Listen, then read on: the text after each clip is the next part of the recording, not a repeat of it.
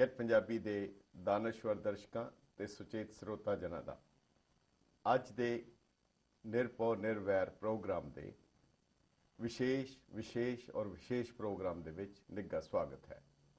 ਅੱਜ ਦਾ ਪ੍ਰੋਗਰਾਮ ਵਾਕਈ ਹੀ ਇੱਕ ਵਿਸ਼ੇਸ਼ ਪ੍ਰੋਗਰਾਮ ਹੈ ਕਿਉਂਕਿ ਅਸੀਂ ਆਪਣੇ ਆਪ ਨੂੰ ਬਹੁਤ ਹੀ ਭਾਗਸ਼ਾਲੀ ਗੌਰਵਸ਼ਾਲੀ ਮਹਿਸੂਸ ਕਰ ਰਹੇ ਹਾਂ ਕਿ ਅੱਜ ਸਟੂਡੀਓ ਦੇ ਵਿੱਚ ਪੰਥ ਦੀਆਂ ਉਹ ਮਹਾਨ ਹਸਤੀਆਂ ਜਿਹੜੀਆਂ ਅਥਾਰਟੀ ਹਨ, ਜਿਨ੍ਹਾਂ ਦਾ ਅਧਿਕਾਰ ਹੈ, ਜਿਹੜੇ ਕੇਵਲ ਗੱਲਾਂ ਬਾਤਾਂ ਨਾਲ ਨਹੀਂ, ਜਿਨ੍ਹਾਂ ਦਾ ਸਾਰੀ ਜ਼ਿੰਦਗੀ ਦਾ ਅਧਿਐਨ ਹੈ ਔਰ ਉਸ ਅਧਿਐਨ ਨੂੰ ਬਾਣੀ, ਅੰਮ੍ਰਿਤ, ਗੁਰ ਇਤਿਹਾਸ ਉਹਨਾਂ ਸਾਰਿਆਂ ਦੇ ਉੱਤੇ ਗੂੜ ਤਰੀਕੇ ਦੇ ਨਾਲ ਉਸ ਦੇ ਅਧਿਆਤਮਕ ਫਲਸਫੇ ਦੇ ਪੱਖੋਂ ਹਰ ਪੱਖੋਂ ਜਿਨ੍ਹਾਂ ਨੇ ਉਸ ਦਾ ਅਧਿਐਨ ਕੀਤਾ ਹੈ ਔਰ ਫਿਰ ਬੜੀ ਹੀ ਸਰਲਤਾ ਦੇ ਨਾਲ, ਬੜੀ ਹੀ ਸਹਿਜ ਦੇ ਵਿੱਚ ਉਹਨਾਂ ਨੇ ਉਸ ਚੀਜ਼ ਨੂੰ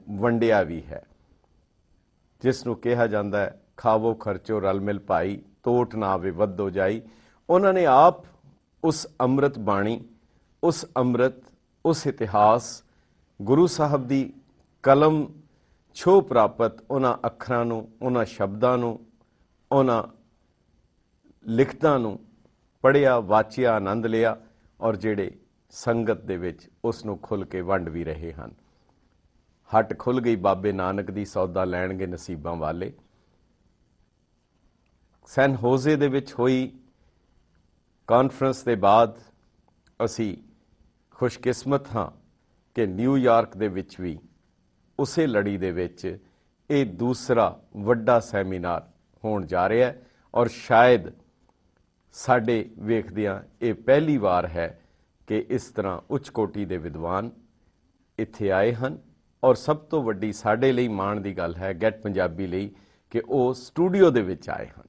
ਸੋ ਅਸੀਂ ਜੀ ਆਇਆਂ ਆਖਦੇ ਹਾਂ ਸਾਰੇ ਵਿਸ਼ੇਸ਼ ਵਿਦਵਾਨਾਂ ਨੂੰ ਜਿਹੜੇ ਸਟੂਡੀਓ ਦੇ ਵਿੱਚ ਆਏ ਹਨ। ਮੇਰੇ ਨਾਲ ਡਾਕਟਰ ਜੋਤ ਸਿੰਘ ਜੀ, ਜਿਹੜੇ encyclopedia of Sikh religion Punjabi University ਦਾ ਜਿਹੜਾ ਬਹੁਤ ਵੱਡਾ ਪ੍ਰੋਜੈਕਟ ਹੈ ਉਸ ਦੇ ਮੁਖੀ ਹਨ ਔਰ ਐਨਸਾਈਕਲੋਪੀਡੀਆ ਦਾ ਮੁਖੀ ਹੋਣਾ ਖੁਦ ਹੀ ਦਰਸਾਉਂਦਾ ਹੈ ਕਿ ਉਹਨਾਂ ਦੀ ਨੌਲੇਜ ਦਾ ਘੇਰਾ, ਉਹਨਾਂ ਦੀ ਸਮਝ ਦਾ ਘੇਰਾ ਕਿੰਨਾ ਵਸੀਹ ਹੋਏਗਾ। ਉਸ ਦੇ ਨਾਲ ਸਾਡੇ ਨਾਲ ਹਨ ਡਾਕਟਰ ਹਰਭਜਨ ਸਿੰਘ ਜੀ, ਜਿਹੜੇ ਦੇਹਰਾਦੂਨ ਵਿੱਚ ਡਾਕਟਰ ਬਲਬੀਰ ਸਿੰਘ ਜੀ ਦੇ ਨਾਂ ਦੇ ਉੱਤੇ ਬਣੇ ਉਸ ਕੇਂਦਰ, ਜੋ ਪੰਜਾਬੀ ਯੂਨੀਵਰਸਿਟੀ ਦਾ ਕੇਂਦਰ ਹੈ, ਜਿਹਦੇ ਵਿੱਚ ਨਿਰੁਕਤ ਦੇ ਉੱਤੇ ਇਹਨਾਂ ਨੇ ਬਹੁਤ ਵੱਡਾ ਕੰਮ ਕੀਤਾ ਹੈ। ਨਿਰੁਕਤ ਹੁੰਦਾ ਹੈ ਕਿ ਇੱਕ ਇੱਕ ਲਫ਼ਜ਼ ਦੀ ਬੁਨਿਆਦ, ਸ਼ੁਰੂਆਤ ਔਰ ਉਸ ਦੀ ਜੜ੍ਹਾਂ ਤੱਕ ਪਹੁੰਚਣਾ ਕਿ ਉਹ ਲਫ਼ਜ਼ ਕਿੱਥੋਂ ਆਇਆ। ਸਾਹਿਬ ਸ੍ਰੀ ਗੁਰੂ ਗ੍ਰੰਥ ਸਾਹਿਬ ਜੀ ਮਹਾਰਾਜ ਦੇ ਨਿਰੁਕਤ ਦੇ ਉੱਤੇ ਇਹਨਾਂ ਦਾ ਬਹੁਤ ਹੀ ਮਹਾਨ ਕੰਮ ਹੈ। ਉਹ ਵੀ ਸਾਡੇ ਨਾਲ ਹਨ ਔਰ ਜਿਹੜੇ ਬਿਲਕੁਲ ਖੁੱਲ੍ਹ ਕੇ ਬੇਬਾਕੀ ਦੇ ਨਾਲ ਆਪਣੇ ਵਿਚਾਰ ਪ੍ਰਗਟ ਕਰਦੇ ਹਨ ਔਰ ਬਿਲਕੁਲ ਉਹਨਾਂ ਦਾ ਅੰਦਾਜ਼ ਵੀ ਉਸੇ ਤਰ੍ਹਾਂ ਸਿੰਘ ਬੁਕੇ ਮਿਰਗਾਵਲੀ ਭੰਨੀ ਜਾਏ ਨਾ ਤੀਰ ਧਰੋਆ ਵਾਲੀ ਉਹਨਾਂ ਦੀ ਬਿਰਤੀ ਹੈ। ਔਰ ਇਸ ਤੋਂ ਬਾਅਦ ਗੁਰੂ ਹਰਗੋਬਿੰਦ ਸਾਹਿਬ ਪਾਤਸ਼ਾਹ ਦੇ ਸਥਾਨ ਤੋਂ ਮੰਜੀ ਸਾਹਿਬ ਅੰਬਾਲੇ ਤੋਂ, ਉੱਥੋਂ ਦੇ ਮੁੱਖ ਗ੍ਰੰਥੀ, ਹੈੱਡ ਗ੍ਰੰਥੀ ਸਾਹਿਬ ਸਿੰਘ ਸਾਹਿਬ ਗਿਆਨੀ ਸ਼ੇਰ ਸਿੰਘ ਜੀ ਨਿਹੰਗ ਸਾਡੇ ਨਾਲ ਹਨ ਔਰ ਜਿਨ੍ਹਾਂ ਦੀ ਗੁਰਬਾਣੀ ਦੇ ਉੱਤੇ ਤੇ ਉਹਨਾਂ ਦਾ ਅਧਿਐਨ ਹੈ ਹੀ ਹੈ। ਇੱਕ ਹੋਰ ਮਹਾਨ ਗ੍ਰੰਥ ਪੰਥ ਪ੍ਰਕਾਸ਼ ਦੇ ਉੱਤੇ, ਜਿਸ ਦੇ ਗਿਆਨ ਨੂੰ ਵੰਡ ਵੀ ਰਹੇ ਹਨ। ਇਸ ਦੇ ਨਾਲ ਹਨ ਲੰਡਨ ਤੋਂ ਆਏ ਹੋਏ ਡਾਕਟਰ ਗੁਰਿੰਦਰ ਮਾਨ ਜੀ, ਜਿਨ੍ਹਾਂ ਨੇ ਸ੍ਰੀ ਦਸਮ ਗ੍ਰੰਥ ਸਾਹਿਬ ਦੇ ਸਰੋਤ ਗ੍ਰੰਥਾਂ ਦੇ ਉੱਤੇ ਕਾਫੀ ਕੰਮ ਕੀਤਾ। ਉਹਨਾਂ ਦਾ ਆਪਣੇ MA ਦੇ ਵਿੱਚ ਪਰਚਾ ਵੀ ਇਹੀ ਸੀ, ਪਰ ਪਰਚਾ ਆਮ ਤੌਰ ਦੇ ਉੱਤੇ ਹੁੰਦਾ ਹੈ ਕੇਵਲ ਕਿਸੇ ਡਿਗਰੀ ਨੂੰ ਹਾਸਲ ਕਰਨ ਲਈ, ਪਰ ਇਹਨਾਂ ਨੇ ਉਸ ਤੋਂ ਅੱਗੇ ਲੰਘਦਿਆਂ ਹੋਇਆਂ ਉਸ ਦੇ ਉੱਤੇ ਗੰਭੀਰਤਾ ਦੇ ਨਾਲ ਇਹਨਾਂ ਨੇ ਕੰਮ ਕੀਤਾ। ਤੇ ਅੱਜ ਇਹ ਮਹਿਮਾਨ ਵਿਦਵਾਨ ਸਾਡੇ ਸਟੂਡੀਓ ਵਿੱਚ ਹਨ। ਇੱਕ ਵਾਰ ਫਿਰ ਜੀ ਆਇਆਂ ਆਖਦਿਆਂ ਹੋਇਆਂ ਵਾਹਿਗੁਰੂ ਜੀ ਕਾ ਖਾਲਸਾ, ਵਾਹਿਗੁਰੂ ਜੀ ਕੀ ਫਤਿਹ। ਸੋ ਪਿਆਰੇ ਦਰਸ਼ਕੋ, ਅਸੀਂ ਕੋਸ਼ਿਸ਼ ਕਰਾਂਗੇ ਅੱਜ ਦੇ ਇਸ ਪ੍ਰੋਗਰਾਮ ਦੇ ਵਿੱਚ ਇਹਨਾਂ ਕੋਲੋਂ ਕੁਝ ਬੁਨਿਆਦੀ ਚੀਜ਼ਾਂ ਦੇ ਉੱਤੇ ਜਾਣਕਾਰੀ ਹਾਸਲ ਕਰੀਏ ਔਰ ਜਿੰਨਾ ਕੁ ਸਾਨੂੰ ਗਿਆਨ ਦੇ ਸਕਣ ਉਹਦੇ ਵਿੱਚੋਂ ਜਿੰਨਾ ਕੁ ਅਸੀਂ ਆਪਣੀ ਝੋਲੀ 'ਚ ਪਾ ਲਈਏ, ਇਹ ਸਾਡੇ ਤੇ ਨਿਰਭਰ ਹੈ। ਬਾਕੀ ਕੱਲ ਸਵੇਰੇ 12:30 ਤੋਂ 6 ਵਜੇ ਤੱਕ 222 ਗੁਰਦੁਆਰਾ ਸਾਹਿਬ ਕੁਈਨਸ ਵਿਲੇਜ ਦੇ ਵਿੱਚ ਇਹ ਸੈਮੀਨਾਰ ਦੇ ਵਿੱਚ ਵੀ ਸੰਗਤਾਂ ਦੇ ਹਾਜ਼ਰੀ ਭਰਨਗੇ ਔਰ ਸੰਗਤਾਂ ਦੇ ਦਰਸ਼ਨ ਕਰਨਗੇ। ਸੋ ਅਸੀਂ ਆਪਣਾ ਪ੍ਰੋਗਰਾਮ ਆਰੰਭ ਕਰਦੇ ਹਾਂ ਤੇ ਸਭ ਤੋਂ ਪਹਿਲਾਂ ਮੈਂ ਡਾਕਟਰ ਜੋਤ ਸਿੰਘ ਜੀ ਨੂੰ ਬੇਨਤੀ ਕਰਨੀ ਚਾਹਾਂਗਾ ਕਿ ਡਾਕਟਰ ਸਾਹਿਬ ਬੜਾ ਤੁਸੀਂ ਕਿਰਪਾ ਕੀਤੀ, ਸਾਡੀ ਬੇਨਤੀ ਮੰਨ ਕੇ ਸਟੂਡੀਓ 'ਚ ਵੀ ਆਏ ਤੇ ਜਿਹੜਾ ਵਿਸ਼ਾ ਹੈ, ਜਿਹੜਾ ਸਾਡਾ ਸਬਜੈਕਟ ਹੈ, ਉਹ ਹੈਗਾ ਖਾਲਸੇ ਦਾ ਵਿਰਸਾ ਤੇ ਅੰਮ੍ਰਿਤ ਬਾਣੀ। ਇਹ ਦੋ ਮੈਂ ਬੇਨਤੀ ਕਰਾਂਗਾ ਕਿ ਇਹ ਵਿਰਸਾ ਕੀ ਚੀਜ਼ ਹੁੰਦੀ ਹੈ, ਕਿਉਂਕਿ ਤੁਹਾਡਾ ਜਿਹੜਾ ਐਨਸਾਈਕਲੋਪੀਡਿਕ ਨੌਲੇਜ ਹੈ ਤਾਂ ਮੈਂ ਚਾਹਾਂਗਾ ਖਾਲਸੇ ਦਾ ਵਿਰਸਾ ਕੀ ਹੈ ਤੇ ਅੰਮ੍ਰਿਤ ਬਾਣੀ ਕੀ ਹੈ, ਇਹ ਡਾਕਟਰ ਸਾਹਿਬ ਹਰਭਜਨ ਸਿੰਘ ਜੀ ਦੱਸ ਦੇਣ, ਜੇ ਅਸੀਂ ਇਹਨਾਂ ਨੂੰ ਦੋ ਸੈਗਮੈਂਟ ਵਿੱਚ ਵੰਡ ਸਕੀਏ। ਤੇ ਖਾਲਸੇ ਦਾ ਵਿਰਸਾ ਜੇ ਬਹੁਤ ਹੀ ਪ੍ਰੀਸਾਈਜ਼ਲੀ ਕਿਹਾ ਜਾਏ ਤਾਂ ਗੁਰੂ ਨਾਨਕ ਸਾਹਿਬ ਤੋਂ ਇਹ ਸ਼ੁਰੂ ਹੁੰਦਾ ਹੈ ਜੀ। ਤੇ ਗੁਰੂ ਨਾਨਕ ਦੇਵ ਜੀ ਨੇ ਵੀ ਪੁਰਾਣੇ ਭਾਰਤੀ ਵਿਰਸੇ ਨੂੰ ਜੀ ਸਮਝਦੇ ਹੋਏ, ਜਾਣਦੇ ਹੋਏ, ਬੁੱਝਦੇ ਹੋਏ ਜੀ ਵੇਖਿਆ ਕਿ ਦਰਅਸਲ ਭਾਰਤ ਦੀ ਸ਼ਾਨ ਜਿਹੜੀ ਹੈ ਉਹ ਬਹੁਤ ਹੀ ਥੱਲੇ ਜਾ ਚੁੱਕੀ ਹੈ ਔਰ ਉਹਨਾਂ ਨੂੰ ਇਹ ਮਜਬੂਰ ਹੋ ਕੇ ਕਹਿਣਾ ਪਿਆ ਕਿ ਜੇ ਜੀਵੇ ਪਤ ਲੱਥੀ ਜਾਏ ਸਭ ਹਰਾਮ ਜੇਤਾ ਕਿਛ ਖਾਏ।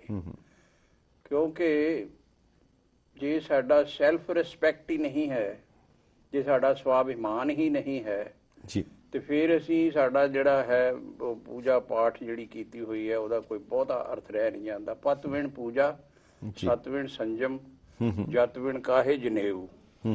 ਔਰ ਕਾਰਨ ਇਹ ਹੋ ਰਿਹਾ ਸੀ ਕਿ ਥੋੜੇ ਜਿਹੀ ਗਿਣਤੀ ਦੇ ਵਿੱਚ ਬਾਹਰਲੇ ਮੁਲਕਾਂ ਤੋਂ ਧਾੜਵੀ ਆਉਂਦੇ ਸਨ ਤੇ ਆ ਕੇ ਇੱਥੇ ਲੁੱਟ ਖਸੁੱਟ ਮਚਾ ਕੇ, ਲੁੱਟ ਪੁੱਟ ਕੇ ਇੱਥੋਂ ਦੇ ਗਹਿਣਾ ਜਵਾਹਰਾਤ, ਇਸਤਰੀਆਂ ਸਾਰਿਆਂ ਨੂੰ ਤੱਕ ਕੇ ਔਰ ਉਹਨਾਂ ਦੇ ਸਿਰ ਤੇ ਹੀ ਪੰਡਾਂ ਬਣਵਾ ਕੇ ਤੇ ਲੈ ਜਾਂਦੇ ਸਨ। ਮੈਨੂੰ ਇਤਿਹਾਸ ਦਾ ਵਾਕਿਆ ਇੱਕ ਮੈਂ ਪੜ੍ਹਿਆ ਹੈ ਜਿਹੜਾ ਕਿ ਮੈਂ ਸ਼ੇਅਰ ਕਰਨਾ ਚਾਹਾਂਗਾ। 712 ਈਸਵੀ ਦੇ ਵਿੱਚ ਜੀ ਮੁਹੰਮਦ ਬਿਨ ਕਾਸਿਮ ਇੱਕ 17 ਸਾਲ ਦਾ ਨੌਜਵਾਨ ਜੀ ਇਰਾਕ ਦੇ ਵਿੱਚ, ਉਹ ਅਰੈਬਿਕ ਕੰਟਰੀ ਦੇ ਵਿੱਚ ਮਤਲਬ ਸੀ ਉਹ ਜੀ, ਤੇ ਉਸ ਨੌਜਵਾਨ ਨੇ ਆਪਣੇ ਦੋਸਤਾਂ ਦੇ ਨਾਲ ਸਲਾਹ ਕੀਤੀ ਕਿ ਵੀ ਹਿੰਦੁਸਤਾਨ ਦੇ ਵਿੱਚ ਬਹੁਤ ਜ਼ਿਆਦਾ ਧਨ ਦੌਲਤ ਹੈ ਤੇ ਚਲੋ ਲੁੱਟ ਕੇ ਲਿਆਈਏ। 17 ਸਾਲ ਦੇ ਮੁੰਡੇ ਨੇ 100 ਬੰਦਾ ਨਾਲ ਲਿਆ ਤੇ ਇੱਥੇ ਆ ਕੇ ਸਿੰਧ ਦਾ ਉਸ ਵੇਲੇ ਰਾਜਾ ਦਾਹਿਰ ਸੀ, ਉਹਦੇ ਉੱਤੇ ਅਟੈਕ ਕਰਕੇ ਉਹਨੂੰ ਜਿੱਤ ਲਿਆ ਤੇ ਉਹਨੂੰ ਮਾਰ ਦਿੱਤਾ ਤੇ ਆਪ ਉਹਦੇ ਸਿੰਘਾਸਨ ਤੇ ਬੈਠ ਗਿਆ। ਫਿਰ ਉਹ ਅੱਗੇ ਵਧਿਆ ਜੀ, ਅੱਗੇ ਰਾਜਸਥਾਨ ਪੈਂਦਾ ਹੈ ਤੇ ਰਾਜਸਥਾਨ ਦੇ ਵਿੱਚ ਉਸ ਵੇਲੇ ਬੱਪਾ ਰਾਵਲ ਸੀ ਜਿਹੜੇ ਉਹ ਰਾਜ ਕਰਦੇ ਸਨ ਤੇ ਉਹਨੂੰ ਪਤਾ ਲੱਗਾ ਵੀ ਇਹ ਥੋੜਾ ਰੈਜ਼ਿਸਟੈਂਸ ਦੇਣਗੇ ਤੇ ਉਸਨੇ ਸੋਚਿਆ ਵੀ ਚਲੋ ਥੋੜੀ ਹੋਰ ਤਿਆਰੀ ਹੋ ਕੇ ਕਰਕੇ ਤੇ ਅਸੀਂ ਇਹ ਸਾਰਾ ਕੰਮ ਕਰੀਏ ਤੇ ਕੁਝ ਸਾਲਾਂ ਦੇ ਲਈ ਉਹ ਰੁਕ ਗਿਆ। ਇਧਰ ਜਦੋਂ ਉਸਦੇ ਇਸ ਅਟੈਕ ਦਾ ਮਤਲਬ ਪਤਾ ਲੱਗਾ ਤੇ ਉਹ ਇਧਰ ਜਿਹੜਾ ਗਜ਼ਨੀ ਔਰ ਗੌਰ ਦੀਆਂ ਰਿਆਸਤਾਂ ਸਨ ਅਫਗਾਨਿਸਤਾਨ ਦੇ ਨਾਲ ਲੱਗਦੀਆਂ ਜੀ, ਇੱਥੋਂ ਦੇ ਲੋਕਾਂ ਨੇ ਸੋਚਿਆ ਵੀ ਹਿੰਦੁਸਤਾਨ ਤੇ ਇੱਕਦਮ ਉੱਥੇ ਕੋਈ ਹੈ ਹੀ ਨਹੀਂ ਲੜਨ ਭਿੜਨ ਵਾਲਾ, ਨਾ ਕੋਈ ਰੈਜ਼ਿਸਟੈਂਸ ਹੈ ਤੇ ਇਹ ਚਲੋ ਆਪਾਂ ਇਧਰੋਂ ਟਰਾਈ ਕਰੀਏ, ਅਸੀਂ ਵੀ ਹਮਲੇ ਕਰੀਏ ਜੀ। ਔਰ ਮੁਹੰਮਦ ਗਜ਼ਨਵੀ ਨੇ ਅਟੈਕ ਕੀਤਾ ਜੀ ਜੀ, ਔਰ ਸਾਰੇ ਜਾਣਦੇ ਹਨ ਵੀ ਸੋਮਨਾਥ ਦੇ ਮੰਦਿਰ ਨੂੰ ਉਹਨੇ ਰੱਜ ਕੇ ਲੁੱਟਿਆ। ਸੋਮਨਾਥ ਦੇ ਮੰਦਿਰ ਦੇ ਵਾਸਤੇ ਜਦੋਂ ਉਹ ਜਾ ਰਿਹਾ ਸੀ ਤੇ ਉਹਨੇ ਦੇਖਿਆ ਇੱਕ ਗੱਲ ਬੜੀ ਹੈਰਾਨਗੀ ਦੀ ਕਿ ਅਸੀਂ ਲੜਾਈ ਕਰ ਰਹੇ ਹਾਂ, ਕੋਈ ਅੱਗੋਂ ਰੈਜ਼ਿਸਟੈਂਸ ਹੀ ਨਹੀਂ ਹੈ ਕਿਸੇ ਕਿਸਮ ਦਾ। ਜੀ ਜੀ। ਔਰ ਉਹਨੇ ਪੁੱਛਿਆ ਇੱਕ ਵਿਅਕਤੀ ਨੂੰ ਕਿ ਬਈ ਕੀ ਗੱਲ ਹੈ, ਤੁਸੀਂ ਅੱਗੋਂ ਕੋਈ ਲੜਨ ਵਾਲਾ ਹੈ ਹੀ ਨਹੀਂ। ਉਹ ਕਹਿੰਦੇ ਜੀ ਅਸੀਂ ਹਲ ਵਾਹ ਰਹੇ ਹਾਂ ਤੇ ਸਾਡਾ ਕੰਮ ਹਲ ਵਾਹੁਣਾ ਹੀ ਹੈ, ਸਾਡਾ ਕੰਮ ਲੜਨਾ ਹੈ ਹੀ ਨਹੀਂ, ਵਰਜਿਤ ਹੈ। ਇੱਥੇ ਲੜੇਗੀ ਸਿਰਫ ਇੱਕੋ ਹੀ ਕੌਮ ਔਰ ਉਹ ਹੈ ਰਾਜਪੂਤ ਜੀ।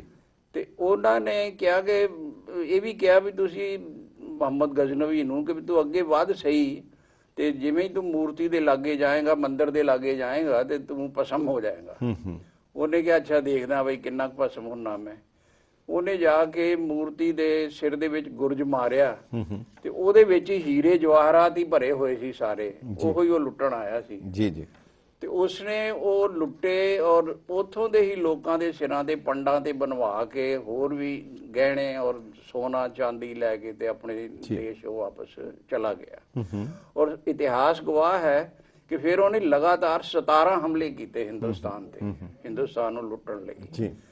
ਗੁਰੂ ਨਾਨਕ ਸਾਹਿਬ ਨੇ ਸਾਰੀ ਪੋਜੀਸ਼ਨ ਨੂੰ ਸਮਝਦਿਆਂ ਹੋਇਆ ਤੇ ਜਦੋਂ ਉਹ ਆਪਣੀਆਂ ਯਾਤਰਾਵਾਂ ਤੇ ਨਿਕਲੇ ਤੇ ਉਹਨਾਂ ਨੇ ਫਿਰ ਲੋਕਾਂ ਨੂੰ ਜਗ੍ਹਾ ਜਗ੍ਹਾ ਉਹਨਾਂ ਦੀ ਅਣਖ ਨੂੰ ਜਗਾਉਣ ਵਾਸਤੇ ਉਹਨਾਂ ਨੇ ਬਹੁਤ ਸਾਰਾ ਕੰਮ ਕੀਤਾ। ਔਰ ਗੁਰੂ ਗੋਬਿੰਦ ਸਿੰਘ ਸਾਹਿਬ ਨੇ ਦਰਅਸਲ ਭਾਰਤ ਦੇ ਵਿੱਚ ਇੱਕ ਪਰੰਪਰਾ ਚੱਲੀ ਆ ਰਹੀ ਹੈ ਕਿ ਜਦੋਂ ਵੀ ਕੋਈ ਗ੍ਰੰਥ ਸ਼ੁਰੂ ਕੀਤਾ ਜਾਂਦਾ ਹੈ ਜੀ ਤਾਂ ਉਹ ਪਹਿਲਾਂ ਸਰਸਵਤੀ ਦੀ ਵੰਦਨਾ ਹੁੰਦੀ ਹੈ ਉਹਦੇ ਵਿੱਚ। ਉਹ ਡਾਕਟਰ ਸਾਹਿਬ ਅਸੀਂ ਉਸ ਤੇ ਬਾਅਦ ਵਿੱਚ ਆਵਾਂਗੇ ਉਹਦੇ ਜਿਹੜਾ ਹੈਗਾ, ਪਰ ਤੁਹਾਡਾ ਕਹਿਣ ਦਾ ਮਤਲਬ ਹੈ ਕਿ ਹਿੰਦੁਸਤਾਨ ਦੀ ਭਾਰਤ ਦੀ ਸੱਭਿਅਤਾ ਦੇ ਵਿੱਚ ਉਹ ਵਿਰਸਾ ਇਤਨਾ ਕਮਜ਼ੋਰ ਪੈ ਚੁੱਕਾ ਸੀ ਕਿ ਉਸ ਦੇ ਬੜੇ ਵੱਡੇ ਆਪਰੇਸ਼ਨ ਦੀ ਲੋੜ ਸੀ, ਜਿਹਨੂੰ ਜਿਵੇਂ ਬਾਅਦ ਵਿੱਚ ਗੁਰੂ ਗੋਬਿੰਦ ਸਿੰਘ ਸਾਹਿਬ ਨੇ ਕਿਹਾ, ਜਿਵੇਂ ਉਹ ਇੱਕ ਕਹੀ ਵੀ ਗਈ ਕਿ ਗੱਲ ਕਾਮ ਹਮਾਰਾ ਤੋਲੋ ਤਕੜੀ ਨੰਗੀ ਕਰਦ ਕਦੇ ਨਹੀਂ ਪਕੜੀ, ਚਿੜੀ ਉੜੇ ਡਰ ਸੇ ਮਰ ਜਾऊं ਕੈਸੇ ਦੁਸ਼ਮਣ ਸੇ ਲੜ ਪਾऊं। ਤੇ ਉਹਦਾ ਫਿਰ ਜਵਾਬ ਵਿੱਚ ਜੋ ਤਬਦੀਲੀ ਆਈ, ਜੋ ਵੱਡੇ ਆਪਰੇਸ਼ਨ ਦੇ ਬਾਅਦ ਜਿਹੜਾ ਗੁਰੂ ਗੋਬਿੰਦ ਸਿੰਘ ਸਾਹਿਬ ਨੇ 1699 ਵਿੱਚ ਕੀਤਾ, ਫਿਰ ਜਦੋਂ ਉਹਨਾਂ ਨੇ ਕਿਹਾ कि धर लूँगा बेक एक को शमशीर के आगे, रख दूँगा सीना और जिगर दिल चीर के आगे, दुनिया तो झुकी फिरती है तकदीर के आगे, ये तकदीर भी झुक जाएगी मेरे तीर के आगे, ये दो धारा खंडा जो देर से बेकार पड़ा था, सब जंग उतर जाएगा जो उस पे चढ़ा था। तो मतलब उस विरसे नूं तब्दीली निशाना सी ਜਿਹੜਾ ਗੁਰੂ ਨਾਨਕ ਸਾਹਿਬ ਨੇ ਸ਼ੁਰੂ ਕੀਤਾ ਤੇ ਗੁਰੂ ਗੋਬਿੰਦ ਸਿੰਘ ਸਾਹਿਬ ਨੇ ਮੁਕੰਮਲ ਕੀਤਾ। ਆਪਾਂ ਬਾਅਦ ਫਿਰ ਗੱਲ ਕਰਦੇ ਹਾਂ। ਬਿਲਕੁਲ। ਤੇ ਡਾਕਟਰ ਸਾਹਿਬ ਤੁਸੀਂ ਦੱਸੋਗੇ ਕਿ ਵਿਰਸੇ ਦਾ ਤੇ ਪਤਾ ਲੱਗ ਗਿਆ ਜੋ ਵਿਰਸੇ ਦੀ ਹਾਲਤ ਸੀ ਸਾਡੀ, ਤੇ ਮੇਰਾ ਖਿਆਲ ਹੈ ਉਹ ਤਪੂ ਰਾਜ ਰਾਜੋ ਨਾਗ ਅਸੀਂ ਫਿਰ ਕਿਸੇ ਉਸੇ ਅਵਸਥਾ ਤੇ ਨਹੀਂ ਪਹੁੰਚਦੇ ਜਾ ਰਹੇ ਹੌਲੇ ਹੌਲੇ ਜਿੱਥੋਂ ਗੁਰੂ ਨਾਨਕ ਸਾਹਿਬ ਨੇ ਸ਼ੁਰੂ ਕਰਾਇਆ ਸੀ, ਤੇ ਉਹ ਇੱਕ ਵੱਖਰਾ ਗੱਲ ਹੈ। ਪਰ ਤੁਸੀਂ ਇਹ ਦੱਸੋਗੇ ਕਿ ਬਾਣੀ, ਅੰਮ੍ਰਿਤ ਬਾਣੀ ਔਰ ਇਹਦਾ ਕਿੰਨਾ ਕੁ ਰੋਲ ਸੀ ਬੰਦੇ ਦੀ ਅੰਦਰੂਨੀ ਤਰਬੀਅਤ ਨੂੰ ਬਦਲ ਦੇਣ ਦਾ, ਉਹਦੇ ਵਿੱਚ ਕ੍ਰਾਂਤੀਕਾਰੀ ਤਬਦੀਲੀ ਲਿਆ ਦੇਣ ਦਾ। ਗੁਰੂ ਸਾਹਿਬ ਨੇ ਜਿਹੜੀ ਵੀ ਤਬਦੀਲੀ ਕੀਤੀ ਉਹ ਬਾਣੀ ਦੇ ਨਾਲ ਕੀਤੀ। ਉਹ ਬਾਣੀ ਕੀ ਉਹ ਮੰਤਰ ਸੀ, ਜਿਵੇਂ ਮੰਤਰ ਕਰਕੇ ਕਿਸੇ ਨੂੰ ਚੇਂਜ ਕਰ ਦੇਣਾ? ਕੀ ਉਹਦਾ ਅਸਰ ਮੰਤਰਾਂ ਦੀ ਤਰ੍ਹਾਂ ਸੀ? ਕੀ ਇਹ ਕੋਈ ਮੈਨੂਅਲ ਸੀ ਕਿ ਉਹਨੂੰ ਪੜ੍ਹ ਕੇ ਸਮਝ ਲਓ, ਜਾਂ ਇਹ ਕੀ ਚੀਜ਼ ਸੀ ਬਾਣੀ? ਔਰ ਅੰਮ੍ਰਿਤ ਬਾਣੀ ਕੀ ਚੀਜ਼ ਹੈ ਜਿਹਦੇ ਨਾਲ ਐਡੀ ਵੱਡੀ ਤਬਦੀਲੀ ਆ ਗਈ? ਅੰਮ੍ਰਿਤ ਦਾ ਪਹਿਲਾਂ ਤੇ ਅਰਥ ਹੀ ਜਿਹੜਾ ਹੈ ਜੀ ਉਹ ਹੈ ਮ੍ਰਿਤੂ ਰਹਿਤ ਹੋਣਾ। ਜੀ ਜਦੋਂ ਬਾਣੀ ਨਾਲ ਜੁੜ ਜਾਏਗਾ ਤੇ ਇਹ ਗੁਰੂ ਮਹਾਰਾਜ ਸੱਚੇ ਪਾਤਸ਼ਾਹ ਹਜ਼ੂਰ ਦੀ ਉਹ ਬਾਣੀ ਹੈ ਜਿਹੜੀ ਮਨੁੱਖ ਨੂੰ ਮੌਤ ਦੇ ਭੈ ਤੋਂ, ਬਲਕਿ ਮੌਤ ਤੋਂ ਹੀ ਜਿਹੜੀ ਹੈ ਉਹ ਮੁਕਤੀ ਪ੍ਰਦਾਨ ਕਰਦੀ ਹੈ। ਜੀ ਅੰਮ੍ਰਿਤ ਬਾਣੀ ਦਾ ਸੋਮਾ ਸਾਹਿਬ ਸ੍ਰੀ ਗੁਰੂ ਗ੍ਰੰਥ ਸਾਹਿਬ ਮਹਾਰਾਜ ਸੱਚੇ ਪਾਤਸ਼ਾਹ ਹਜ਼ੂਰ ਹਨ ਜੀ। ਜਿਹੜੀ ਇਸ ਅੰਮ੍ਰਿਤ ਬਾਣੀ ਦੀ ਸਿਫਤ ਹੈ ਉਹ ਇਹ ਵੇ ਕਿ ਇਸ ਨੂੰ ਪੜ੍ਹ ਕੇ ਦੁਨੀਆ ਦਾ ਕੋਈ ਵੀ ਵਿਅਕਤੀ ਇਸ ਨੂੰ ਪੜ੍ਹ ਕੇ, ਇਸ ਨੂੰ ਮੰਨ ਕੇ, ਇਸ ਦਾ ਮਨਨ ਕਰਕੇ, ਇਸ ਦਾ ਜਾਪ ਕਰਕੇ ਉਹ ਆਪਣੇ ਅੰਤਰ ਆਤਮਾ ਨੂੰ ਉੱਚਾ ਚੁੱਕ ਸਕਦਾ ਹੈ। ਇਤਨਾ ਉੱਚਾ ਚੁੱਕ ਸਕਦਾ ਹੈ ਕਿ ਵਾਹਿਗੁਰੂ ਜੀ ਵਿੱਚ ਅਪੇਦ ਹੋ ਸਕਦਾ ਹੈ, ਉਹ ਚਾਹੇ ਕਿਸੇ ਵੀ ਧਰਮ ਨਾਲ ਸੰਬੰਧਿਤ ਹੋਏ। ਇਹ ਅਧਿਆਤਮਕ ਬਾਣੀ ਹੈ ਜਿਹੜੀਆਂ ਅੰਦਰ ਦੀਆਂ ਮਨੁੱਖ ਦੀਆਂ ਬਿਮਾਰੀਆਂ ਨੇ ਉਹਨਾਂ ਨੂੰ ਦੂਰ ਕਰਨ ਵਾਲੀ ਹੈ। ਇਸੇ ਕਰਕੇ ਜਪ ਬਾਣੀ ਵਿੱਚ ਪਹਿਲਾ ਸਵਾਲ ਹੀ ਹੈ ਵੀ ਕਿਵ ਸਚਿਆਰਾ ਹੋਈ ਹੈ, ਕਿਵ ਕੂੜਾ ਟੁੱਟੈ ਪਾਲ। ਸਚਿਆਰ ਮਨੁੱਖ ਬਣਾਉਣਾ ਇਹ ਪ੍ਰਯੋਜਨ ਹੈ ਇਸ ਬਾਣੀ ਦਾ। ਜੀ ਜਿਹੜਾ ਅੰਮ੍ਰਿਤ ਤਿਆਰ ਕੀਤਾ ਜਾਂਦਾ ਖੰਡੇ ਬਾਟੇ ਦਾ ਜੀ, ਉਹ ਵਾਸਤਵ ਵਿੱਚ ਉਹਦੇ ਚ ਜਿਹੜੀ ਹੈ ਉਹ ਇਕੱਲਾ ਜਲ ਨਹੀਂ ਹੈ, ਉਹਦੇ ਵਿੱਚ ਅਸਲ ਚੀਜ਼ ਬਾਣੀ ਹੈ, ਕਿਉਂਕਿ ਮ੍ਰਿਤੂ ਮੁਕਤ ਬਾਣੀ ਨੇ ਕਰਨਾ ਹੈ। ਜੀ ਜੀ। ਔਰ ਉਹਦੇ ਵਿੱਚ ਅਸੀਂ ਦੇਖਦੇ ਹਾਂ ਕਿ ਸਾਹਿਬ ਸ੍ਰੀ ਗੁਰੂ ਗ੍ਰੰਥ ਸਾਹਿਬ ਮਹਾਰਾਜ ਸੱਚੇ ਪਾਤਸ਼ਾਹ ਸ੍ਰੀ ਹਜ਼ੂਰ ਦੀਆਂ ਬਾਣੀਆਂ ਤੋਂ ਇਲਾਵਾ ਦਸਮ ਪਾਤਸ਼ਾਹ ਜੀ ਦੀ ਅੰਮ੍ਰਿਤ ਬਾਣੀ ਹੈ। ਜੀ ਜੀ। ਜਿਹਦੇ ਵਿੱਚ ਸਾਨੂੰ ਪਤਾ ਹੈ ਕਿ ਜਾਪ ਸਾਹਿਬ ਵੀ ਹੈ ਜੀ, ਜਿਹਦੇ ਵਿੱਚ ਸਵਈਏ ਹਨ, ਜਿਹਦੇ ਵਿੱਚ ਕਵੇ ਵਾਚ ਬੇਨਤੀ ਚੌਪਈ ਹੈ ਜੀ। ਤੇ ਇਹ ਜ਼ਰੂਰ ਧਿਆਨ ਰੱਖਣਾ ਪਵੇਗਾ ਸਾਨੂੰ ਕਿ ਜੇ ਦੋ ਬਾਣੀਆਂ ਸਾਹਿਬ ਸ੍ਰੀ ਗੁਰੂ ਗ੍ਰੰਥ ਸਾਹਿਬ ਮਹਾਰਾਜ ਜੀ ਦੀਆਂ ਹਨ ਤਾਂ ਤਿੰਨ ਬਾਣੀਆਂ ਸ੍ਰੀ ਦਸਮ ਗ੍ਰੰਥ ਸਾਹਿਬ ਦੀਆਂ ਜੀ ਜੀ, ਜਿਨ੍ਹਾਂ ਨੂੰ ਜੇ ਕੋਈ ਹਿਲਾਣਾ ਚਾਹੇਗਾ ਤੇ ਹਿਲਾ ਕੇ ਫਿਰ ਉਹ ਅੰਮ੍ਰਿਤ ਖੰਡੇ ਬਾਟੇ ਦਾ ਗੁਰੂ ਗੋਬਿੰਦ ਸਿੰਘ ਵਾਲਾ ਨਹੀਂ ਹੋ ਸਕਦਾ। ਕੋਈ ਆਪਣਾ ਅੰਮ੍ਰਿਤ ਤਿਆਰ ਕਰ ਲੈ ਤੇ ਉਹ ਤੇ ਕਿਸੇ ਦੇ ਉੱਤੇ ਕੋਈ ਪਾਬੰਦੀ ਨਹੀਂ। ਧਾਰਮਿਕ ਵਿਚਾਰ ਲੋਕਾਂ ਦੇ ਆਪਣੇ ਆਪਣੇ ਹਨ, ਕਈ ਪ੍ਰਕਾਰ ਦੇ ਅੰਮ੍ਰਿਤ ਜਿਹੜੇ ਨੇ ਉਹ ਚੱਲਦੇ ਨੇ ਜੀ। ਸਾਡਾ ਜਿਹੜਾ ਖੰਡੇ ਬਾਟੇ ਦਾ ਅੰਮ੍ਰਿਤ ਜਿਹਦਾ ਵਿਧੀ ਵਿਧਾਨ ਸਾਹਿਬ ਸ੍ਰੀ ਗੁਰੂ ਗੋਬਿੰਦ ਸਿੰਘ ਮਹਾਰਾਜ ਜੀ ਨੇ ਤਿਆਰ ਕੀਤਾ ਹੈ ਜੀ, ਉਹਦੇ ਵਿੱਚ ਜਿਹੜੀਆਂ ਬਾਣੀਆਂ ਸਾਹਿਬ ਦਸਮ ਪਾਤਸ਼ਾਹ ਜੀ ਦੀਆਂ ਹਨ, ਉਹ ਬਾਣੀਆਂ ਦਾ ਬਦਲ ਨਹੀਂ ਕੋਈ ਹੋ ਸਕਦਾ। ਬਦਲ ਇਸ ਕਰਕੇ ਨਹੀਂ ਹੋ ਸਕਦਾ ਕਿ ਜਿਹੜਾ ਅੰਮ੍ਰਿਤ ਸਾਹਿਬ ਸ੍ਰੀ ਗੁਰੂ ਗ੍ਰੰਥ ਸਾਹਿਬ ਵਿੱਚ ਹੈ ਉਹਦੇ ਸਾਰੇ ਜਹਾਨ ਲਈ ਸਾਂਝਾ ਅੰਮ੍ਰਿਤ ਹੈ। ਨਾਉ ਨਿਧ ਅੰਮ੍ਰਿਤ ਪ੍ਰਭ ਕਾ ਨਾਮ ਹੈ। ਇਹਦੇ ਵਿੱਚ ਉਹ ਅੰਮ੍ਰਿਤ ਨਾਮ ਤੇ ਸਾਰੇ ਸੰਸਾਰ ਵਾਸਤੇ, ਸਾਰੇ ਜਹਾਨ ਵਾਸਤੇ ਹੈ ਜੀ। ਜਿਹੜਾ ਅੰਮ੍ਰਿਤ ਇਹਨਾਂ ਬਾਣੀਆਂ ਵਿੱਚ ਹੈ ਉਹ ਖਾਲਸੇ ਵਾਸਤੇ ਹੈ। ਜਾਪ ਸਾਹਿਬ ਵਿੱਚ, ਸਵਈਆਂ 'ਚ, ਜਿਹੜਾ ਕਵਿਓ ਬਾਚ ਬੇਨਤੀ ਚੌਪਈ ਵਿੱਚ ਹੈ, ਜਿੱਥੇ ਅਸੀਂ ਸੇਵਕ ਸਿੱਖ ਹਮਾਰੇ ਤਾਰੀਏ ਚੁਣ ਚੁਣ ਛਤਰ ਹਮਾਰੇ ਮਾਰੀਏ ਅਸੀਂ ਕਹਿੰਦੇ ਹਾਂ ਜੀ। ਇਹ ਗੁਰੂ ਗੋਬਿੰਦ ਸਿੰਘ ਮਹਾਰਾਜ ਸੱਚੇ ਪਾਤਸ਼ਾਹ ਹਜ਼ੂਰ ਦੀ ਬਾਣੀ ਜਿਹੜੀ ਹੈ, ਰਤਨ ਸਿੰਘ ਭੰਗੂ ਕਹਿੰਦੇ ਵੀ ਜਿਹੜੇ ਸਿੱਖ ਸਨ ਇਹ ਚੁਣ ਚੁਣ ਕੇ ਤੇਜ ਪ੍ਰਤਾਪ ਵਾਲੀਆਂ ਬਾਣੀਆਂ ਪੜ੍ਹਦੇ ਸਨ। ਜਿਹੜੀ ਕੌਮ ਹੈ, ਆਰਗੇਨਾਈਜੇਸ਼ਨ ਹੈ, ਪੰਥ ਹੈ, ਉਹਨੂੰ ਤਕੜਾ ਕਰਨ ਵਾਸਤੇ ਤੇਜ ਪ੍ਰਤਾਪ ਚਾਹੀਦਾ ਹੁੰਦਾ ਹੈ। ਅਕੇਲੀ ਅਧਿਆਤਮਕ ਸਾਧਨਾ ਨਹੀਂ ਹੈ। ਅਧਿਆਤਮਕ ਸਾਧਨਾ ਤੇ ਇੱਕ ਯੋਗੀ ਵੀ ਕਰਦਾ ਹੈ। ਯੋਗੀ ਕਿਸੇ ਪੰਥ ਨਾਲ ਸੰਬੰਧਿਤ ਨਹੀਂ ਹੁੰਦਾ, ਇੱਕ ਤਿਆਗੀ ਹੈ, ਉਹ ਤੇ ਬਿਲਕੁਲ ਪੰਥ ਨਾਲ ਉਹਦਾ ਕੋਈ ਵਾਸਤਾ ਹੀ ਨਹੀਂ, ਘਰ ਗ੍ਰਸਤੀ ਨਾਲ ਵੀ ਕੋਈ ਵਾਸਤਾ ਨਹੀਂ ਜੀ ਜੀ। ਤੋਂ ਇਹ ਜਿਹੜੀ ਬਾਣੀ ਸਾਹਿਬ ਸ੍ਰੀ ਗੁਰੂ ਗ੍ਰੰਥ ਸਾਹਿਬ ਮਹਾਰਾਜ ਸੱਚੇ ਪਾਤਸ਼ਾਹ ਦੀ ਹੈ, ਇਹ ਮਨੁੱਖ ਦਾ ਅਧਿਆਤਮਕ ਉਥਾਨ ਕਰਨ ਦੇ ਸਰਬ ਸਮਰੱਥ ਹੈ, ਪਰਿਪੂਰਨ ਹੈ। ਇਹਦੇ ਵਿੱਚ ਕੋਈ ਸੰਦੇਹ ਨਹੀਂ ਕਿ ਕੋਈ ਬੰਦਾ ਕਹੇ ਅਪੂਰਨ ਬਾਣੀ ਹੈ ਜੀ। ਇਹ ਮਨੁੱਖ ਦੀ ਘਾਟ ਕਰਨ ਵਾਸਤੇ ਪੂਰਨ ਹੈ ਜੀ ਜੀ। ਪਰੰਤੂ ਆਰਗੇਨਾਈਜੇਸ਼ਨ ਸਿੱਖੀ ਦੀ ਇਹੋ ਵਿਸ਼ੇਸ਼ਤਾ ਹੈ ਜੀ ਕਿ ਜਿਹੜੀ ਬਾਣੀ, ਇਹ ਧਰਮ ਸਰਬ ਸਾਂਝਾ ਕਿਉਂ ਹੈ? ਕਿਉਂਕਿ ਇਹਦਾ ਧਰਮ ਗ੍ਰੰਥ ਸਾਹਿਬ ਸ੍ਰੀ ਗੁਰੂ ਗ੍ਰੰਥ ਸਾਹਿਬ ਸਾਰੇ ਜਹਾਨ ਵਾਸਤੇ ਸਾਂਝਾ ਹੈ ਜੀ। ਮਰਿਆਦਾ ਹਰ ਪੰਥ ਦੀ ਆਪਣੀ ਅਲੱਗ ਹੁੰਦੀ ਹੈ ਜੀ, ਤੇ ਪੰਥ ਦੀ ਆਰਗੇਨਾਈਜੇਸ਼ਨ ਜੀ ਹੈ ਦਾ ਸਰੂਪ ਹਰ ਪੰਥ ਦਾ ਵੱਖਰਾ ਹੁੰਦਾ ਹੈ ਜੀ ਜੀ। ਜਿਹੜੀਆਂ ਇਹ ਤਿੰਨ ਬਾਣੀਆਂ ਸਾਹਿਬ ਸ੍ਰੀ ਗੁਰੂ ਗੋਬਿੰਦ ਸਿੰਘ ਮਹਾਰਾਜ ਜੀ ਨੇ, ਤੇਜ ਪ੍ਰਤਾਪ ਵਾਲੀਆਂ ਬਾਣੀਆਂ ਨੇ, ਇਹ ਵਿਅਕਤੀ ਨੂੰ ਉਹ ਬਲ ਪ੍ਰਦਾਨ ਕਰਦੀਆਂ ਨੇ ਜਿਹਦੇ ਆਸਰੇ ਪੰਥ ਜਿਹੜਾ ਹੈ ਉਹ ਅਤੀ ਸਕ੍ਰਿਆ ਹੁੰਦਾ ਹੈ।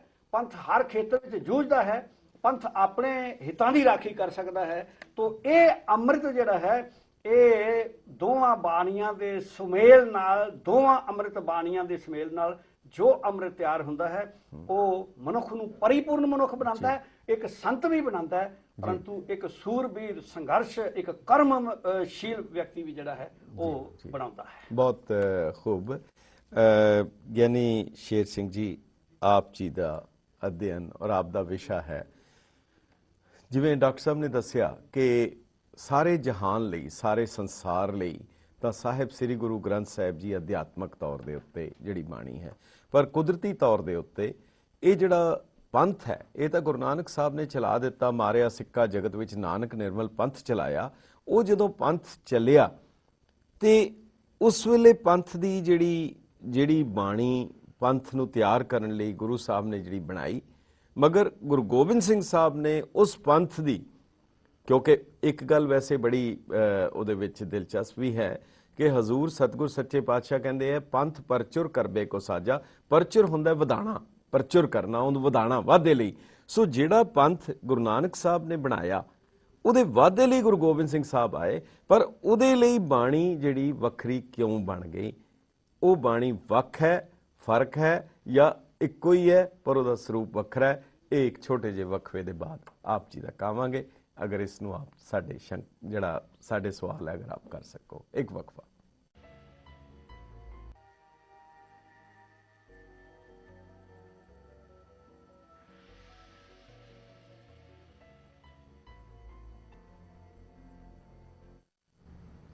ਗੈਟ ਪੰਜਾਬੀ ਦੇ ਦਾਨਸ਼ਵਰ ਦਰਸ਼ਕਾਂ ਤੇ ਸੁਚੇਤ ਸਰੋਤਾ ਜਨਾਂ ਦਾ ਵਕਫੇ ਦੇ ਬਾਅਦ ਨਿੱਘਾ ਸਵਾਗਤ ਹੈ।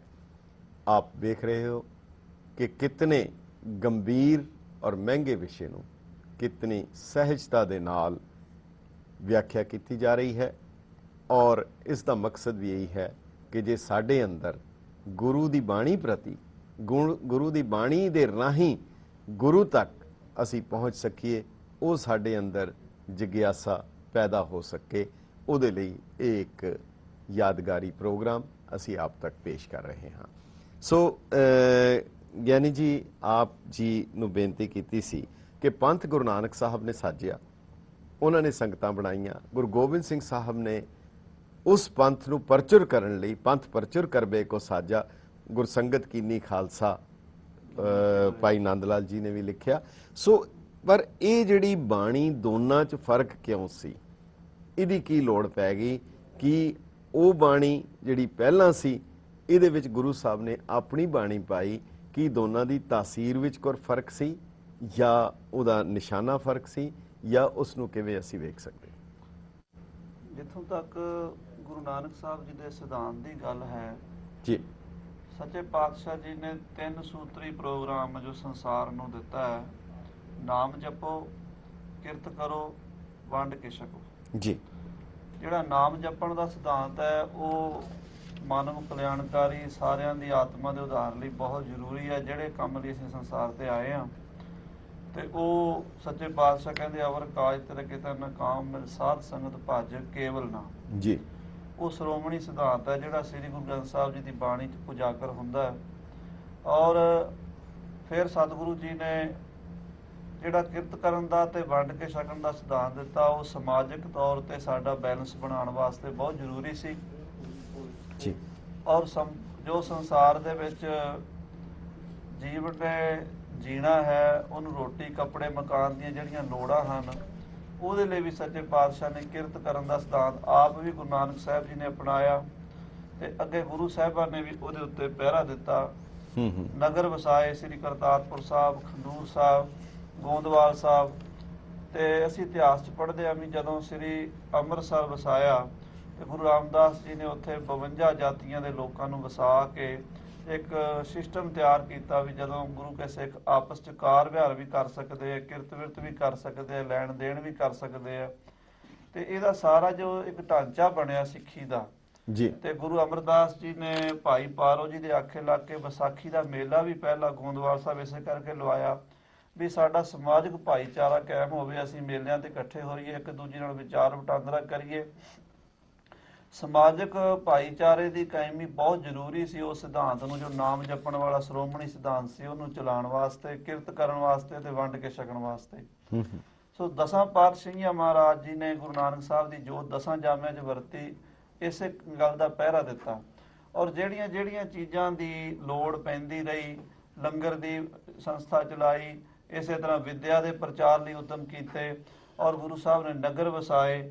ਜਦੋਂ ਇਹ ਸਾਰਾ ਢਾਂਚਾ ਬਣ ਗਿਆ ਤੇ ਫਿਰ ਉਹਨਾਂ ਨੂੰ ਜਿਹੜੀਆਂ ਦਿੱਕਤਾਂ ਹੋਈਆਂ ਸਾਹਮਣੇ ਸਮਾਜ ਦੇ ਉੱਤੇ, ਜਿਵੇਂ ਪੰਚਮ ਪਾਤਸ਼ਾਹ ਜੀ ਨੂੰ ਸ਼ਹੀਦ ਕੀਤਾ ਗਿਆ, 9ਵੇਂ ਪਾਤਸ਼ਾਹ ਜੀ ਨੂੰ ਸ਼ਹੀਦ ਕੀਤਾ ਗਿਆ, ਉਹ ਜਿਹੜਾ ਵੀ ਗੁਰੂ ਨਾਨਕ ਸਾਹਿਬ ਜੀ ਦਾ ਮਹਾਨ ਵਿਰਸਾ ਸੀ ਗੁਰਮਤਿ ਦਾ, ਉਹਦੀ ਰਾਖੀ ਵਾਸਤੇ ਗੁਰੂ 10ਵੇਂ ਪਾਤਸ਼ਾਹ ਮਹਾਰਾਜ ਨੇ ਜੋ ਖਾਲਸੇ ਪੰਥ ਦੀ ਇੱਕ ਨਿਰੋਲ ਫੌਜ ਤਿਆਰ ਕੀਤੀ। ਸੱਚੇ ਪਾਤਸ਼ਾਹ ਨੇ ਨਿਰਮਲ ਪੰਥ ਚਲਾਇਆ ਸੀ ਤੇ ਮਾਰਿਆ ਸਿੱਕਾ ਜਗਤ ਵਿੱਚ, ਨਾਨਕ ਨਿਰਮਲ ਪੰਥ ਚਲਾਇਆ। ਉਸੇ ਨਿਰਮਲ ਪੰਥ ਨੂੰ ਖਾਲਸਾ ਪੰਥ ਦਾ ਸਰੂਪ ਦੇ ਕੇ ਸੰਪੂਰਨ ਕਰ ਦਿੱਤਾ। ਔਰ ਸੰਪੂਰਨਤਾ ਦੇ ਵੇਲੇ ਸੱਚੇ ਪਾਤਸ਼ਾਹ ਜੀ ਨੇ ਸਾਡੀ ਮਰਿਆਦਾ ਵੀ ਕਾਇਮ ਕੀਤੀ, ਨਿਯਮ ਕਾਇਮ ਕੀਤੇ, ਰਹਿਤ ਦਿੱਤੀ, ਅੰਮ੍ਰਿਤ ਦੀਆਂ ਦਾਤਾਂ ਦਿੱਤੀਆਂ। ਔਰ ਉਹਦੇ ਵਿੱਚ ਜਿਹੜੀ ਉਸ ਵੇਲੇ ਬਹੁਤ ਜ਼ਰੂਰੀ ਲੋੜ ਹੈ, ਅੱਜ ਵੀ ਉਹ ਲੋੜ ਹੈ ਤੇ ਸਦਾ ਰਹਿਣੀ ਹੈ, ਉਹ ਸੈਲਫ ਡਿਫੈਂਸ ਦੀ ਹੈ। ਆਪਣੇ ਧਰਮ ਦੀ, ਆਪਣੇ ਸਮਾਜ ਦੀ, ਆਪਣੇ ਸਰੀਰ ਦੀ ਰੱਖਿਆ ਲਈ ਨਾਲ ਨਾਲ ਵੀਰਤਾ ਦੀ, ਸੂਰਬੀਰ ਬਹਾਦਰੀ ਦੀ ਵੀ ਲੋੜ ਹੁੰਦੀ ਹੈ। ਸੋ ਸੱਚੇ ਪਾਤਸ਼ਾਹ ਨੇ ਜੋ 6ਵੇਂ ਜਾਮੇ 'ਚ ਮੀਰੀ ਪੀਰੀ ਦੀਆਂ ਤੇਗਾਂ ਧਾਰਨ ਕੀਤੀਆਂ, ਉਹ ਸਿਧਾਂਤ ਨਵਾਂ, ਜਿਵੇਂ ਭਾਈ ਸੰਤੋਖ ਸਿੰਘ ਜੀ ਨੇ ਸੂਰਜ ਪ੍ਰਕਾਸ਼ ਵੀ ਲਿਖਿਆ ਵੀ ਗੁਰੂ ਅਰਜਨ ਦੇਵ ਜੀ ਪੰਚਮ ਪਾਤਸ਼ਾਹ ਜੀ ਮਹਾਰਾਜ ਨੇ ਸ਼ਹੀਦ ਹੋਣ ਸਮੇਂ ਆਪਣੇ ਨਾਲ ਦੇ ਸਿੱਖਾਂ ਨੂੰ ਸੁਨੇਹਾ ਦੇ ਕੇ ਸ੍ਰੀ ਅੰਮ੍ਰਿਤਸਰ ਭੇਜਿਆ ਸੀ ਕਿ ਪਿਛਲੀਆਂ ਜੋ ਰੀਤੀ ਮਰਿਆਦਾ ਗੁਰੂ ਘਰ ਦੀਆਂ ਨੇ, ਲੰਗਰ ਚਲਾਉਣਾ, ਨਾਮ ਜਪਣਾ, ਕਿਰਤ ਕਰਨੀ, ਉਹ ਸਾਰੀਆਂ ਬਰਕਰਾਰ ਰੱਖਣੀਆਂ ਨੇ। ਕੋਈ ਵੀ ਮਰਿਆਦਾ ਪਿਛਲੀ ਬਦਲਣੀ ਨਹੀਂ, ਖਤਮ ਨਹੀਂ ਕਰਨੀ। ਪਰ ਨਵੀਂ ਰੀਤ, ਨਈ ਰੀਤ, ਇੱਕ ਰਣ ਕੀ ਕੀਜੈ, ਇੱਕ ਨਵਾਂ ਕੰਮ ਜਿਹੜਾ ਹੈ ਉਹ ਧਰਮ ਯੁੱਧ ਦੇ ਵਾਸਤੇ ਫੌਜ ਨੂੰ ਤਿਆਰ ਕੀਤਾ ਜਾਵੇ। ਸੋ 6ਵੇਂ ਜਾਮੇ 'ਚ ਗੁਰੂ ਸਾਹਿਬ ਨੇ ਜਿਹੜੀ ਮਰਿਆਦਾ ਮੀਰੀ ਪੀਰੀ ਦੇ ਸਿਧਾਂਤ ਦੀ ਆਰੰਭ ਕੀਤੀ, ਉਹਦਾ ਸੰਪੂਰਨ ਰੂਪ ਸੱਚੇ ਪਾਤਸ਼ਾਹ ਕਲਗੀਧਰ ਜੀ ਦੇ ਸਮੇਂ ਆ ਕੇ ਹੋਇਆ। ਔਰ ਕਲਗੀਧਰ ਜੀ ਨੇ ਖਾਲਸਾ ਸਾਜ ਕੇ ਉਹਦੇ ਵਿੱਚ ਜਿਹੜਾ ਵੀਰਤਾ ਦਾ ਸੰਚਾਰ ਸੀ ਸਦਾ ਲਈ ਕਾਇਮ ਰਵੇ, ਭਗਤੀ ਵੀ ਨਾਲ ਚੱਲੇ ਔਰ ਸ਼ਕਤੀ ਵੀ ਨਾਲ ਸਿਧਾਂਤਕ ਰੂਪ ਤੇ ਲਿਖਤੀ ਰੂਪ 'ਚ ਸਾਂਭੀ ਰਵੇ। ਮਹਾਰਾਜ ਜੀ ਨੇ ਆਪਣੀ ਵੀਰ ਰਸ ਵਾਲੀ ਬਾਣੀ, ਤੇਜ ਤੇਜ ਜੋ ਚੰਡੀ ਬਾਣੀ, ਸ੍ਰੀ ਮੁਖ ਅੰਮ੍ਰਿਤ ਮੱਧ ਬਖਾਣੀ। ਭਾਈ ਰਤਨ ਸਿੰਘ ਜੀ ਜੋ ਭਾਈ ਮਤਾਬ ਸਿੰਘ ਜੀ ਸ਼ਹੀਦ ਦੇ ਪੋਤਰੇ ਸਨ, ਜੀ। ਜਿਨ੍ਹਾਂ ਨੇ ਆਪਣਾ ਪਰਿਵਾਰ ਹੀ ਗੁਰੂ ਖਾਲਸੇ ਦੀ ਸ਼ਾਨ ਲਈ ਵਾਰ ਦਿੱਤਾ, ਉਹਨਾਂ ਸ਼ਹੀਦਾਂ ਨੇ ਗੱਲ ਲਿਖੀ ਪੰਥ ਪ੍ਰਕਾਸ਼ ਭਾਈ ਰਤਨ ਸਿੰਘ ਜੀ ਨੇ ਕਿ ਗੁਰੂ ਕਲਗੀਧਰ ਜੀ ਨੇ ਆਪਣੀ ਬਾਣੀ ਇਸ ਕਰਕੇ ਪੜ੍ਹੀ ਵੀ ਖਾਲਸਾ ਜਿੱਥੇ ਭਗਤੀ ਵਾਲਾ ਹੈ ਉੱਥੇ ਸ਼ਕਤੀ ਵਾਲਾ ਵੀ ਹੋਵੇ, ਸ਼ਾਂਤੀ ਵਾਲਾ ਉੱਥੇ ਨਾਲ ਕ੍ਰਾਂਤੀ ਵਾਲਾ ਹੋਵੇ। ਉਹ ਜਿਹੜਾ ਗੁਰੂ ਪਾਤਸ਼ਾਹ ਦਾ ਵਿਰਸਾ ਹੈ ਗੁਰੂ ਨਾਨਕ ਸਾਹਿਬ ਦਾ, ਉਹਦੀ ਰੱਖਿਆ ਕੀਤੀ ਜਾਵੇ। ਠੀਕ ਹੈ, ਬਹੁਤ ਬਹੁਤ ਧੰਨਵਾਦ। ਮੈਂ ਹੁਣ ਗੁਰਿੰਦਰ ਮਾਨ ਜੀ ਨੂੰ ਇੱਕ ਬੇਨਤੀ ਕਰਾਂਗਾ। ਗੁਰਿੰਦਰ ਮਾਨ ਜੀ, ਅਸੀਂ ਵੇਖ ਰਹੇ ਹਾਂ ਕਿ ਕਮਾਲ ਦੀ ਗੱਲ ਹੈ ਕਿ ਗੁਰੂ ਨਾਨਕ ਪਾਤਸ਼ਾਹ ਉਹਨਾਂ ਨੇ ਬਿਲਕੁਲ ਸਧਾਰਨ ਤੌਰ ਦੇ ਉੱਤੇ ਗਰੀਬੀ ਦੇ ਵਿੱਚ ਕਹਿ ਲਓ, ਕੋਈ ਉਸ ਤਰ੍ਹਾਂ ਦਾ ਲਾਓ ਲਸ਼ਕਰ ਨਹੀਂ, ਕੋਈ ਫੌਜਾਂ ਨਹੀਂ, ਕੋਈ ਨਾਲ ਕੋਈ ਤਖਤ ਨਹੀਂ, ਪਰ ਕਿਤਨੀ ਹੈਰਾਨੀ ਦੀ ਗੱਲ ਹੈ ਕਿ ਜਿਹੜੇ ਆਮ ਤੌਰ ਦੇ ਉੱਤੇ ਉਸਤਤ ਕਰਨ ਵਾਲੇ ਰਾਜਿਆਂ ਦੇ ਮਹਾਰਾਜਿਆਂ ਦੇ ਹੁੰਦੇ ਸੀ, ਪਰ ਇਹ ਕਿਤਨੀ ਕਮਾਲ ਦੀ ਗੱਲ ਹੈ ਕਿ ਗੁਰੂ ਸਾਹਿਬਾਨ ਜਿਨ੍ਹਾਂ ਕੋਲ ਕੋਈ ਦੁਨਿਆਵੀ ਜਿਹਨੂੰ ਪੋਲੀਟੀਕਲ ਪਾਵਰ ਹੈ, ਰਾਜਨੀਤਿਕ ਤਾਕਤ ਨਾ ਹੁੰਦਿਆਂ ਅਧਿਆਤਮਕ ਤਾਕਤ ਰੂਹਾਨੀਅਤ ਸੀ, ਪਰ ਕਿਤਨਾ ਲਿਟਰੇਚਰ, ਕੋਈ ਮਹਿਮਾ ਪ੍ਰਕਾਸ਼ ਲਿਖ ਦਿੱਤੇ, ਹੋਰ ਕਿੰਨਾ ਲਿਟਰੇਚਰ ਜਿਹੜਾ ਹੈਗਾ, ਸਾਖੀਆਂ ਲਿਖ ਦਿੱਤੀਆਂ, ਵੱਖ-ਵੱਖ ਕਵੀਆਂ ਨੇ, ਲੇਖਕਾਂ ਨੇ ਗੁਰੂ ਸਾਹਿਬ ਦੇ ਬਾਰੇ ਇੰਨਾ ਕੁਝ ਲਿਖ ਦਿੱਤਾ। ਇਹ ਤਾਂ ਖੈਰ ਡਾਕਟਰ ਸਾਹਿਬ ਦੱਸਣਗੇ ਕਿ ਉਹ ਕਿਉਂ ਲਿਖਿਆ, ਆਖਰ ਉਹਨਾਂ ਨੇ ਕਿਹੜੀ ਚੀਜ਼ ਦੇਖੀ, ਕਿਉਂਕਿ ਉਹਨਾਂ ਕੋਲ ਦੁਨਿਆਵੀ ਤੌਰ ਦੇ ਉੱਤੇ ਤੇ ਕੁਝ ਨਹੀਂ ਸੀ ਮਿਲਣਾ।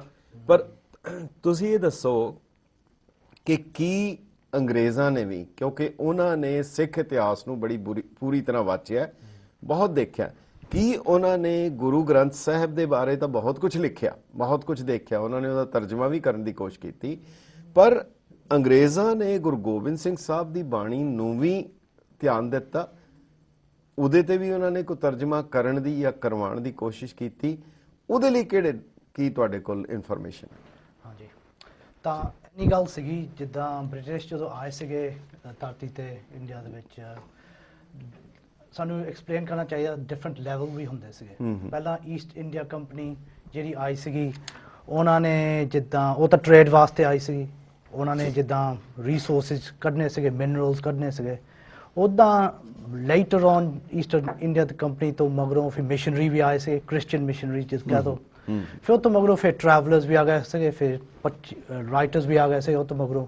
ਤਾਂ 3-4 ਡਿਸਕ੍ਰਿਪਸ਼ਨ ਜਾਏ ਸਾਨੂੰ ਮਿਲ ਜਾਂਦੇ ਆ ਬ੍ਰਿਟਿਸ਼। ਆਪਾਂ ਇੱਕ ਨਹੀਂ ਕਹਿ ਸਕਦੇ ਬ੍ਰਿਟਿਸ਼ ਹੀ, ਬਸ ਸਾਨੂੰ ਡਿਫਾਈਨ ਕਰਨਾ ਪੈਂਦਾ ਆ ਕੌਣ ਬ੍ਰਿਟਿਸ਼ ਸੀਗੇ, ਕਿੱਦਾਂ ਲਿਖਦੇ ਸੀਗੇ, ਕਿਹਦੇ ਪੋਜੀਸ਼ਨ ਤੋਂ ਵੀ ਲਿਖਦੇ ਵੀ ਸੀਗੇ।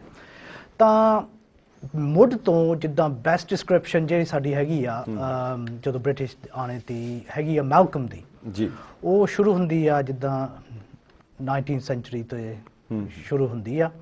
ਫਿਰ ਮੈਲਕਮ ਜਿਹੜਾ ਹੈਗਾ ਆ ਉਹ ਜਿੱਦਾਂ ਜਾਂਦਾ ਆ ਮਹਾਰਾਜਾ ਰਣਜੀਤ ਸਿੰਘ ਨੂੰ ਮਿਲਣ, ਤਾਂ ਜਦੋਂ ਉਹ ਟਾਈਮ ਦੇ ਵਿੱਚ ਪੰਜਾਬ ਦੇ ਵਿੱਚ ਹੈਗਾ ਆ, ਉਹ ਜਿੱਦਾਂ ਡਿਸਕ੍ਰਿਪਸ਼ਨ ਦਿੰਦਾ ਆ ਪੰਜਾਬ ਵਾਸਤੇ, ਉਹ ਸਿੱਖੀ ਵਾਸਤੇ ਵੀ ਦਿੰਦਾ ਆ, ਉਹ ਜਿੱਦਾਂ ਬਾਣੀ ਵੀ ਜਿੱਦਾਂ ਕੋਟ ਵੀ ਕਰਦਾ ਆ, ਉਹਦੇ ਵਿੱਚ ਉਹ ਦੱਸਦਾ ਆ ਜਿੱਦਾਂ ਉਹ ਸ੍ਰੀ ਅਕਾਲ ਤਖਤ ਸਾਹਿਬ ਵਾਸਤੇ ਜਦੋਂ ਗਿਆ ਸੀਗਾ ਦੇਖਣ, ਮਰਿਆਦਾ ਦੇਖਣ, ਉੱਥੇ ਕੀ ਹੁੰਦਾ ਸੀਗਾ ਜੀ, ਉਹ ਦੱਸਦਾ ਆ ਉੱਥੇ ਅਕਾਲੀਆਂ ਦਾ ਰੂਲ ਕਿੱਦਾਂ, ਰਾਜ ਕਿੱਦਾਂ ਹੁੰਦਾ ਸੀਗਾ ਅਕਾਲੀਆਂ ਦਾ, ਅਕਾਲੀਆਂ ਦਾ ਮੈਂ ਅਕਾਲੀ ਨਿਹੰਗ ਸਿੰਘ ਵਾਸਤੇ, ਹਾਂ ਅਕਾਲੀ ਨਿਹੰਗ ਸਿੰਘ ਵਾਸਤੇ।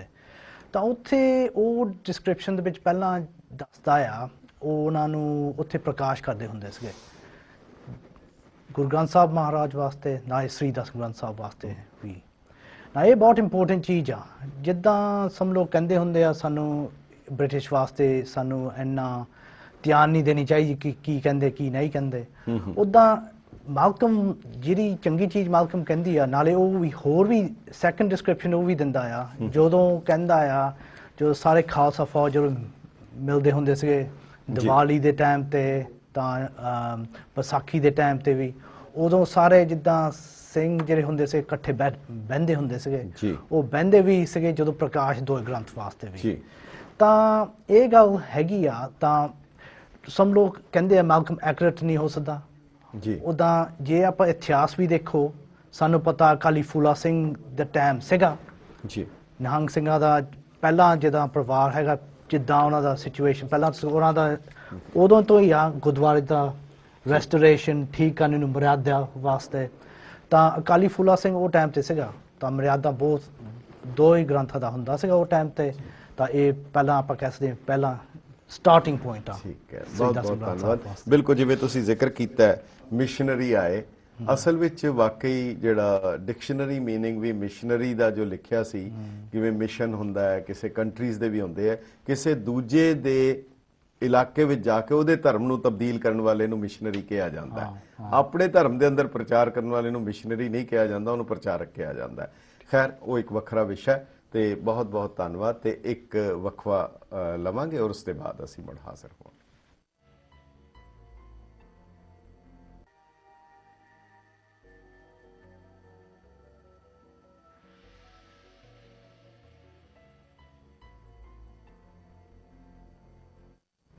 ਗੈਟ ਪੰਜਾਬੀ ਦੇ ਦਾਨਸ਼ਵਰ ਦਰਸ਼ਕਾਂ ਦਾ ਵਕਫੇ ਦੇ ਬਾਅਦ ਨਿੱਘਾ ਸਵਾਗਤ ਹੈ।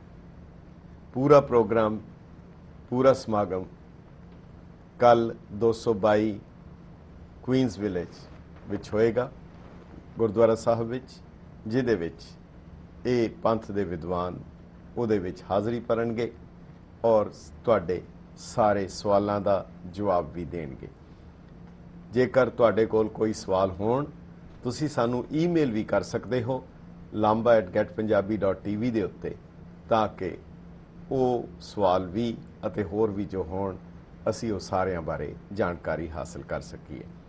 ਜਿਵੇਂ ਪਹਿਲੇ ਮਰਹਲੇ ਦੇ ਵਿੱਚ, ਪਹਿਲੇ ਸੈਗਮੈਂਟ ਵਿੱਚ ਅਸੀਂ ਵੇਖਿਆ ਕਿ ਕਿਵੇਂ ਅੰਮ੍ਰਿਤ ਬਾਣੀ ਸਾਹਿਬ ਸ੍ਰੀ ਗੁਰੂ ਨਾਨਕ ਦੇਵ ਜੀ ਤੋਂ ਲੈ ਕੇ ਗੁਰੂ ਤੇਗ ਬਹਾਦਰ ਸਾਹਿਬ ਤੱਕ ਉਹ ਬਾਣੀ ਜਿਹੜੀ ਸਾਹਿਬ ਸ੍ਰੀ ਗੁਰੂ ਗ੍ਰੰਥ ਸਾਹਿਬ ਜੀ ਵਿੱਚ ਹੈ, ਔਰ ਉਸ ਬਾਣੀ ਦੇ ਵਿੱਚ ਸਾਰੀ ਦੀ ਸਾਰੀ ਬਾਣੀ ਦੇ ਵਿੱਚ ਮੰਗਲ, ਕਿਉਂਕਿ ਆਮ ਤੌਰ ਦੇ ਉੱਤੇ ਇੱਕ ਪਰਿਪਾਟੀ ਹੈ, ਇੱਕ ਸਿਸਟਮ ਹੈ, ਜਿਹੜਾ ਮੰਗਲ ਕੀਤਾ ਜਾਂਦਾ ਹੈ ਉਹ ਆਪਣੇ ਇਸ਼ਟ ਦਾ ਕੀਤਾ ਜਾਂਦਾ ਹੈ, ਆਪਣੇ ਮਾਲਕ ਦਾ ਕੀਤਾ ਜਾਂਦਾ ਹੈ।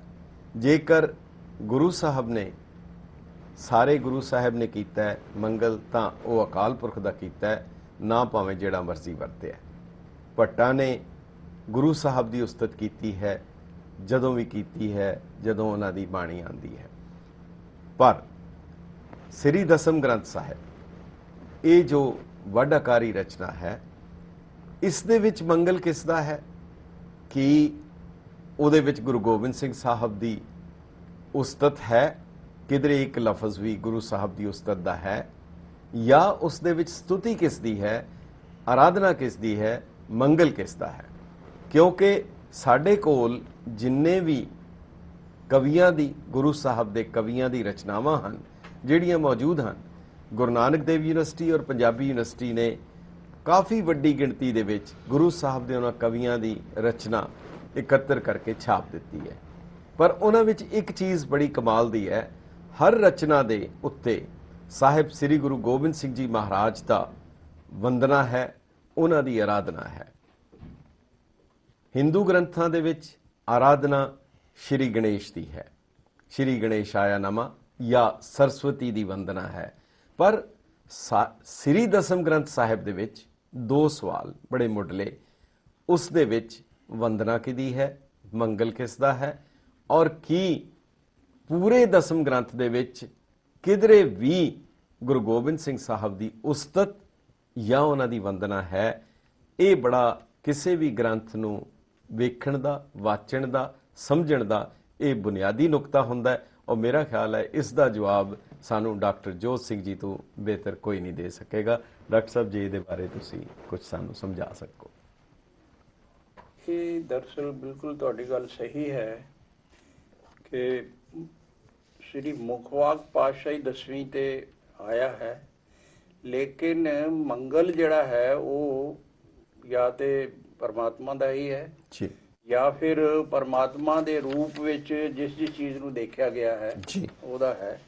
ਜੀ, ਬਚਿੱਤਰ ਨਾਟਕ ਦੀ ਜਿਹੜੀ ਰਚਨਾ ਹੈ ਜੀ, ਉਹਦੇ ਵਿੱਚ ਦਰਅਸਲ ਸਭ ਤੋਂ ਪਹਿਲਾਂ ਜਿਹੜਾ ਉਹਦਾ ਆਰੰਭ ਹੀ ਹੈ, ਜੀ, ਉਹ ਆਰੰਭ ਇਸ ਤਰ੍ਹਾਂ ਹੈ ਕਿ ਨਮਸਕਾਰ ਸ੍ਰੀ ਖੜਕ ਕੋ ਕਰੋ ਸੋ ਹਿਤ ਚਿਤ ਲਾਏ, ਪੂਰਨ ਕਰੋ ਗ੍ਰੰਥੇ ਤੁਮ ਮੋਇ ਕਰੋ ਸਹਾਏ। ਹੁਣ ਇਸ ਬੜੀ ਹੈਰਾਨਗੀ ਦੀ ਗੱਲ ਹੈ ਕਿ ਹਜ਼ਾਰਾਂ ਸਾਲ, ਸੈਂਕੜੇ ਸਾਲ, ਹਜ਼ਾਰਾਂ ਸਾਲ ਦੇ ਇਤਿਹਾਸ ਵਿੱਚ ਭਾਰਤ ਵਿੱਚ ਜਦੋਂ ਵੀ ਕੋਈ ਰਚਨਾ ਵੱਡੀ ਹੋਈ ਹੈ ਜਾਂ ਕਿਸੇ ਨੇ ਕੀਤੀ ਹੈ ਤੇ ਉਹ ਸਭ ਤੋਂ ਪਹਿਲਾਂ ਸਰਸਵਤੀ ਦੀ ਵੰਦਨਾ ਕਰਦਾ ਹੈ। ਜੀ, ਜੀ ਸਰਸਵਤੀ ਤੋਂ ਬਾਅਦ ਫਿਰ ਉਹ ਰਾਜੇ ਦੀ ਵੰਦਨਾ ਕਰਦਾ ਹੈ। ਰਾਜੇ ਤੋਂ ਬਾਅਦ ਫਿਰ ਉਹ ਦਰਅਸਲ ਆਪਣਾ ਜੇ ਕੋਈ ਹੋਰ ਇਸ਼ਟ ਹੈ, ਉਹ ਵੱਡਾ ਆਦਮੀ ਹੈ, ਉਸ ਦੀ ਵੰਦਨਾ ਕਰਦਾ ਹੈ ਜੀ ਤੇ ਫਿਰ ਉਹ ਗ੍ਰੰਥ ਸ਼ੁਰੂ ਹੁੰਦਾ ਹੈ। ਔਰ ਇਹ ਬਿਲਕੁਲ ਇੱਕਦਮ ਰੀਤ ਇਹਨਾਂ ਨੇ ਗੁਰੂ ਸਾਹਿਬ ਨੇ, ਗੁਰੂ ਗੋਬਿੰਦ ਸਿੰਘ ਸਾਹਿਬ ਨੇ ਇਸ ਰੀਤ ਨੂੰ ਨਾ ਚਲਾਉਂਦਿਆਂ ਹੋਇਆ ਆਪਣੇ ਹਿਸਾਬ ਨਾਲ ਉਹਨਾਂ ਨੇ ਸਭ ਤੋਂ ਪਹਿਲਾਂ ਜਿਹੜੀ ਵੰਦਨਾ ਹੈ ਜਾਂ ਜਿਹੜਾ ਮੰਗਲ ਹੈ ਜੀ। ਉਹ ਖੜਗ ਦਾ ਕੀਤਾ ਹੈ। ਜੀ ਜੀ ਜੀ ਕਿਉਂਕਿ ਖੜਗ ਦੀ ਬੜੀ ਜ਼ਰੂਰਤ ਸੀ ਔਰ ਦਰਅਸਲ ਗੁਰੂ ਨਾਨਕ ਸਾਹਿਬ ਨੇ ਵੀ ਘੁੰਮ ਘੁੰਮ ਕੇ ਦੇਖਿਆ ਸੀ ਜੀ ਤੇ ਇਹ ਉਚਾਰਨ ਕੀਤਾ ਸੀ ਕਿ ਖੱਤਰੀਆਂ ਦਾ ਧਰਮ ਛੋੜਿਆ ਮਲੇਛ ਭਾਖਿਆ ਗਈ, ਜੀ ਸ੍ਰਿਸ਼ਟ ਸਭ ਇੱਕ ਵਰਣ ਹੋਈ ਧਰਮ ਕੀ ਗਤ ਰਹੀ। ਜੀ ਤੋ ਖੱਤਰੀਆਂ ਛਤਰੀਆਂ ਦਾ ਜਿਹੜਾ ਕੰਮ ਸੀ ਤਲਵਾਰ ਦੇ ਨਾਲ, ਤਲਵਾਰ ਦੇ ਬਲ ਬਾਹੂਬਲ ਦੇ ਨਾਲ ਸੁਰੱਖਿਆ ਕਰਨੀ ਸਾਰਿਆਂ ਦੀ ਤੇ ਆਪਣੀ ਵੀ ਸੁਰੱਖਿਆ, ਤੇ ਉਹ ਜਿਹੜਾ ਸੀ ਉਹ ਖਤਮ ਹੋ ਚੁੱਕਾ ਸੀ। ਬਲਕਿ ਹਾਲਤ ਇਹ ਹੋ ਚੁੱਕੀ ਸੀ ਕਿ ਗੁਰੂ ਸਾਹਿਬ ਨੂੰ ਲਿਖਣਾ ਪਿਆ ਵੀ ਘਰ ਘਰ ਮੀਆਂ ਸਭਨਾ ਜੀਆਂ ਬੋਲੀ ਅਵਰ ਤੁਮਾਰੇ। ਜੀ ਲੋਕ ਆਪਣੀ ਬੋਲੀ ਹੀ ਛੱਡ ਗਏ ਸੀ ਜੀ ਜੀ ਜੀ ਤੇ ਮੀਆਂ ਸਾਹਿਬ ਮਤਲਬ ਕਰਕੇ ਇੱਕ ਦੂਸਰੇ ਨੂੰ, ਮਿਰਜ਼ਾ ਰਾਜਾ ਜੈ ਸਿੰਘ ਜਿਹੜਾ ਸੀ ਜੀ ਰਾਜਪੂਤ ਰਾਜਾ, ਉਹਦੇ ਨਾਂ ਦੇ ਨਾਲ ਮਿਰਜ਼ਾ ਮਤਲਬ ਲਫ਼ਜ਼ ਜਿਹੜਾ ਜੁੜਿਆ, ਇਹਦਾ ਮਤਲਬ ਇਹ ਪੂਰੀ ਤਰ੍ਹਾਂ ਇਹ ਲੋਕ ਸਾਰੇ ਸਰੈਂਡਰ ਹੋ ਚੁੱਕੇ ਸਨ। ਜੀ ਔਰ ਇਹਨਾਂ ਸਾਰਿਆਂ ਦਾ ਕਾਰਨ ਇਹੋ ਹੀ ਸੀ ਜੀ ਕਿ ਬ੍ਰਾਹਮਣ ਜਿਹੜਾ ਸੀ ਉਹ ਆਪਣੇ ਹਿਸਾਬ ਨਾਲ ਜਿਹੜਾ ਪੂਜਾ ਪਾਠ ਦਾ ਕੰਮ ਕਰਦਾ ਸੀ। ਲੇਕਿਨ ਹਾਲਤ ਇਹ ਸੀ ਕਿ ਜਦੋਂ ਰਾਜੇ ਦੇ ਦਰਬਾਰ ਦੇ ਵਿੱਚ, ਮੁਗਲ ਬਾਦਸ਼ਾਹਾਂ ਦੇ ਦਰਬਾਰ ਵਿੱਚ ਹੀ ਜਾਂਦੇ ਸੀਗੇ ਤੇ ਗੁਰੂ ਸਾਹਿਬ ਨੂੰ, ਗੁਰੂ ਨਾਨਕ ਸਾਹਿਬ ਨੂੰ ਲਿਖਣਾ ਪਿਆ ਵੀ ਅੰਤਰ ਪੂਜਾ ਪੜੇ ਕਤੇਬਾ ਸੰਜਮ ਤੁਰਕਾ ਭਾਈ। ਅੰਤਰ ਤੇ ਰਾਮ ਰਾਮ ਚੱਲ ਰਿਹਾ ਹੈ, ਪੂਜਾ ਚੱਲ ਰਹੀ ਹੈ, ਲੇਕਿਨ ਬਾਦਸ਼ਾਹ ਦੇ ਸਾਹਮਣੇ ਜੋ ਉੱਥੇ ਹੋ ਰਿਹਾ ਹੈ ਉਹ ਮਤਲਬ ਕਤੇਬ ਦਾ, ਜਿਸ ਦਾ ਵੀ ਕੁਰਾਨ ਸ਼ਰੀਫ ਦਾ ਜਾਂ ਹੋਰ ਕਿਸੇ ਦੀ ਵਿਆਖਿਆ, ਉਹ ਫਿਰ ਬਾਹਰੋਂ ਮਤਲਬ ਇੱਕਦਮ ਦਿਖਾਵੇ ਦੇ ਤੌਰ ਤੇ ਉਹਦੇ ਅੱਗੇ ਨਤਮਸਤਕ ਹੋ ਰਹੇ ਹਨ ਤੇ ਅੰਦਰ ਰਾਮ ਰਾਮ ਚੱਲ ਰਹੀ ਹੈ। ਤੇ ਗੁਰੂ ਨਾਨਕ ਦੇਵ ਜੀ ਕਹਿੰਦੇ ਹਨ ਕਿ ਛੋਡੀ ਲੈ ਪਖੰਡਾ, ਇਹ ਡੂਅਲ ਪਰਸਨੈਲਿਟੀ ਦੇ ਨਾਲ ਤੁਸੀਂ ਕਿੰਨਾ ਕੁ ਚਿਰ ਜੀ ਸਕੋਗੇ? ਤੁਸੀਂ ਇਸ ਪਖੰਡ ਨੂੰ ਛੱਡੋ, ਛੋਡੀ ਲੈ ਪਖੰਡਾ ਨਾਮ ਲਈਏ ਜਾਏ ਤਰਨ ਦਾ। ਔਰ ਉਹ ਸਾਰੀ ਮੁਹਿੰਮ ਜਦੋਂ ਚਲਦਿਆਂ ਗੁਰੂ ਗੋਬਿੰਦ ਸਿੰਘ ਸਾਹਿਬ ਤੱਕ ਆਉਂਦੀ ਹੈ ਤੇ ਫਿਰ ਉਹਨਾਂ ਨੇ ਉਸ ਸਾਰੀ ਪਰੰਪਰਾ ਨੂੰ ਉਲਟਾ ਕੇ ਬੜੇ ਸਿੱਧੇ ਔਰ ਸਪਸ਼ਟ ਰੂਪ ਦੇ ਵਿੱਚ ਖੜਗ ਦੀ ਗੱਲ ਜਿਹੜੀ ਹੈ ਉਹ ਕੀਤੀ ਹੈ। ਔਰ ਖੜਗ ਦੀ ਗੱਲ ਇਸ ਕਰਕੇ ਵੀ ਕੀਤੀ ਹੈ ਕਿ ਉਹਦੇ ਚਿੰਨ੍ਹ ਦਿੱਤੇ ਨੇ ਕਿ ਖਗ ਖੰਡ ਬਿਹੰਡੰ ਖਲਦਲ ਖੰਡੰ ਅਧਿਰਣ ਮੰਡੰ ਬਰ ਵੱਡੰ ਭੁਜ ਦੰਡ ਅਖੰਡੰ ਤੇਜ ਪ੍ਰਚੰਡੰ ਜੋਤੀ ਅਮੰਡੰ ਭਾਨ ਪ੍ਰਭੰ ਸੁਖ ਸੰਤਾਂ ਕਰਣੰ ਦੁਰਮਤ ਧਰਣੰ ਜੀ ਕਿਲਵਿਕ ਹਰਣੰ ਅਸि ਸਰਣੰ ਜੈ ਜੈ ਜਗ ਕਾਰਣ ਸ੍ਰਿਸ਼ਟੋ ਵਾਰਣ ਮਮ ਪ੍ਰਤਿਪਾਰਣ ਜੈ ਤੇਗ। ਕਿ ਇਹ ਤੇਗ ਜਿਹੜੀ ਹੈ ਇਸੇ ਨੇ ਹੀ ਦਰਅਸਲ ਕੰਮ ਦੇਣਾ ਹੈ ਔਰ ਇਹ ਸਵਾਭਿਮਾਨ ਦੀ ਰੱਖਿਆ ਵੀ ਇਸੇ ਨਹੀਂ ਕਰਨੀ ਹੈ। ਤੇ ਇਸ ਕਰਕੇ ਉਹਨਾਂ ਨੇ ਬਚਿੱਤਰ ਨਾਟਕ ਜਿਹੜਾ ਗ੍ਰੰਥ ਹੈ ਉਹ ਸਾਰੇ ਦੀ ਰਚਨਾ ਕੀਤੀ, ਜਿਹਦੇ ਵਿੱਚ ਭੰਗਾਣੀ ਦਾ ਯੁੱਧ ਵੀ ਹੈ, ਜਿਹਦੇ ਵਿੱਚ ਕਵੀ ਦਾ ਕੁੱਲ ਜਨਮ ਜਿਹੜਾ ਹੈ ਉਹ ਵੀ ਅਕਾਲ ਪੁਰਖ ਦੀ ਵੀ ਉਸਤਤ ਇਸੇ ਵਿੱਚ ਹੀ ਹੈ। ਤੇ ਨਦਾਉਣ ਦਾ ਯੁੱਧ, ਹੁਸੈਨੀ ਯੁੱਧ ਤੇ ਸ਼ਹਿਜ਼ਾਦੇ ਦਾ ਆਗਮਨ, ਮੌਜ਼ਮ ਦਾ ਪੰਜਾਬ ਆਗਮਨ ਆਉਣ ਦਾ, ਇਹ ਸਾਰੀਆਂ ਰਚਨਾਵਾਂ ਇਹਦੇ ਵਿੱਚ। ਔਰ ਜੰਗਾਂ ਯੁੱਧਾਂ ਦਾ ਫਿਰ ਵਰਣਨ ਕਰਦੇ ਹੋਏ ਲੋਕਾਂ ਨੂੰ ਮਤਲਬ ਇੱਕ ਨਵਾਂ ਇੱਕ ਕਨਸੈਪਟ ਦਿੱਤਾ ਕਿ ਸ਼ਾਸਤਰ ਨੂੰ ਸ਼ਸਤਰ ਦੇ ਨਾਲ ਜੁੜਨਾ ਪਏਗਾ। ਕੱਲਾ ਸ਼ਸਤਰ ਵੀ ਕੰਮ ਨਹੀਂ ਕਰਦਾ ਤੇ ਕੱਲਾ ਸ਼ਾਸਤਰ ਵੀ ਕੰਮ ਨਹੀਂ ਕਰਦਾ, ਤੇ ਇਹ ਦੋਵਾਂ ਨੂੰ ਨਾਲ ਜੋੜਨ ਵਾਸਤੇ ਉਹਨਾਂ ਨੇ ਫਿਰ ਦਸਮ ਗ੍ਰੰਥ ਦੀਆਂ ਇਹ ਰਚਨਾਵਾਂ ਕੀਤੀਆਂ ਜਿਹੜੀਆਂ ਕਿ ਯੁੱਧ ਦੇ ਨਾਲ ਬਹੁਤੀਆਂ ਸੰਬੰਧਿਤ। ਬਿਲਕੁਲ ਤੁਸੀਂ ਜਿਹੜਾ ਕਹਿ ਰਹੇ ਹੋ, ਨਮਸਕਾਰ ਸ੍ਰੀ ਖੜਗ ਕੋ ਕਰੋ ਸੋ ਹਿਤ ਚਿਤ ਲਾਏ। ਇੱਕ ਜਗ੍ਹਾ ਹੋਰ ਦਸਮ ਪਾਤਸ਼ਾਹ ਬੜੀ ਕਮਾਲ ਦੀ ਗੱਲ, ਇੱਕ ਲਾਈਨ 'ਚ ਮੇਰੇ ਖਿਆਲ ਨਾਲ ਸਾਰੀ ਫਿਲਾਸਫੀ ਆ ਜਾਂਦੀ ਹੈ। ਖੜਗ ਹਾਥ ਜਿਨ ਤਜੋ ਸੋ ਖੜਗ ਧਾਰਾ ਸਹੋ। ਤੁਸੀਂ ਤਲਵਾਰ ਨੂੰ ਆਪਣੇ ਹੱਥ ਤੋਂ ਛੱਡ ਦਿਓ, ਉਹ ਤਲਵਾਰ ਤੁਹਾਡੇ ਗਰਦਨ ਦੇ ਉੱਤੇ ਆ ਕੇ ਪਏਗੀ। ਖੜਗ ਹਾਥ ਜਿਨ ਤਜੋ ਖੜਗ ਧਾਰਾ ਸਹੋ, ਉਹਦੀ ਤੁਹਾਨੂੰ ਹੋਣਾ ਪਿਆ। ਇਸ ਤੋਂ ਪਹਿਲਾਂ ਇਹ ਸੀਗਾ ਕਿ ਜਨਨੀ ਜਨੇ ਤਾਂ ਭਗਤ ਜਨ ਕਹਿ ਦਾਤਾ, ਕਹਿ ਮੈਨੇ ਜਾਂ ਸੂਰਮਾ ਹੋਏ ਜਾਂ ਭਗਤ ਹੋਏ। ਪਰ ਗੁਰੂ ਸਾਹਿਬ ਨੇ ਤਾਂ ਕਿਹਾ ਨਾ, ਧਨ ਜੀਓ ਤੇ ਕੋ ਜਗ ਮੇ ਮੁਖਤੇ ਹਰ ਚਿੱਤ ਮੇ ਜੁਧ ਵਿਚਾਰੇ। ਇਹ ਜਿਹੜਾ ਸੰਤ ਸਿਪਾਹੀ ਦਾ ਸੰਕਲਪ ਜਿਹੜਾ ਸੀ ਇਹ ਗੁਰੂ ਸਾਹਿਬ ਨੇ ਦਿੱਤਾ। ਡਾਕਟਰ ਸਾਹਿਬ ਇਹਦੇ 'ਚ ਇੱਕ ਹੋਰ ਮੈਂ ਚਾਹਾਂਗਾ ਜੇ ਤੁਸੀਂ ਥੋੜਾ ਜਿਹਾ ਦਿਓ ਜਿਹੜਾ ਗੁਰੂ ਸਾਹਿਬ ਨੇ ਇਹ ਕਿਹਾ ਕਿ ਇਸੇ ਚੀਜ਼ ਨੂੰ ਕਰਦੇ ਆ, ਮੈਂ ਨਾ ਗਣੇਸ਼ੈ ਪ੍ਰਥਮ ਮਨਾਓ ਕਿਸ਼ਨ ਬਿਸ਼ਨ ਕਬਹੂ ਨਹੀਂ ਤਿਆਓ, ਪ੍ਰਥਮ ਲਫ਼ਜ਼ ਵਰਤਿਆ ਉਹਨਾਂ ਨੇ, ਪ੍ਰਥਮ, ਮੈਂ ਨਾ ਗਣੇਸ਼ੈ ਪ੍ਰਥਮ ਮਨਾਓ। ਪਰ ਫਿਰ ਦੂਜੇ ਪਾਸੇ ਜਿਹੜਾ ਕਰ ਰਹੇ ਹੈ ਪ੍ਰਥਮ ਕਿਹਨੂੰ ਫਿਰ ਮਨਾਵਾਂਗਾ, ਪ੍ਰਥਮ ਭਗਉਤੀ ਸਿਮਰਨ। ਇਹਦਾ ਮਤਲਬ ਇਹਦਾ ਕੀ ਅਰਥ ਹੋਇਆ ਕਿ ਉੱਥੇ ਪ੍ਰਥਮ ਲਿਖ ਰਿਹਾ, ਮੈਂ ਉਹਨੂੰ ਪ੍ਰਥਮ ਨਹੀਂ ਮਨਾਵਾਂਗਾ, ਇਹਦਾ ਮਤਲਬ ਉਹਨਾਂ ਦਾ ਸਬਸਟੀਟਿਊਟ ਹੈ ਫਿਰ ਸ੍ਰੀ ਸਾਹਿਬ ਨੂੰ ਕਹਿ ਰਹੇ ਆ। ਇਹ ਮਤਲਬ ਜੋ ਪਰੰਪਰਾਵਾਂ ਚੱਲ ਰਹੀਆਂ ਸਨ ਇਸ ਸਿਲਸਿਲੇ ਦੇ ਵਿੱਚ ਜੀ, ਉਹਨਾਂ ਪਰੰਪਰਾਵਾਂ ਨੂੰ ਦਰਅਸਲ ਗੁਰੂ ਸਾਹਿਬ ਨੇ ਇੱਕਦਮ, ਮੈਂ ਤੇ ਸਮਝਦਾ ਹਾਂ ਵੀ ਇੱਕ ਨਵੀਂ ਦਿਸ਼ਾ ਦਿੱਤੀ ਹੈ ਜੀ। ਔਰ ਨਵੀਂ ਦਿਸ਼ਾ ਦੇ ਵਿੱਚ ਇਹੋ ਹੀ ਹੈ ਵੀ ਗਣੇਸ਼ ਜਾਂ ਸਰਸਵਤੀ ਇਹ ਠੀਕ ਹੈ ਆਪਣੀ ਥਾਂ ਤੇ ਠੀਕ ਹੋਣਗੇ, ਲੇਕਿਨ ਹੁਣ ਸਾਨੂੰ ਲੋੜ ਹੈ ਕਿ ਸਾਡਾ ਜਿਹੜੀ ਪੂਜਾਵਾਂ ਦਾ ਬਲ ਹੈ, ਭਾਰੀ ਪੂਜਾਨ ਕੋ ਭਾਰੀ ਭਰੋਸੋ ਵਾਲੀ ਜਿਹੜੀ ਗੱਲ ਹੈ ਉਸ ਨੂੰ ਸਾਹਮਣੇ ਲਿਆਉਣਾ ਚਾਹੀਦਾ ਹੈ। ਭਾਰਤੀਯਤਾ ਦੇ ਵਿੱਚ ਜਿਹੜਾ ਇਹ ਨਹੀਂ ਹੈ ਵੀ ਭਾਰਤ ਦੇ ਲੋਕ ਜਾਣਦੇ ਨਹੀਂ, ਲੜਨਾ ਨਹੀਂ ਜਾਣਦੇ ਜਾਂ ਕੋਈ ਇਸ ਤਰ੍ਹਾਂ ਦੀ ਗੱਲ ਹੋਵੇ। ਉਹਨਾਂ ਨੇ ਕਿਹਾ ਕਿ ਵੀ ਹੁਣ ਸਮਾਂ ਆ ਗਿਆ ਕਿ ਇਸ ਤਰੀਕੇ ਦੇ ਨਾਲ ਅਸੀਂ ਰਹਿ ਨਹੀਂ ਸਕਾਂਗੇ ਤੇ ਸਾਨੂੰ ਤਿਆਰ ਰਹਿਣਾ ਚਾਹੀਦਾ ਹੈ ਔਰ ਆਪਣੀ ਸੁਰੱਖਿਆ ਆਪ ਕਰਨੀ ਚਾਹੀਦੀ ਹੈ। ਇਹ ਕੇਵਲ ਮੰਤਰਾਂ ਦੇ ਬਲ ਤੇ ਜਾਂ ਗਣੇਸ਼ ਦੇ ਬਲ ਤੇ ਜਾਂ ਸਰਸਵਤੀ ਦੇ ਬਲ ਤੇ ਸੰਭਵ ਨਹੀਂ ਹੋ ਸਕਦਾ, ਲੇਕਿਨ ਉਹ ਵੀ ਰਵੇ, ਲੇਕਿਨ ਨਾਲ ਹੀ ਨਾਲ ਜਿਹੜਾ ਸਾਡਾ ਬਲ ਹੈ, ਬਲ ਹੈ ਜਿਹੜਾ ਸਰੀਰਕ ਬਲ, ਉਹ ਸਰੀਰਕ ਬਲ ਦਾ ਔਰ ਆਪਣੇ ਦਿਮਾਗੀ ਬਲ ਦਾ, ਦੋਵਾਂ ਦਾ ਹੀ ਅਸੀਂ ਬਿਲਕੁਲ ਇਸੇ ਨੂੰ ਗੁਰੂ ਸਾਹਿਬ ਉਹਦੇ ਵਿੱਚ ਚਰਿਤਰੋਪਾਖਿਆਨ ਵਿੱਚ ਵੀ ਆਂਦਾ ਹੈ, ਬਿਲਕੁਲ ਇਸੇ ਦੀ ਪੂਰਤੀ ਜਿਵੇਂ ਹੁੰਦੀ ਹੈ ਕਿ ਜਬ ਕਹੋ ਮਿਸਰ ਆਗੇ ਕਹਾਂ ਜਵਾਬ ਦੇ ਹੋ, ਜਬੇ ਕਾਲ ਕੇ ਜਾਲ ਮੈਂ ਫਾਸ ਜਾਓ, ਤਉ ਲਿੰਗ पूजा करोगे वहीं तब तू को पुस्तक कर ले हो, भागवत पढ़ो कि गीता गए हो। सो बड़ा स्पष्ट सी कि ਇਹ ਜਿਹੜੀ ਸ੍ਰੀ ਸਾਹਿਬ ਹੈ, ਬਲਕਿ ਖੜਗ ਨੂੰ ਉਹਨਾਂ ਨੇ ਸ੍ਰੀ ਖੜਗ ਤੋਂ ਫਿਰ ਸ੍ਰੀ ਸਾਹਿਬ ਕਰਤਾ ਔਰ ਇੱਥੋਂ ਤੱਕ ਕਿ ਗੁਰੂ ਗੋਬਿੰਦ ਸਿੰਘ ਸਾਹਿਬ ਦੇ ਨਿਸ਼ਾਨ ਜਾਂ ਉਹਨਾਂ ਦੇ ਦਸਤਖਤ ਉਹਦੇ ਉੱਤੇ ਵੀ ਸ੍ਰੀ ਸਾਹਿਬ ਦਾ ਚਿੰਨ੍ਹ ਉਹ ਬਣਾਉਂਦੇ ਸੀ, ਇੱਕ ਲਾਈਨ ਵਾਹ ਕੇ ਫਿਰ ਇੱਕ ਉਹਦਾ ਜਿਵੇਂ ਤਲਵਾਰ ਦਾ ਦਸਤਾ ਦੇਣਾ। ਇਹ ਉਹਨਾਂ ਦਾ ਨਮਸਕਾਰ ਸ੍ਰੀ ਖੜਗ ਕੋ ਕਰਕੇ। ਤੁਸੀਂ ਕਹਿੰਦੇ ਜੀ ਕੁਝ ਕਹਿ ਰਹੇ? ਮਹਾਰਾਜ ਸੱਚੇ ਪਾਤਸ਼ਾਹ ਦੀ ਜਿਹੜੀ ਰੂਹ ਦੇ ਦਰਸ਼ਨ ਕਰਨੇ ਆ ਜੀ, ਉਹਨਾਂ ਦੇ ਬੋਲਿਆਂ ਚੋਂ, ਉਹਨਾਂ ਦੇ ਇਤਿਹਾਸ ਚੋਂ ਪ੍ਰਗਟ ਹੁੰਦੇ ਆ ਜੀ।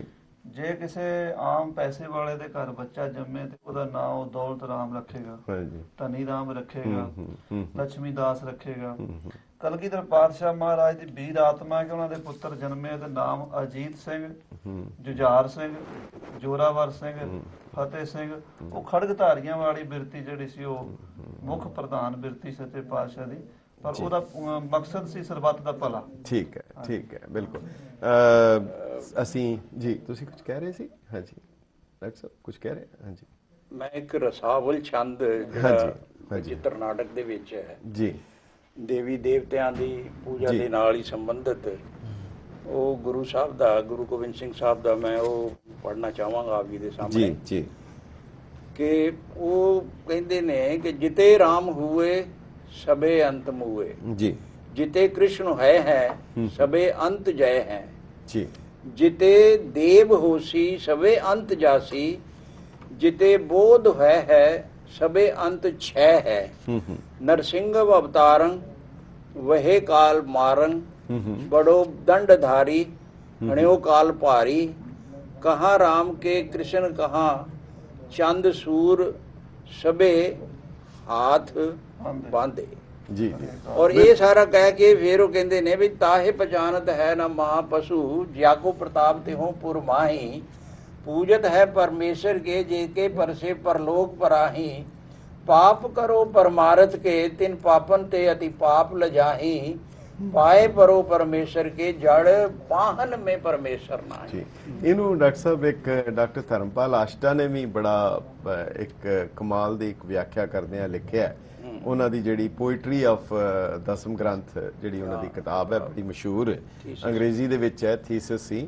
ਉਹਦੇ ਵਿੱਚ ਕਹਿੰਦੇ ਹੈ ਕਿ ਹਿੰਦੁਸਤਾਨ ਦੇ ਵਿੱਚ, ਭਾਰਤ ਦੇ ਵਿੱਚ, ਇੱਥੋਂ ਦੀ ਸੰਸਕ੍ਰਿਤੀ ਦੇ ਮੁਤਾਬਕ ਸ਼੍ਰੀ ਰਾਮ ਔਰ ਸ਼੍ਰੀ ਕ੍ਰਿਸ਼ਨ ਨੂੰ ਡਿਵਿਨਿਟੀ ਹਾਸਲ ਸੀ, ਅਧਿਆਤਮਕਤਾ ਔਰ ਦੇਵ ਪੁਰਸ਼ ਮੰਨੇ ਜਾਂਦੇ ਸੀ। ਗੁਰੂ ਨਾਨਕ ਸਾਹਿਬ ਨੇ ਉਹਨਾਂ ਨੂੰ ਧਰਾਤਲ ਦੇ ਉੱਤੇ ਲੈ ਆਂਦਾ, ਮਾਨਵੀਕਰਨ ਕਰ ਦਿੱਤਾ, ਰੋਵੇ ਰਾਮ ਨਿਕਾਲਾ ਭਇਆ। ਪਰ ਉਹ ਕਹਿੰਦੇ ਹਨ ਕਿ ਇਹ ਕਿਤਨੀ ਹੈਰਾਨੀ ਦੀ ਗੱਲ ਹੈ ਕਿ ਗੁਰੂ ਗੋਬਿੰਦ ਸਿੰਘ ਸਾਹਿਬ ਨੇ ਜਿਹੜਾ ਵਰਣਨ ਕਰਦਿਆਂ ਇੱਥੋਂ ਤੱਕ ਕਹਿ ਦਿੱਤਾ, ਕਿਤੇ ਕ੍ਰਿਸ਼ਨ ਸੇ ਕੀਟ ਕੋਟੇ ਬਣਾਏ, ਜਿਹੜੇ ਤੁਸੀਂ ਗੱਲ ਕਰ ਰਹੇ ਹੋ। ਸੋ ਉਹ ਸਪਸ਼ਟ ਕਰਦਾ ਹੈ ਕਿ ਗੁਰੂ ਸਾਹਿਬ ਦਾ ਆਸ਼ਾ ਜੇ ਵਾਹਿਗੁਰੂ ਦੇ ਨਾਲ ਅਗਰ ਕੰਪੇਅਰ ਕੀਤਾ ਜਾਏ ਤਾਂ ਉਹ ਆਪਣੇ ਬਾਰੇ ਵੀ ਕਹਿੰਦੇ ਹਨ ਕਿ ਉਹਨਾਂ ਦਾ ਆਪਣੇ ਬਾਰੇ ਵੀ ਇਸੇ ਅਕਾਲ ਪੁਰਖ ਬਾਝ ਇਸ ਕੀਟ ਪ੍ਰਤੀ ਆਪਣੇ ਆਪ ਨੂੰ ਉਹ ਇੱਕ ਕੀਟ ਕਹਿ ਕੇ ਮੁਖਾਤਬ ਕਰ ਰਹੇ ਹਨ ਕਿ ਅਕਾਲ ਪੁਰਖ ਦੇ ਬਰਾਬਰ ਕੋਈ ਵੀ ਵਿਅਕਤੀ ਦੀ ਹਸਤੀ ਭਾਵੇਂ ਕਿੰਨੀ ਉੱਚੀ ਹੋ ਜਾਏ ਉਹ ਇਸ ਤੋਂ ਉੱਤੇ ਨਹੀਂ ਹੋ ਸਕਦੀ। ਮੈਂ ਅਗਲਾ ਡਾਕਟਰ ਸਾਹਿਬ ਤੁਹਾਡੇ ਕੋਲ ਆਵਾਂਗਾ। ਅਸੀਂ ਇੱਕ ਲਫ਼ਜ਼ ਬਹੁਤ ਵੱਡਾ ਹੈ, ਕਾਲ ਔਰ ਅਕਾਲ, ਅਸੀਂ ਉਹ ਸਮਝਣਾ ਚਾਹਾਂਗੇ, ਪਰ ਤੁਸੀਂ ਸ੍ਰੀ ਦਸਮ ਗ੍ਰੰਥ ਸਾਹਿਬ ਦੀ ਇਹਦੇ ਵਿੱਚ ਕਿਹੜੀਆਂ ਰਚਨਾਵਾਂ, ਔਰ ਸਭ ਤੋਂ ਵੱਡੀ ਗੱਲ ਜਿਹੜੀ ਹੈਰਾਨੀ ਦੀ ਗੱਲ ਹੈ ਕਿ ਜਿਹੜਾ ਸਾਹਿਬ ਸ੍ਰੀ ਗੁਰੂ ਗ੍ਰੰਥ ਸਾਹਿਬ ਜੀ, ਉਹ ਸਾਰੇ ਦਾ ਸਾਰਾ ਇੱਕ ਵਿਸ਼ੇ ਤੇ ਇੱਕ ਸਬਜੈਕਟ ਹੈ, ਅਕਾਲ ਪੁਰਖ ਦੀ ਉਸਤਤ, ਉਹਦੇ ਵਿੱਚ ਹੋਰ ਕੁਝ ਵੀ ਨਹੀਂ। ਪਰ ਸ੍ਰੀ ਦਸਮ ਗ੍ਰੰਥ ਇੱਕ ਕੁਲਿਆਤ ਹੈ, ਕਲੈਕਟਡ ਵਰਕਸ ਹੈ, ਉਹ ਵੱਖਰੀਆਂ ਵੱਖਰੀਆਂ ਪੁਸਤਕਾਂ ਦਾ, ਗ੍ਰੰਥਾਂ ਦਾ ਸਮੂਹ ਹੈ। ਔਰ ਸਾਰੇ ਦਸਮ ਗ੍ਰੰਥ ਦੀ ਰਚਨਾ ਦੀ ਸ਼ੈਲੀ ਸਵਾਏ ਜ਼ਫਰਨਾਮੇ ਨੂੰ ਛੱਡ ਕੇ ਬਿਲਕੁਲ ਇੱਕ ਹੈ। ਗੁਰੂ ਗ੍ਰੰਥ ਸਾਹਿਬ ਦੀ ਵੱਖ-ਵੱਖ ਕਲਮਾਂ ਹਨ, ਸ਼ੈਲੀ ਵੱਖਰੀ ਹੈ। ਸ੍ਰੀ ਦਸਮ ਗ੍ਰੰਥ ਦੀ ਕਲਮ ਇੱਕ ਹੈ, ਸ਼ੈਲੀ ਵੱਖਰੀ ਹੈ। ਇਹ ਆਪ ਦਸਮ ਗ੍ਰੰਥ ਦੇ ਬਾਰੇ ਥੋੜੀ ਜੀ ਜਾਣ ਪਛਾਣ ਕਿ ਇਹ ਕਿਹੜੀਆਂ ਬਾਣੀਆਂ ਹਨ ਔਰ ਆਪਸ ਦੇ ਵਿੱਚ ਕਿਵੇਂ ਇੱਕ ਦੂਜੇ ਦੇ ਨਾਲ ਉਹਨਾਂ ਦਾ ਤਾਲੁਕ ਹੈ, ਕੀ ਉਹ ਵੱਖਰੀਆਂ ਵੱਖਰੀਆਂ ਉਹਨਾਂ ਨੂੰ ਵੱਖਰਾ ਕਰਕੇ ਵੇਖਿਆ ਜਾ ਸਕਦਾ ਹੈ ਜਾਂ ਕੋਈ ਉਹਨਾਂ ਦਾ ਸੀਕੁਐਂਸ ਵੀ ਜੁੜਦਾ ਹੈ। ਔਰ ਇਹਦੇ ਵਿੱਚ ਫਿਰ ਕਾਲ ਤੇ ਅਕਾਲ ਕਿਉਂ ਵਰਤਿਆ, ਕਿਉਂਕਿ ਇਸ ਤੋਂ ਪਹਿਲਾਂ ਮਾਰਨ ਵਾਲਾ, ਬਣਾਉਣ ਵਾਲਾ ਤੇ ਪਾਲਣ ਵਾਲਾ GOD, generator, operator, destroyer, Brahma, Vishnu, Mahesh ਮੰਨਿਆ ਜਾਂਦਾ ਸੀ। ਪਰ ਇਹ ਕਿਉਂ ਕਹਿਤਾ ਏਕ ਹੀ ਕਾਲ ਅਕਾਲ ਸਦਾ ਹੈ, ਕਾਲ ਹੀ ਅਕਾਲ ਹੈ, ਅਕਾਲ ਹੀ ਕਾਲ ਹੈ। ਇਹਦੇ ਬਾਰੇ ਅਗਰ ਆਪ ਜੀ ਜਾਣਕਾਰੀ ਦੇ ਸਕੋ। ਪਹਿਲਾਂ ਤਾਂ ਤੁਹਾਡਾ ਸਵਾਲ ਇਹ ਸੀ ਵੀ ਇਸ ਦੀਆਂ ਬਾਣੀਆਂ ਦਾ ਜਿਹੜੀਆਂ ਨੇ ਉਹ ਕਿਵੇਂ ਇੱਕ ਦੂਜੀ ਬਾਣੀ ਨਾਲ ਕਨੈਕਟਡ ਹਨ, ਕਿਹੜੀਆਂ ਬਾਣੀਆਂ ਤੇ ਕਿਵੇਂ ਇਹ ਬੜਾ ਮਹੱਤਵਪੂਰਨ ਸਵਾਲ ਹੈ ਜੀ। ਮੁੱਖ ਤੌਰ ਤੇ ਪਹਿਲਾਂ ਅਸੀਂ ਦੇਖੀਏ ਕਿ ਕੁਝ ਬਾਣੀਆਂ ਨੂੰ ਛੱਡ ਕੇ ਦੋ ਵੱਡੇ ਗ੍ਰੰਥ ਸਨ ਜੀ। ਬਚਿੱਤਰ ਨਾਟਕ, ਦੂਜਾ ਗ੍ਰੰਥ ਸੀ ਚਰਿਤ੍ਰੋਪਾਖਿਆਨ ਜੀ। ਇਹਦਾ ਕੇਸਰ ਸਿੰਘ ਛਿੱਬਰ ਨੇ ਵੀ ਜ਼ਿਕਰ ਕੀਤਾ ਹੈ। ਜੀ। ਬਚਿੱਤਰ ਨਾਟਕ ਤੋਂ ਇਲਾਵਾ ਉਹ ਕਹਿੰਦਾ ਕੁਝ ਇੱਕ ਹੋਰ ਸੀ ਜਿਹਦੇ ਵਿੱਚ ਵਿਚਿੱਤਰ ਕਹਾਣੀਆਂ ਸਨ, ਉਹ ਚਰਿਤ੍ਰੋਪਾਖਿਆਨ ਵੱਲ ਇਸ਼ਾਰਾ ਕਰਦਾ ਹੈ। ਜਦੋਂ ਅਸੀਂ ਦਸਮ ਗ੍ਰੰਥ ਦੀਆਂ ਬਾਣੀਆਂ ਵੱਲ ਦੇਖਾਂਗੇ, ਜਿਹੜੀ ਇੱਕ ਸਭ ਤੋਂ ਵੱਡੀ ਸਾਡੇ ਸਾਹਮਣੇ ਸਮੱਸਿਆ ਹੈ ਕਿ ਅਗਰ ਇੱਕ ਬਾਣੀ ਨੂੰ ਅਸੀਂ ਹਿਲਾਉਂਦੇ ਹਾਂ ਤਾਂ ਇਹਦਾ ਮਤਲਬ ਹੈ ਕਿ ਸਾਨੂੰ ਅਲਟੀਮੇਟਲੀ ਜਾਪ ਸਾਹਿਬ ਵੀ ਨਕਾਰਨਾ ਪਵੇਗਾ। ਜੀ ਜੀ ਜੀ। ਕਿਉਂਕਿ ਬਾਣੀਆਂ ਸਾਰੀਆਂ ਆਪਸ ਵਿੱਚ ਬਿਲਕੁਲ ਜਿਹੜੀਆਂ ਨੇ ਉਹ ਇੱਕ ਦੂਜੇ ਵਿੱਚ ਰਲੀਆਂ ਹੋਈਆਂ ਹਨ, ਇਸ ਤਰ੍ਹਾਂ ਜੜ੍ਹਾਂ ਹਨ ਇੱਕ ਦੂਜੀ ਵਿੱਚ ਕਿ ਉਹਨੂੰ ਵੱਖ ਕਰਕੇ ਨਹੀਂ ਵੇਖਿਆ ਜਾ ਸਕਦਾ ਜੀ। ਜਿਹੜੀ ਗੱਲ ਤੁਸੀਂ ਕਾਲ ਪੁਰਖ ਤੇ ਅਕਾਲ ਪੁਰਖ ਦੀ ਕੀਤੀ ਹੈ, ਇਹਦੇ ਲਈ ਇੱਕ ਚੀਜ਼ ਸਮਝਣੀ ਬਹੁਤ ਜ਼ਰੂਰੀ ਹੈ ਜੀ। ਅਕਾਲ ਹੈ God beyond history, beyond time, time ਤੇ ਸਪੇਸ ਤੋਂ ਪਰੇ, ਜਿਹੜਾ ਉਸ ਨੂੰ ਨਿਰਗੁਣ ਰੂਪ ਅਸੀਂ ਕਹਿ ਲਵਾਂਗੇ ਜੀ। ਸਿੱਖ ਅਕਾਲ ਪੁਰਖ ਕਹਿੰਦੇ ਨੇ, ਨਿਰਗੁਣ ਪਰਮੇਸ਼ਰ ਨਹੀਂ ਕਹਿੰਦੇ। ਉਹ ਵੀ ਇੱਕ ਸਮੱਸਿਆ ਹੈ ਜੀ। ਉਹ ਸਮੱਸਿਆ ਇਹ ਹੈ ਕਿ ਉਸ ਦੀ ਪਹਿਚਾਣ ਗੁਣਾ ਕਾਰਨ ਹੈ, ਡਿਵਾਈਨ ਗੁਣਾ ਕਰਕੇ ਉਹਦੀ ਜਗਤ ਵਿੱਚ ਪਹਿਚਾਣ ਹੈ, ਇਸ ਕਰਕੇ ਨਿਰਗੁਣ ਕਹਿਣਾ ਜੀ ਇਹ ਬਹੁਤ ਉਚਿਤ ਨਹੀਂ ਹੈ। ਹਾਲਾਂਕਿ ਕਿਹਾ ਜਾ ਸਕਦਾ, ਉਸਨੂੰ ਨਿਰਾਕਾਰ ਕਿਹਾ ਜਾ ਸਕਦਾ, ਨਿਰਗੁਣ ਨਹੀਂ ਕਿਹਾ। ਨਿਰਾਕਾਰ ਕਹਿਣ ਦੀਆਂ ਵੀ ਆਪਣੀਆਂ ਸੀਮਾਵਾਂ ਨੇ ਜੀ। ਅਸੀਂ ਉਸਨੂੰ ਕਾਲ ਕਹਿੰਦੇ ਆ ਕਿ ਉਹ ਸਮੇਂ ਤੋਂ ਬਾਹਰ ਹੈ ਜੀ। ਤੇ ਜਿਹੜਾ ਅਕਾਲ ਪੁਰਖ ਹੈ, ਅਸੀਂ ਕਹਿੰਦੇ ਆ ਗੋਡ ਬਿਯੋਂਡ ਹਿਸਟਰੀ, ਜਿਹੜਾ ਕਿ ਕੁਦਰਤ ਵਿੱਚ ਵਸਦਾ ਹੈ, ਪਰੰਤੂ ਜਿਹੜਾ ਉਹ ਕੁਦਰਤ ਵਿੱਚ ਗੁਣ ਕਰਕੇ ਵਸਦਾ ਹੈ। ਇਸ ਕਰਕੇ ਸ਼੍ਰੀ ਗੁਰੂ ਗ੍ਰੰਥ ਸਾਹਿਬ ਵਿੱਚ ਜਿਹੜਾ ਕੀਰਤਮ ਨਾਮ ਹੈ ਉਹ ਗੁਣ ਤੇ ਆਧਾਰਿਤ ਨਾਮ ਹੈ। ਦੂਜੀ ਚੀਜ਼ ਹੈ ਦਸਮ ਗ੍ਰੰਥ, ਉਹ ਕਰਮ ਨਾਮ ਦਾ ਗ੍ਰੰਥ ਹੈ। ਤਬ ਸਰਬ ਨਾਮ ਕਥੈ ਕਵਨ ਕਰਮ ਨਾਮ ਪਰਨਾ ਸਮਰਥ। ਔਰ ਜਿਹੜਾ ਕਰਮ ਨਾਮ ਹੈ ਉਹ ਇਸ ਕਾਰਨ ਹੈ ਕਿ ਇਹ ਕਾਲ ਪੁਰਖ ਦੀ ਸਿਫਤ, ਜਿਹੜਾ ਦੂਜੀ ਫਾਰਮ ਹੈ ਪਰਮੇਸ਼ਵਰ ਦੀ, ਜਿਸ ਨੂੰ ਅਸੀਂ ਸਥੂਲ ਫਾਰਮ ਕਹਿ ਸਕਦੇ ਹਾਂ, ਸਥੂਲ ਫਾਰਮ ਵਿੱਚ ਫਿਰ ਅੰਤਰ ਹੈ। ਇੱਕ ਤਾਂ ਸਾਰਾ ਜਗਤ ਹੀ ਉਹਦੀ ਸਥੂਲ ਫਾਰਮ ਹੈ, ਦੂਜੀ ਚੀਜ਼ ਹੈ ਕਾਲਪੁਰਖ ਫਿਰ ਸਾਰਾ ਜਗਤ ਨਹੀਂ ਹੈ, ਹਰ ਵਿਅਕਤੀ ਕਾਲਪੁਰਖ ਨਹੀਂ ਹੈ। ਜਿਹੜੇ ਡਿਵਾਈਨ ਕੌਤਕ ਕਰਨ ਦੇ ਸਮਰੱਥ ਪੁਰਸ਼ ਇਸ ਜਗਤ ਵਿੱਚ ਆਉਂਦੇ ਨੇ, ਕਾਲਪੁਰਖ ਉਹ ਵਿਅਕਤੀ, ਉਹ ਜਿਹੜਾ ਇਤਿਹਾਸਕ ਸਵਰੂਪ ਹੈ, ਉਸ ਨੂੰ ਅਸੀਂ ਮੰਨ ਲਿਆ ਕਿ ਇਹ ਕਾਲ ਦੀ ਸ਼ਕਤੀ ਪ੍ਰਗਟ ਹੋਈ ਹੈ ਤੇ ਸਮੇਂ ਵਿੱਚ ਅਕਾਲ ਪੁਰਖ ਪ੍ਰਗਟ ਹੋਇਆ, ਇਸ ਕਰਕੇ ਉਹਦਾ ਨਾਮ ਕਾਲਪੁਰਖ ਪੈ ਗਿਆ। ਤੋਂ ਅਕਾਲ ਤੇ ਅਕਾਲ, ਸ਼੍ਰੀ ਦਸਮ ਗ੍ਰੰਥ ਸਾਹਿਬ ਜਿਹੜੇ ਨੇ ਉਹ ਕਾਲਪੁਰਖ ਦੇ ਚੋਜਾਂ ਦੀ ਬਾਤ ਹੈ, ਕਾਲਪੁਰਖ ਦੀ ਸਿਫਤ ਸਲਾਹ ਦੀ ਬਾਤ ਹੈ ਜੀ। ਜਿਹੜਾ ਇਸ ਨੂੰ ਨਿਰਾਪੁਰਾ ਸਾਹਿਤ ਨਹੀਂ ਕਿਹਾ ਜਾ ਸਕਦਾ। ਜਦੋਂ ਕਾਲਪੁਰਖ ਦੇ ਸਵਰੂਪ ਬਿਆਨ ਕੀਤੇ ਜਾਂਦੇ ਨੇ ਤੇ ਇਹ ਅਸੀਂ ਮੰਨਦੇ ਹਾਂ ਕਿ ਇੱਕ ਕਿਸਮ ਦਾ ਸਾਹਿਤ ਹੈ ਜੀ, ਪਰੰਤੂ ਜਦੋਂ ਅਸੀਂ ਕਾਲਪੁਰਖ ਦੀ ਸਿਫਤ ਜਗ੍ਹਾ ਜਗ੍ਹਾ ਤੇ ਵੇਖਦੇ ਹਾਂ ਤੇ ਫਿਰ ਉਹ ਕਾਲਪੁਰਖ ਦੀ ਸਿਫਤ ਜਿਹੜੀ ਉਹ ਬਾਣੀ ਰੂਪ ਹੋ ਜਾਂਦੀ ਹੈ। ਇਸ ਕਰਕੇ ਇਹ ਕੋਈ ਅਜਿਹਾ ਸਾਹਿਤ ਨਹੀਂ ਕਿ ਹੋਰ ਕਿਤਾਬਾਂ ਦੇ ਤੁਲ ਇਸ ਗ੍ਰੰਥ ਦੀ ਬਾਣੀਆਂ ਕੁਝ ਰੱਖ ਦਈਏ। ਸੋ ਇਹ ਇਸ ਬਾਤ ਨੂੰ ਸਮਝਣ ਵਾਲੀ ਜਿਹੜੀ ਗੱਲ ਹੈ ਜੀ ਜੀ। ਇਹ ਬਾਣੀਆਂ ਹੁਣ ਜਿਹੜੇ ਸਾਡੇ ਕੁਝ ਵੀਰ ਨੇ, ਉਹ ਮੈਨੂੰ ਕਿਸੇ ਨੇ ਪਿੱਛੇ ਵੀ ਇੱਕ ਗੱਲ ਕਹੀ, ਕਹਿੰਦੇ ਜਦੋਂ ਤੁਹਾਡੇ ਲੈਕਚਰ ਸੁਣਿਆ ਸੀ ਨਾ ਤਦੋਂ ਮੈਨੂੰ ਬਹੁਤ ਚੰਗਾ ਲੱਗਿਆ ਜਿਹੜੀ ਤੁਸੀਂ ਕਾਲਪੁਰਖ ਦੀ ਵਿਆਖਿਆ ਕੀਤੀ ਸੀ, ਪਰੰਤੂ ਮਗਰੋਂ ਮੇਰਾ ਮਨ ਬਦਲ ਗਿਆ। ਮਗਰੋਂ ਕਹਿਣ ਲੱਗੇ ਕਿ ਕਾਲਪੁਰਖ ਮੈਂ ਵੇਖਿਆ ਕਿ ਇਹ ਤੇ ਹੈ ਹੀ ਨਹੀਂ। ਮੈਂ ਕਿਹਾ ਨਹੀਂ, ਇਹ ਸ੍ਰੀ ਗੁਰੂ ਗ੍ਰੰਥ ਸਾਹਿਬ ਵਿੱਚ ਵੀ ਇਹਦੀਆਂ ਨਿਸ਼ਾਨਦੇਹੀਆਂ ਹੈ ਨੇ, ਕਿਉਂਕਿ ਦੋਵੇਂ ਡਿਵਾਈਡ ਕਰਕੇ ਨਹੀਂ ਵੇਖੇ ਜਾ ਸਕਦੇ। ਜਿਹੜਾ ਅਕਾਲ ਪੁਰਖ ਹੈ ਉਹਦੇ ਦਰਸ਼ਨ ਸਾਨੂੰ ਵਾਰ-ਵਾਰ ਦਸਮ ਗ੍ਰੰਥ ਵਿੱਚ ਹੋਣਗੇ ਤੇ ਕਾਲ ਪੁਰਖ ਦੇ ਸ੍ਰੀ ਗੁਰੂ ਗ੍ਰੰਥ ਸਾਹਿਬ ਵਿੱਚ ਵੀ ਹੋਣਗੇ, ਪਰੰਤੂ ਇੱਕ ਮੋٹے ਤੌਰ ਤੇ ਅਕਾਲ ਸਵਰੂਪ ਦਾ ਬਿਆਨ ਬਹੁਤਾ ਜਿਹੜਾ ਹੈ ਪ੍ਰਭਾਵਕਾਰੀ ਤਰੀਕੇ ਨਾਲ ਗੁਰੂ ਗ੍ਰੰਥ ਸਾਹਿਬ ਵਿੱਚ ਹੋਇਆ ਤੇ ਕਾਲ ਪੁਰਖ ਦਾ ਪ੍ਰਭਾਵਕਾਰੀ ਤਰੀਕੇ ਨਾਲ ਜਿਹੜਾ ਬਿਆਨ ਹੈ ਉਹ ਦਸਮ ਗ੍ਰੰਥ ਵਿੱਚ ਹੋਇਆ। ਉਹ ਕਹਿਣ ਲੱਗੇ ਕਿਵੇਂ? ਮੈਂ ਕਿਹਾ ਇਹ ਜਿਹੜਾ ਸਤਜੁਗ ਤੈ ਮਾਨਿਓ ਛਲਿਓ ਬਲ ਬਾਵਰ ਪਾਇਓ, ਤ੍ਰੇਤੇ ਤੈ ਮਾਨਿਓ ਰਾਮ ਰਗਵ, ਇਹ ਸਾਰਾ ਕਾਲ ਪੁਰਖ ਦੀ ਗਾਥਾ ਹੈ। ਔਰ ਜਿਹੜਾ ਵਾਹਿਗੁਰੂ ਨਾਮ ਹੈ ਉਹ ਕਾਲ ਤੇ ਅਕਾਲ ਦਾ ਮਿਸ਼ਰਿਤ ਰੂਪ ਹੈ, ਕਿਉਂਕਿ ਗੁਰੂ ਜਿਹੜਾ ਹੈ ਉਹ ਫਾਰਮ ਧਾਰ ਕੇ ਜਗਤ ਵਿੱਚ ਵੀ ਆਉਂਦਾ ਹੈ ਤੇ ਆਦਮ ਤੇ ਇੱਕ ਅਵਤਾਰਾ ਸੋਈ ਗੁਰੂ ਸਮਝਿਓ ਹਮਾਰਾ, ਉਹ ਵੀ ਹੈ। ਇਸ ਕਰਕੇ ਇਹ ਨਾਮ ਹੀ ਜਿਹੜਾ ਕਾਲ ਤੇ ਅਕਾਲ ਦਾ ਸੁਮੇਲ ਹੈ। ਸੋ ਉਹਨਾਂ ਨੂੰ ਫਿਰ ਅੱਗੇ ਕੋਈ ਬਾਤ ਨਹੀਂ ਆਈ ਜੀ। ਹੁਣ ਜਿਹੜੇ ਵੀਰ ਕਹਿੰਦੇ ਨੇ ਕਿ ਨਹੀਂ ਕਾਲ ਪੁਰਖ ਤੇ ਹੋ ਹੀ ਨਹੀਂ ਸਕਦਾ, ਕਾਲ ਸਾਨੂੰ ਪ੍ਰਵਾਨਿਤ ਨਹੀਂ ਹੈ ਕਿਉਂਕਿ ਮਹਾਕਾਲ ਹੈ, ਇਹ ਵਿਕਰਿਤ ਰੂਪ ਹੈ, ਇਹ ਸ਼ਿਵ ਦਾ ਸਰੂਪ ਹੈ, ਉਹ ਵੀਰਾਂ ਨੂੰ ਇਹ ਸਮਝਣ ਦੀ ਲੋੜ ਹੈ ਕਿ ਜੇ ਅਸੀਂ ਕਾਲ ਪੁਰਖ ਦੀ ਗੱਲ ਕਰੀਏ ਜਾਂ ਮਹਾਕਾਲ ਦੀ ਗੱਲ ਕਰੀਏ ਤਾਂ ਉਹ ਜਿਹੜਾ ਜਾਪ ਸਾਹਿਬ ਦਾ ਨਮੋ ਸਰਬ ਕਾਲੇ ਤੇ ਨਮੋ ਕਾਲ ਕਾਲੇ ਹੈ, ਕਾਲਾਨ ਕਾਲ ਹੈ, ਉਹ ਹੀ ਮਹਾਕਾਲ ਹੈ ਜੀ ਜੀ। ਇਸ ਕਰਕੇ ਜੇ ਅਸੀਂ ਮਹਾਕਾਲ ਅਗਲੀਆਂ ਰਚਨਾਵਾਂ ਵਿੱਚੋਂ ਹਟਾਉਣ ਦਾ ਯਤਨ ਕਰਾਂਗੇ ਤਾਂ ਕਾਲ ਪੁਰਖ ਦੇ ਦਰਸ਼ਨ ਸਾਨੂੰ ਜਿਹੜਾ ਹੈ ਉਹ ਜਾਪ ਸਾਹਿਬ ਵਿੱਚ ਹੋਣਗੇ ਤੇ ਜਾਪ ਸਾਹਿਬ ਵੀ ਪਾਸੇ ਕਰਨਾ ਪਵੇਗਾ, ਜਿਹੜਾ ਕਿ ਕੁਝ ਲੋਕਾਂ ਨੇ ਕਰ ਦਿੱਤਾ ਹੈ ਜੀ। ਜਾਪ ਸਾਹਿਬ ਤੋਂ ਬਾਅਦ ਦੂਜੀ ਬਾਣੀ ਜਿਹੜੀ ਹੈ ਸ਼੍ਰੀ ਅਕਾਲ ਉਸਤਤ, ਆਪਾਂ ਉਹਦੇ ਤੇ ਫਿਰ ਅਗਲੇ ਸੈਗਮੈਂਟ ਚ ਆਵਾਂਗੇ ਕਿਉਂਕਿ ਇਹ ਵੀ ਜਿਹੜਾ ਤੁਸੀਂ ਇਹਦੇ ਚ ਦੋ ਸਵਾਲ ਹੈਗੇ ਛੋਟੇ ਛੋਟੇ ਉਪਜਦੇ, ਮੈਂ ਬਾਅਦ ਵਿੱਚ ਗੱਲ ਕਰਦਾ ਇੱਕ ਵਕਫੇ ਦੇ ਬਾਅਦ ਹਾਜ਼ਰ।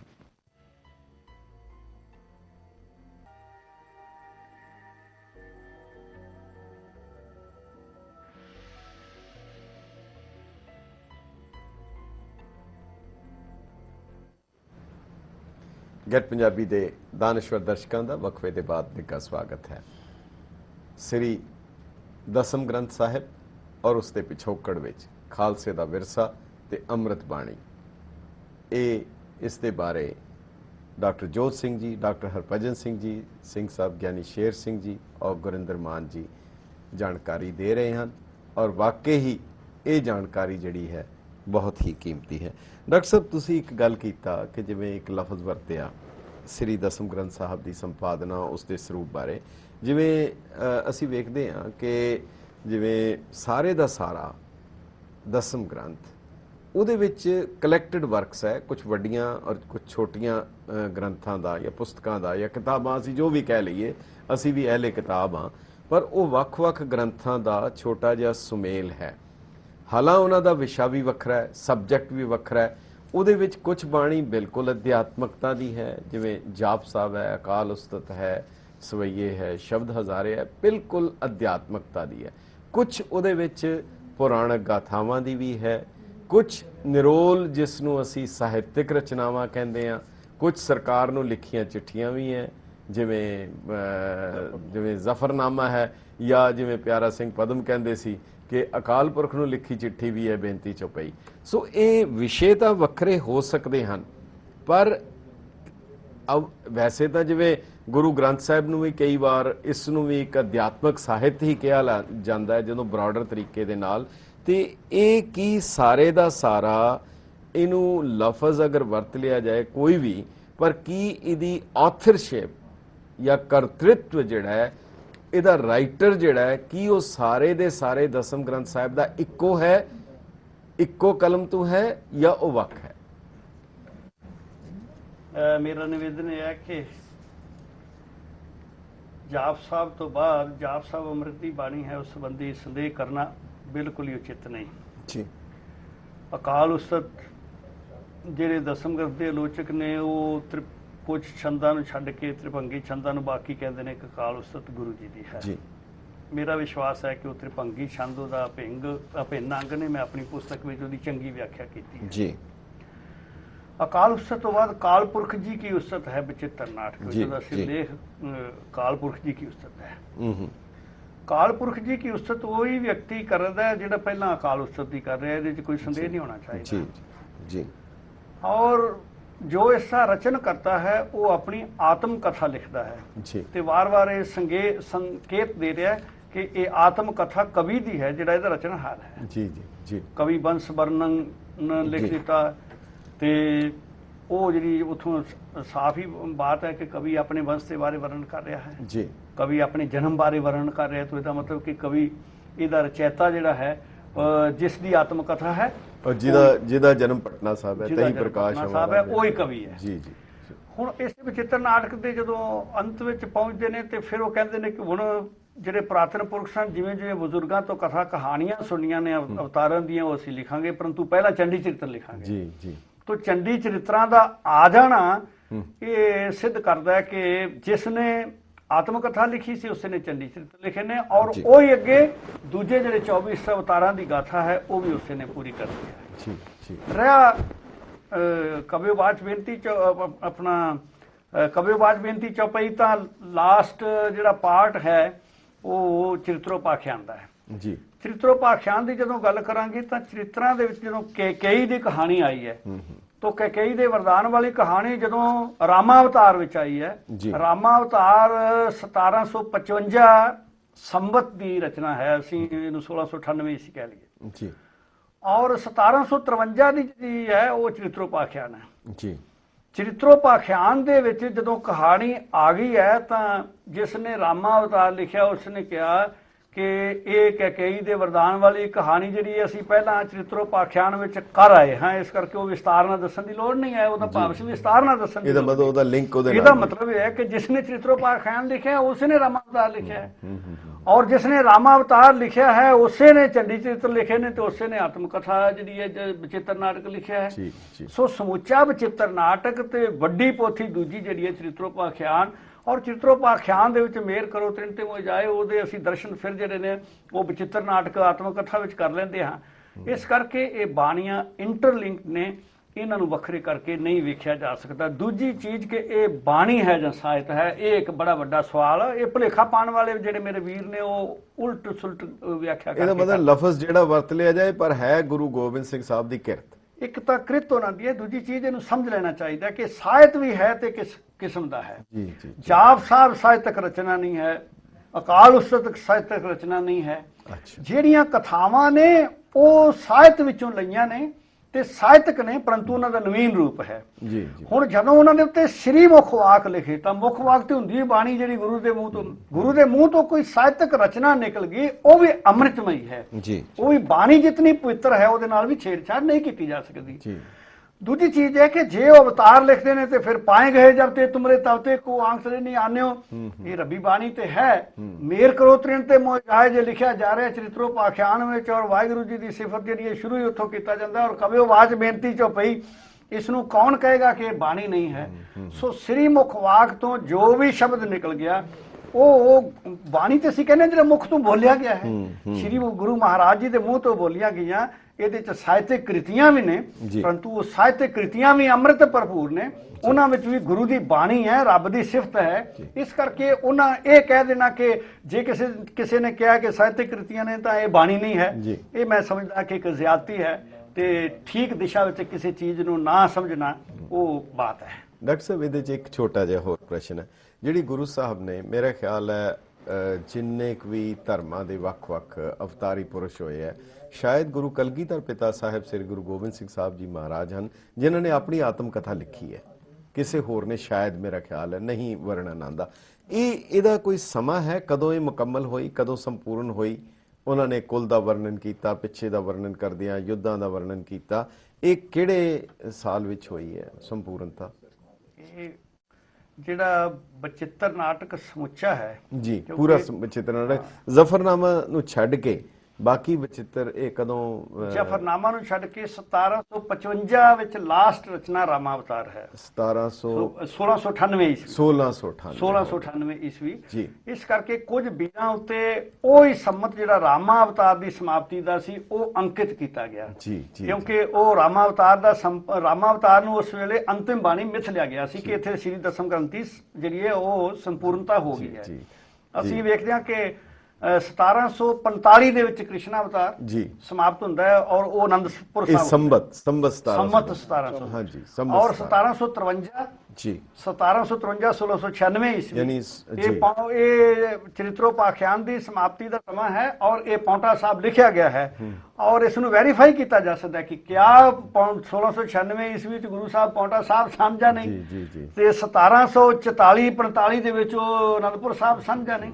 ਇਹ ਸਾਰੀਆਂ ਚੀਜ਼ਾਂ, ਇਹਨਾਂ ਚੀਜ਼ਾਂ ਨੂੰ ਇਗਨੋਰ ਕਰਕੇ ਸਿਰਫ ਆਪਣੇ ਮਤਲਬ ਦੇ ਨਾਲ ਅਰਥ ਕਰਾ ਕੇ ਕੁਝ ਪੰਕਤੀਆਂ ਦੇ ਲੋਕਾਂ ਨੂੰ ਗੁੰਮਰਾਹ ਕਰਨਾ, ਮੈਂ ਸਮਝਣਾ ਇਹ ਨਾ ਕੋਈ ਸਿਆਣਪ ਹੈ ਨਾ ਸਕਾਲਰਸ਼ਿਪ ਹੈ। ਬਿਲਕੁਲ ਇਸੇ ਤਰ੍ਹਾਂ ਹੀ ਅਗਰ ਕੋਈ ਵਿਅਕਤੀ ਅਗਰ ਆਪਣੀ ਜਨਮ ਕਥਾ ਲਿਖਦਾ ਹੈ, ਆਪਣੀ ਆਤਮ ਕਥਾ ਲਿਖਦਾ ਹੈ, ਆਟੋਬਾਇਓਗ੍ਰਾਫੀ, ਸੋ ਕੁਦਰਤੀ ਤੌਰ ਤੇ ਜਦੋਂ ਆਤਮ ਕਥਾ ਤੇ ਹੋਈ ਜਿਸ ਦੇ ਬੰਦੇ ਦੇ ਆਪਣੇ ਜੀਵਨ ਕਾਲ ਵਿੱਚ ਲਿਖੀ, ਉਸ ਸਮੇਂ ਤੱਕ ਦੀਆਂ ਘਟਨਾਵਾਂ ਦਾ ਵਰਣਨ ਕਰੇਗਾ। ਆਉਣ ਵਾਲੇ ਸਮੇਂ ਦਾ ਕਰ ਨਹੀਂ ਸਕਦਾ। ਉਹ ਕਿਸ ਤਰ੍ਹਾਂ ਕੋਈ ਨਜੂਮੀ ਤੇ ਹੈ ਨਹੀਂ ਜਾਂ ਜੋਤਸ਼ੀ ਨਹੀਂ ਹੈ। ਪਰ ਇਹ ਡਾਕਟਰ ਸਾਹਿਬ ਉਹਨਾਂ ਲੋਕਾਂ ਬਾਰੇ ਕੀ ਕਹੋਗੇ ਜਿਹੜੇ ਉਸ ਤੋਂ 10 ਸਾਲ ਬਾਅਦ ਕੋਈ ਘਟਨਾਵਾਂ ਹੋਈਆਂ ਉਹਨਾਂ ਕਹਿੰਦੇ ਜੀ ਉਹਦਾ ਜ਼ਿਕਰ ਕਿਉਂ ਨਹੀਂ ਆਇਆ ਵਿੱਚ?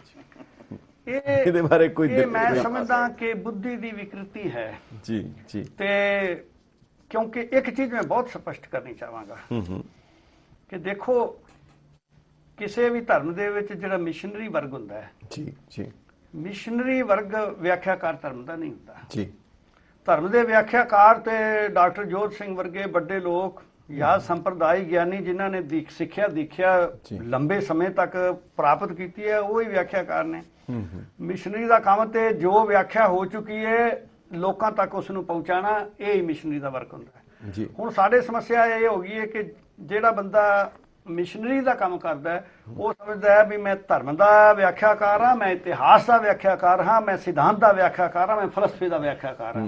ਸਾਡੀ ਯੂਨੀਵਰਸਿਟੀ ਵਿੱਚ ਬੜੇ ਸਿਆਣੇ ਪ੍ਰੋਫੈਸਰ, ਜੇ ਮੈਂ ਹਿਸਟਰੀ ਨਹੀਂ ਜਾਣਦਾ ਤੇ ਮੈਂ ਕਦੇ ਨਹੀਂ ਕਹਾਂਗਾ ਹਿਸਟਰੀ ਮੇਰਾ ਖੇਤਰ ਹੈ। ਮੈਂ ਕਹਾਂਗਾ ਮੇਰਾ ਖੇਤਰ ਸਾਹਿਬ ਸ੍ਰੀ ਗੁਰੂ ਗ੍ਰੰਥ ਸਾਹਿਬ ਤੇ ਹੋਰ ਬਾਣੀਆਂ ਜਿਹੜੀਆਂ ਨੇ ਮੇਰਾ ਖੇਤਰ ਹੈ। ਇਹ ਆਪਣਾ ਖੇਤਰ ਦੱਸਣਗੇ। ਹਰ ਵਿਅਕਤੀ ਦਾ ਖੇਤਰ ਨਿਰਧਾਰਿਤ ਹੈ ਕਿਉਂਕਿ ਇੱਕ ਮਨੁੱਖ ਕੋਲ ਕਿਤਨੀ ਕੁ ਸਮਰੱਥਾ ਹੈ ਕਿ ਉਹ ਸਾਰੇ ਖੇਤਰ ਹੀ ਜਿਹੜੇ ਨੇ ਉਹਨਾਂ ਨੂੰ ਕਵਰ ਕਰ ਸਕੇ। ਸੋ ਇਹ ਅਸੀਂ ਗਲਤ ਤਰੀਕੇ ਨਾਲ ਵਿਆਖਿਆ ਕਰ ਰਹੇ ਹਾਂ। ਇਸ ਨੂੰ ਇਹ ਸਮਝ ਲੈਣਾ ਚਾਹੀਦਾ ਹੈ ਕਿ ਜਦੋਂ ਲਾਸਟ ਰਚਨਾ 1755 ਦੀ ਹੈ ਜੀ ਤੇ ਆਤਮ ਕਥਾ ਉਸ ਤੋਂ ਪਹਿਲਾਂ ਲਿਖੀ ਗਈ ਹੈ। ਜਿੰਨੀ ਆਤਮ ਕਥਾ ਲਿਖੀ ਗਈ ਹੈ ਉਸ ਦੇ ਵਿੱਚ ਜੇ ਭੰਗਾਣੀ ਦਾ ਯੁੱਧ ਆ ਜਾਂਦਾ ਹੈ, ਨਦਾਉਣ ਦਾ ਯੁੱਧ ਆ ਜਾਂਦਾ ਹੈ, ਬਿਲਕੁਲ ਠੀਕ, ਤੇ ਉਸ ਤੋਂ ਬਾਅਦ ਤੇ ਉਹਨਾਂ ਨੇ ਰਚਨਾਵਾਂ ਜਿਹੜੀਆਂ ਨੇ ਵੀ ਖਾਲਸੇ ਦੀ ਸਾਜਨਾ ਤੋਂ ਬਾਅਦ ਵੀ ਰਚਨਾਵਾਂ ਜਿਹੜੀਆਂ ਨੇ ਗੁਰੂ ਸਾਹਿਬ ਨੂੰ ਜ਼ਰੂਰ ਕਰਨੀਆਂ ਚਾਹੀਦੀਆਂ। ਫਿਰ ਕੋਈ ਗੁਰੂ ਸਾਹਿਬ ਕਿਸੇ ਤੇ ਮਜਬੂਰ ਕੀਤੇ ਹੋਏ ਸਨ। ਜਿਤਨੀਆਂ ਕਥਾਵਾਂ ਜਦੋਂ ਉਹਨਾਂ ਨੇ ਸਾਹਿਤ ਰਚਿਤ ਕੀਤਾ ਹੈ, ਬਾਣੀ ਦੀ ਰਚਨਾ ਕੀਤੀ ਹੈ, ਮੈਂ ਬਾਣੀ ਤੇ ਸਾਹਿਤ ਵਿੱਚ ਅੰਤਰ ਨਹੀਂ ਕਰਨਾ ਚਾਹੁੰਦਾ ਕਿਉਂਕਿ ਗੁਰੂ ਦੀ ਬਾਣੀ ਹੈ, ਸ੍ਰੀ ਮੁਖ ਵਾਕ ਬਾਣੀ ਹੈ।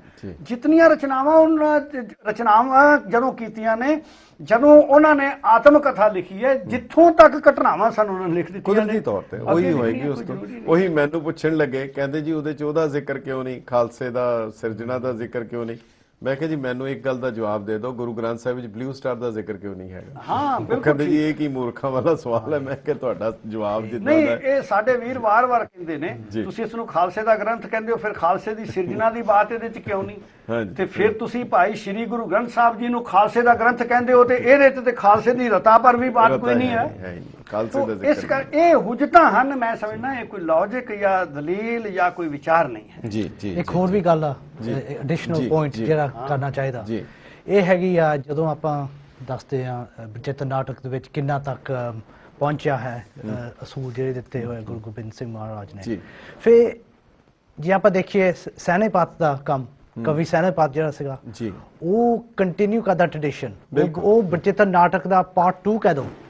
ਉਹ ਫਿਰ ਰਚਨਾ ਜਿਹੜਾ ਹੈਗਾ ਖਾਲਸਾ ਵਾਸਤੇ ਜੰਗ ਜਿਹੜੇ ਲੜੇ ਹੋਏ ਸੀਗੇ, ਤਾਂ ਉਹਦੇ ਵਿੱਚ ਸਾਰਾ ਵਿਸ਼ਵਾਸ ਉਹਨੇ ਦਿੱਤਾ ਹੋਇਆ। ਫਿਰ ਜਿਹੜੇ ਕਹਿੰਦੇ ਆ ਖਾਲਸਾ ਟ੍ਰੈਡੀਸ਼ਨ ਆਉਂਦੇ ਨਹੀਂ ਬਚਿੱਤਰ ਨਾਟਕ ਦੇ ਵਿੱਚ, ਉਹਨੇ ਕਵੀ ਸੈਨਾਪਤ ਨੇ ਜਿੱਦਾਂ ਪੂਰੀ ਰਚਨਾ ਕੀਤੀ ਹੋਈ ਆ, ਸਭ ਕੁਛ ਨਾਲ ਛੰਦ ਵੀ ਜਿੱਦਾਂ ਉਹਨੇ ਲਿਖੇ ਹੋਏ, ਉਹ ਸਾਰੇ ਪੈਟਰਨ ਹੈਗੇ ਬਚਿੱਤਰ ਨਾਟਕ ਤੇ। ਬਿਲਕੁਲ ਇਹ ਜਿਹੜਾ ਨੁਕਤਾ ਹੈ ਬਹੁਤ ਅਹਿਮ ਹੈ ਕਿ ਜੀ ਇਹ ਤਾਂ ਦੁਰਭਾਗ ਹੈ ਕਿ ਇਸ ਗ੍ਰੰਥ ਨੂੰ ਅਸੀਂ ਰਿਜੈਕਟ ਕਰ ਰਹੇ ਹਾਂ। ਜੀ ਇਸ ਨੂੰ ਰਿਜੈਕਟ ਕਰਨ ਦਾ ਮਤਲਬ ਹੈ ਸਾਰੇ ਸਿੱਖ ਸਾਹਿਤ ਜਿਹੜਾ 18ਵੀਂ ਸਦੀ ਦਾ 19ਵੀਂ ਸਦੀ ਦਾ ਸਾਰਾ ਸਿੱਖ ਸਾਹਿਤ ਰਿਜੈਕਟ ਕਰਨਾ। ਜੀ ਜੀ ਜੀ ਜੀ ਕਿਉਂਕਿ ਇਸ ਗ੍ਰੰਥ ਨੇ ਇਹ ਜਿਹੜੀ ਕ੍ਰਾਂਤੀ ਗੁਰੂ ਸਾਹਿਬ ਨੇ ਪੌਂਟਾ ਸਾਹਿਬ ਵਿੱਚ ਤੇ ਅਨੰਦਪੁਰ ਸਾਹਿਬ ਚ ਲਿਆਂਦੀ ਹੈ। ਪੌਂਟਾ ਸਾਹਿਬ ਚ ਖਾਸ ਕਰਕੇ ਉਹਨਾਂ ਨੇ ਇਤਨੇ ਸਾਰੇ ਕਵੀ ਔਰ ਬੜੇ ਸਿਆਣੇ ਸਿਆਣੇ ਲੋਕ ਹਿੰਦੁਸਤਾਨ ਦੇ ਵੱਖ-ਵੱਖ ਭਾਸ਼ਾਵਾਂ ਦੇ ਗਿਆਤਾ ਜਿਹੜੇ ਨੇ ਲਿਆ ਕੇ ਇਕੱਠੇ ਕੀਤੇ। ਉਹਨਾਂ ਨੇ ਜਿਹੜੀ ਕ੍ਰਾਂਤੀ ਲਿਆਂਦੀ ਉਹਦੇ ਕਾਰਨ ਤੇ ਜਿਹੜਾ ਹੈ ਸਿੱਖਾਂ ਦੇ ਵਿੱਚ ਇਹ ਇਤਿਹਾਸ ਦੀਆਂ ਗੁਰਬਿਲਾਸ ਲਿਖਣੇ ਔਰ ਮਹਿਮਾ ਪ੍ਰਕਾਸ਼ ਲਿਖਣਾ, ਅੱਗੇ ਚੱਲ ਕੇ ਸੂਰਜ ਪ੍ਰਕਾਸ਼ ਤੱਕ ਜਿਹੋ ਜਿਹੀਆਂ ਰਚਨਾਵਾਂ ਹੋਈਆਂ ਨੇ, ਉਹਨਾਂ ਦਾ ਸੋਮਾ ਹੀ ਸ੍ਰੀ ਦਸਮ ਗ੍ਰੰਥ ਸਾਹਿਬ। ਬਿਲਕੁਲ। ਔਰ ਵਾਕਈ ਜਿਹੜੇ ਗੁਰੂ ਸਾਹਿਬ ਦੀ ਬਾਣੀ ਦਾ ਇਹ ਪ੍ਰਤਾਪ ਕਹਿ ਲਓ ਜਾਂ ਉਸ ਦਾ ਤੇਜ ਕਹਿ ਲਓ, ਉਸ ਤੋਂ ਬਾਅਦ ਜਿੰਨੇ ਵੀ ਗ੍ਰੰਥ ਲਿਖੇ ਗਏ ਉਹਨਾਂ ਦੀ ਭਾਸ਼ਾ, ਸ਼ਬਦਾਵਲੀ ਔਰ ਉਹ ਸਾਰਾ ਕੁਝ ਜਿਹੜੀਆਂ ਸਿਧਾਂਤ ਸਨ, ਉਹ ਸ੍ਰੀ ਦਸਮ ਗ੍ਰੰਥ ਸਾਹਿਬ ਤੋਂ ਪ੍ਰਭਾਵਿਤ ਨਜ਼ਰ ਆਉਂਦੇ। ਭਾਵੇਂ ਉਹ ਗੁਰਸੋਭਾ ਹੈ ਸੈਨਾਪਤੀ ਦੀ, ਭਾਵੇਂ ਉਹ ਕੰਕਣ ਕਵੀ ਦੀ ਹੈ, ਭਾਵੇਂ ਉਹ ਕੇਸਰ ਸਿੰਘ ਛਿੱਬਰ ਦੀ ਹੈ, ਭਾਵੇਂ ਉਹ ਰਹਿਤਨਾਮੇ ਹੈ, ਭਾਵੇਂ ਉਹ ਪੰਥ ਪ੍ਰਕਾਸ਼ ਹੈ, ਉਹਨਾਂ ਦੇ ਵਿੱਚੋਂ ਉਲਰ ਕੇ ਉਹ ਸਾਰੇ ਸਿਧਾਂਤ ਜਿਹੜੇ ਹੈ ਉਹ ਸਾਰੇ ਸਾਹਮਣੇ ਆਉਂਦੇ। ਪਰ ਡਾਕਟਰ ਸਾਹਿਬ ਤੁਸੀਂ ਇੱਕ ਦੱਸੋ, ਇੱਕ ਪਾਸੇ ਤਾਂ ਤੁਸੀਂ ਸਾਫ਼ ਦੱਸ ਰਹੇ ਹੋ ਕਿ ਇਹ ਜਿਹੜੇ ਬੰਦੇ ਅਗਿਆਨਤਾ ਵਾਸੀ ਜਿਹੜੇ ਹੈਗੇ ਆ, ਫਿਰ ਠੀਕ ਇਹਨਾਂ ਦੀ ਵੀ ਕੋਈ ਗੱਲ ਸੁਣਨ ਦੀ ਲੋੜ ਹੈ? ਆਮ ਸਧਾਰਨ ਜਿਗਿਆਸੂ ਜਿਹੜਾ ਹੈ ਉਸ ਦੇ ਕੋਲ ਆਪਣੇ ਕੰਮਾਂ ਕਾਜਾਂ ਤੋਂ ਫੁਰਸਤ ਨਹੀਂ ਹੁੰਦੀ ਕਿ ਉਹ ਸਾਰੀਆਂ ਚੀਜ਼ਾਂ ਨੂੰ ਵਿਚਾਰ ਸਕੇ। ਇਸ ਕਾਰਨ ਜੇ ਸ਼੍ਰੀ ਦਸਮ ਗ੍ਰੰਥ ਪੜ੍ਹਨ ਵਾਲੇ, ਉਸ ਨੂੰ ਸਮਝਣ ਵਾਲੇ, ਜੇ ਉਹ ਥੋੜਾ ਜਿਹਾ ਸੁਸਤੀ ਦਿਖਾਣਗੇ ਤਾਂ ਫਿਰ ਹਰ ਧਰਮ ਦੇ ਵਿੱਚ ਇਹ ਹੁੰਦਾ ਹੈ ਕਿ ਘੱਟ ਗਿਆਨ ਵਾਲੇ ਲੋਕ ਜਿਹੜੇ ਨੇ ਉਹ ਅੱਗੇ ਆ ਕੇ ਲੋਕਾਂ ਨੂੰ ਗੁੰਮਰਾਹ ਕਰ ਲੈਂਦੇ ਨੇ। ਤੇ ਸਾਨੂੰ ਕਦੇ ਕਦੇ ਐਂ ਲੱਗਣ ਲੱਗਦਾ ਬਈ ਬਸ ਇਹਨਾਂ ਦੀ ਤੇ ਸਾਰੇ ਪਾਸੇ ਗੱਲਬਾਤ ਫੈਲ ਗਈ ਹੈ। ਪਰੰਤੂ ਜਦੋਂ ਸੱਤ ਦਾ ਪ੍ਰਕਾਸ਼ ਹੁੰਦਾ ਹੈ, ਪਹਿਲੀ ਗੱਲ ਤੇ ਇਹ ਕਿ ਗ੍ਰੰਥ ਦਾ ਵਿਰੋਧ ਕਰਨ ਵਾਲਾ ਕਦੇ ਵੀ ਵਿਦਵਾਨ ਨਹੀਂ ਹੋ ਸਕਦਾ। ਇਹ ਜ਼ਰੂਰ ਧਿਆਨ ਰੱਖਣਾ ਚਾਹੀਦਾ ਹੈ ਕਿ ਹਰ ਗ੍ਰੰਥ ਨੂੰ ਮਹਿਮਾ ਪ੍ਰਕਾਸ਼ ਰਿਜੈਕਟ ਕਰ ਦੇਣਾ ਚਾਹੀਦਾ ਹੈ, ਗੁਰਬਿਲਾਸ ਰਿਜੈਕਟ ਕਰ ਦੇਣੇ ਚਾਹੀਦੇ ਨੇ, ਦਸਮ ਗ੍ਰੰਥ ਰਿਜੈਕਟ ਕਰ ਦਿਓ ਤੇ ਜਲਾ ਦਿਓ ਸਾਰੀਆਂ ਕਾਪੀਆਂ ਗੁਰਬਿਲਾਸ ਪਾਤਸ਼ਾਹੀ 6ਵੀਂ ਦੀਆਂ। ਮੇਰੀ ਬੇਨਤੀ ਇਹ ਵੇ, ਗੁਰਬਿਲਾਸ ਪਾਤਸ਼ਾਹੀ 6ਵੀਂ ਇੱਕ ਕਵੀ ਦਾ ਲਿਖਿਆ, ਜੇ ਉਹਦੇ ਚ ਕੋਈ ਵੱਧ ਘੱਟ ਗੱਲ ਹੈ ਤੇ ਉਹ ਛੱਡ ਦਈਏ, ਪਰੰਤੂ 6ਵੇਂ ਪਾਤਸ਼ਾਹ ਦਾ ਇਤਿਹਾਸ ਕਿੱਥੋਂ ਮਿਲੇਗਾ ਜੇ ਉਹ ਨਾ ਹੁੰਦਾ ਸਾਡੇ ਕੋਲ। ਗੁਰੂ ਗ੍ਰੰਥ ਸਾਹਿਬ ਦੀ ਸੰਪਾਦਨਾ ਦਾ ਔਰ ਬੰਨੋ ਵਾਲੀ ਭੀੜ ਵਿੱਚ ਪਈਆਂ ਵਾਧੂ ਬਾਣੀਆਂ ਦੇ ਕਿੱਥੋਂ ਨਿਸ਼ਾਨਦੇਹੀ ਕਰਨੀ ਸੀ ਜੇ ਗੁਰਬਿਲਾਸ ਪਾਤਸ਼ਾਹੀ 6ਵੀਂ ਨਾ ਹੁੰਦਾ। ਸ੍ਰੀ ਅਕਾਲ ਤਖਤ ਸਾਹਿਬ ਦੀ ਸਥਾਪਨਾ ਦਾ ਸਾਰਾ ਇਤਿਹਾਸ ਇਹ ਕੇਵਲ ਤੇ ਕੇਵਲ ਇੱਕੋ ਸੋਮਾ ਹੈ। ਸੋ ਇਹ ਜਿਹੜੇ ਸੋਮੇ ਨੇ, ਇਹਨਾਂ ਵਿੱਚੋਂ ਚੀਜ਼ਾਂ ਜਿਹੜੀਆਂ ਨੇ ਦਸਮ ਪਾਤਸ਼ਾਹ ਦੀ ਬਾਣੀ ਤੇ ਕੋਈ ਕਿੰਤੂ ਹੀ ਨਹੀਂ ਕਰ ਸਕਦੇ। ਪਰੰਤੂ ਜਿਹੜੀ ਸਿੱਖਾਂ ਲਿਖਾਰੀਆਂ ਦੀ ਸਾਨੂੰ ਕਿਤੇ ਲੱਗਦਾ ਹੈ ਵੀ ਇਹ ਗੱਲ ਜਿਹੜੀ ਹੈ ਕੋਈ ਗੁਰਮਤ ਵਾਲੀ ਨਹੀਂ, ਤੇ ਉਹਨੂੰ ਅਸੀਂ ਛੱਡ ਸਕਦੇ ਹਾਂ, ਕੋਈ ਮਜਬੂਰੀ ਥੋੜਾ। ਪਰੰਤੂ ਜਿਹੜੀ ਉਹਦੇ ਚ ਇਨਫੋਰਮੇਸ਼ਨ ਹੈ ਉਹ ਅਸੀਂ ਜਿਹੜੀ ਹੈ ਉਹ ਜੇ ਅੱਜ ਸਾਡੇ ਕੋਲ ਇਤਿਹਾਸ ਸਾਰਾ ਜਲਾ ਦਈਏ, ਦਸਮ ਗ੍ਰੰਥ ਨੂੰ ਕਰ ਦਈਏ ਤਾਂ ਕਿ ਅੰਮ੍ਰਿਤ ਵੀ ਸਾਡਾ ਨਾਂ ਰਹਿ ਜਾਵੇ। ਕੌਮ ਦੀ ਜਿਹੜੀ ਕੌਮੀ ਜ਼ਰੂਰਤ ਹੈ, ਜਿਹਦੇ ਵਾਸਤੇ ਕੌਮ ਦਾ ਸੰਗਠਨ ਹੀ ਜਿਹਦੇ ਉੱਤੇ ਖੜਾ ਹੋਇਆ ਹੈ, ਕੌਮ ਦਾ ਸੰਗਠਨ ਖਤਮ ਕਰ ਦਈਏ।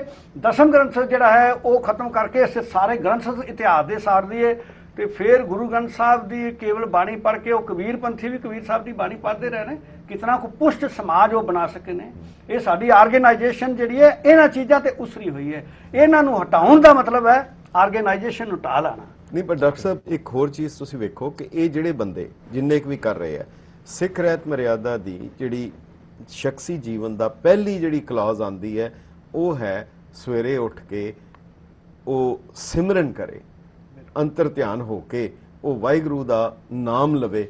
ਇਹ ਤਾਂ ਉਸ ਨੂੰ ਵੀ ਤੋਤਾ ਰਟਨ ਕਹਿੰਦੇ। ਜਿਹੜੇ ਬੰਦੇ ਉਸ ਤੋਂ ਵੀ ਮੁਨਕਰ ਹੈ, ਇਹ ਤਾਂ ਫਿਰ ਬਾਅਦ ਦੀ ਗੱਲ ਹੋ ਗਈ। ਇਹਦਾ ਮਤਲਬ ਪਹਿਲਾਂ ਬਾਹਰੀ ਚੀਜ਼ ਹਟਾ ਦਿਓ, ਫਿਰ ਅੰਦਰਲੀ ਚੀਜ਼ ਹਟ ਜਾਏਗੀ।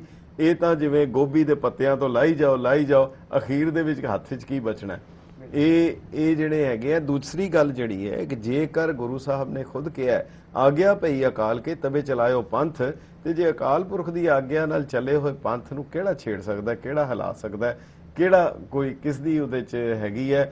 ਇਹਦੇ ਬਾਰੇ ਤਾਂ ਉਹੀ ਹੈ ਜਿਵੇਂ ਭਾਈ ਸੰਤੋਖ ਸਿੰਘ ਜੀ ਨੇ ਕਿਹਾ, ਖੋਰੂ ਪਾਏ ਕੁਬਚ ਕੋ ਪਾਖੇ ਦੁਖਤ ਕਰਨ ਗਾਂਧਲੀ ਕਾਖੇ ਸੋ ਝੱਖ ਮਾਰਤ ਰਹੇ ਕੁਪੱਤੇ। ਇਹ ਝੱਖ ਮਾਰ ਕੇ ਰਹਿ ਜਾਣ ਵਾਲੀ ਗੱਲ ਹੈ। ਕੀ ਜਿੱਥੇ ਹੈਗਾ ਕੀ ਕਿਧਰੇ ਨਿਤਨੇਮ ਪੜਨਾ ਬੰਦ ਹੋ ਜਾਏਗਾ, ਅਰਦਾਸ ਬੰਦ ਹੋ ਜਾਏਗੀ, ਬਾਣੀ ਪੜਨੀ ਬੰਦ ਹੋ ਜਾਏਗੀ, ਜਾਂ ਇਹ ਤਾਂ ਫਜ਼ੂਲ ਜੀਆਂ ਮਤਲਬ ਜਿਹਨੂੰ ਕਹਿੰਦੇ ਨੇ ਕਿ ਗੁਨਾਹੇ ਬੇਲੱਜ਼ਤ ਹੈ ਕਿ ਆਪਣੇ ਆਪ ਨੂੰ ਉਸ ਪਾਸੇ ਤੋਰੀ ਜਾਣਾ। ਬਹੁਤ ਬਹੁਤ ਤੁਹਾਡਾ ਕਿਸੇ ਦੁਰਗਾ ਪਾਠ ਵਿੱਚ ਜੀ ਖੰਡਾ ਪ੍ਰਿਥਮੈ ਸਾਜ ਕੇ ਜਿਨ ਸਭ ਸਹਿਸਾਰ ਪਾਇਆ, ਕੋਈ ਕੱਢ ਕੇ ਤੇ ਦਿਖਾਵੇ। ਜੀ ਜੀ ਜੀ ਜੀ ਇਹ ਦੁਰਗਾ ਜਿਹੜੀ ਇਹ ਖੰਡਾ ਪ੍ਰਿਥਮੈ ਸਾਜ ਕੇ ਕਹਿਣਾ ਪਹਿਲਾਂ ਆਪਣਾ ਸ੍ਰੀ ਭਗਵਤੀ ਜੀ ਕੀ ਵਾਰ ਵਿੱਚ, ਚੰਡੀ ਕੀ ਵਾਰ ਵਿੱਚ ਇਹ ਗੱਲ ਕਹਿਣੀ, ਇਹ ਪਹਿਲਾਂ ਵੇਖਣਾ ਚਾਹੀਦਾ ਕਿ ਗੁਰੂ ਜੀ ਦਾ ਇਸ਼ਟ ਕਿਹੜਾ ਔਰ ਕਿਹੜੇ ਇਸ਼ਟ ਨੂੰ ਜਿਹੜਾ ਪ੍ਰੋਜੈਕਸ਼ਨ ਕਰ ਰਹੇ ਨੇ। ਔਰ ਜਿਹੜੀ ਇਹ ਲਾਇਆ ਇਸ ਕਰਕੇ ਹੈ ਤਾਂ ਕਿ ਇਹ ਸੰਦੇਹ ਨਾ ਰਹਿ ਜਾਵੇ ਕਿ ਕੋਈ ਦੇਵੀ ਦੀ ਉਸਤ ਨਹੀਂ ਕੀਤੀ ਗਈ, ਬਲਕਿ ਕਰਤਾਰੀ ਸ਼ਕਤੀ ਜਿਹੜੀ ਹੈ ਤੈ ਹੀ ਦੁਰਗਾ ਸਾਜ ਕੇ ਦੈਂਤਾਂ ਦਾ ਨਾਸ਼ ਕਰਾਇਆ, ਤੈਥੋਂ ਹੀ ਬਲ ਰਾਮ ਲੈ ਨਾਲ ਬਾਣਾ ਦੇ ਸਿਰ ਕਾਇਆ, ਤੈਥੋਂ ਹੀ ਬਲ ਕ੍ਰਿਸ਼ਨ ਲੈ ਕੰਸ ਕੇ ਸੀ ਪਗਲ ਬਚਾਇਆ। ਇਹ ਵਿਚਾਰ ਜਿਹੜਾ ਲੋਕਾਂ ਤੱਕ ਪਹੁੰਚਾਣਾ ਕਿ ਅਕਾਲ ਪੁਰਖ ਵਾਹਿਗੁਰੂ ਦੀ ਸ਼ਕਤੀ ਜਿਹੜੀ ਹੈ ਉਹ ਸੰਸਾਰ ਵਿੱਚ ਵਰਤ ਰਹੀ ਹੈ। ਮਨੁੱਖ ਨੂੰ ਉਸ ਸ਼ਕਤੀ ਨਾਲ ਬਾਣੀ ਰਾਹੀਂ ਟਿਊਨ ਹੋਣਾ ਚਾਹੀਦਾ ਔਰ ਫਿਰ ਇਹ ਸੰਸਾਰ ਜਿਹੜਾ ਇੱਕ ਯੁੱਧ ਦਾ ਮੈਦਾਨ ਹੈ ਜਿੱਥੇ ਚੰਗਿਆਈਆਂ ਵਾਸਤੇ ਜੂਝਣਾ ਚਾਹੀਦਾ, ਉਸੇ ਤਰ੍ਹਾਂ ਜਿਵੇਂ ਦੇਵੀ ਦੇਵਤੇ ਜੂਝੇ ਸਨ। ਜੀ ਬਿਲਕੁਲ। ਔਰ ਉਹਦੇ ਚ ਕਿੰਨੀ ਕਮਾਲ ਦੀ ਗੱਲ ਗੁਰੂ ਸਾਹਿਬ ਕਰ ਰਹੇ ਹੈ ਕਿ ਇਹ ਕਹਿੰਦੇ ਜੀ ਭਗਉਤੀ ਜਿਹੜੀ ਹੈ ਦੇਵੀ ਹੈ, ਪਰ ਉੱਥੇ ਕਹਿ ਰਹੇ ਲਈ ਭਗਉਤੀ ਦੁਰਗ ਸ਼ਾਹ ਵਰਜਾਗਨ ਭਾਰੀ ਹੈ। ਦੁਰਗਾ ਨੇ ਭਗਉਤੀ ਚੁੱਕ ਲਈ ਤੇ ਕੀ ਦੁਰਗਾ ਨੇ ਦੁਰਗਾ ਨੂੰ ਚੁੱਕ ਲਿਆ?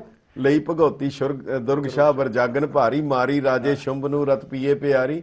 ਸੋ ਮੈਨੂੰ ਲੱਗਦਾ ਹੈ ਕਿ ਇਹਨਾਂ ਦੀ ਵਿਆਕਰਣ ਵੀ ਜਿੰਨੀ ਕੁ ਹੈਗੀ ਹੈ, ਗ੍ਰਾਮਰ ਵੀ ਉਨੀ ਕੁ ਹੈ, ਸਮਝ ਵੀ ਇੰਨੀ ਕੁ ਹੈ। ਹਾਂ, ਇੱਕ ਚੀਜ਼ ਦਾ ਮੁਕਾਬਲਾ ਸਿੱਖ ਨਹੀਂ ਕਰ ਸਕਦੇ, ਉਹ ਹੈਗਾ ਹੁਜਤ। ਉਹਦਾ ਮੁਕਾਬਲਾ ਇਹਨਾਂ ਦੀ ਜਿਹੜਾ ਗਿਆਨ ਹੈ ਉਹਦੇ ਚ ਹੁਜਤ ਵਿੱਚ ਪਰਪੱਕ ਹੈਗੇ ਆ। ਸ਼ਾਇਦ ਹੁਜਤ ਦਾ ਮੁਕਾਬਲਾ ਕਰਨ ਦੀ ਲੋੜ ਨਹੀਂ ਹੁੰਦੀ, ਹੁਜਤ ਆਪਣੇ ਆਪ ਹੀ ਢਹਿ ਜਾਂਦੀ ਹੈ ਸਮਾਂ ਪੈਣ ਨਾਲ। ਹਾਂਜੀ। ਤੋ ਜਿਹੜੀ ਭਗਉਤੀ ਹੈ ਉਹ ਤੁਸੀਂ ਬਿਲਕੁਲ ਸਪਸ਼ਟ ਹੈ। ਮੈਨੂੰ ਪੂਰਨ ਸਿੰਘ ਦੀ ਇੱਕ ਗੱਲ ਬੜੀ ਸੋਹਣੀ ਲੱਗੀ। ਗਿਆਨੀ ਹਜ਼ਾਰਾ ਸਿੰਘ ਨੇ ਜਿਹੜਾ ਸ੍ਰੀ ਗੁਰੂ ਗ੍ਰੰਥ ਕੋਸ਼ ਰਚਿਤ ਕੀਤਾ ਸੀ, ਉਹਦੀ ਅਸੀਂ ਪੁਨਰ ਸੰਪਾਦਨਾ ਕੀਤੀ ਤੇ ਫਿਰ ਭੂਮਿਕਾ ਉਹਨਾਂ ਦੀ ਧਿਆਨ ਨਾਲ ਪੜ੍ਹੀ ਕਿਉਂਕਿ ਦੁਬਾਰਾ ਉਹ ਭੂਮਿਕਾ ਛਾਪੀ।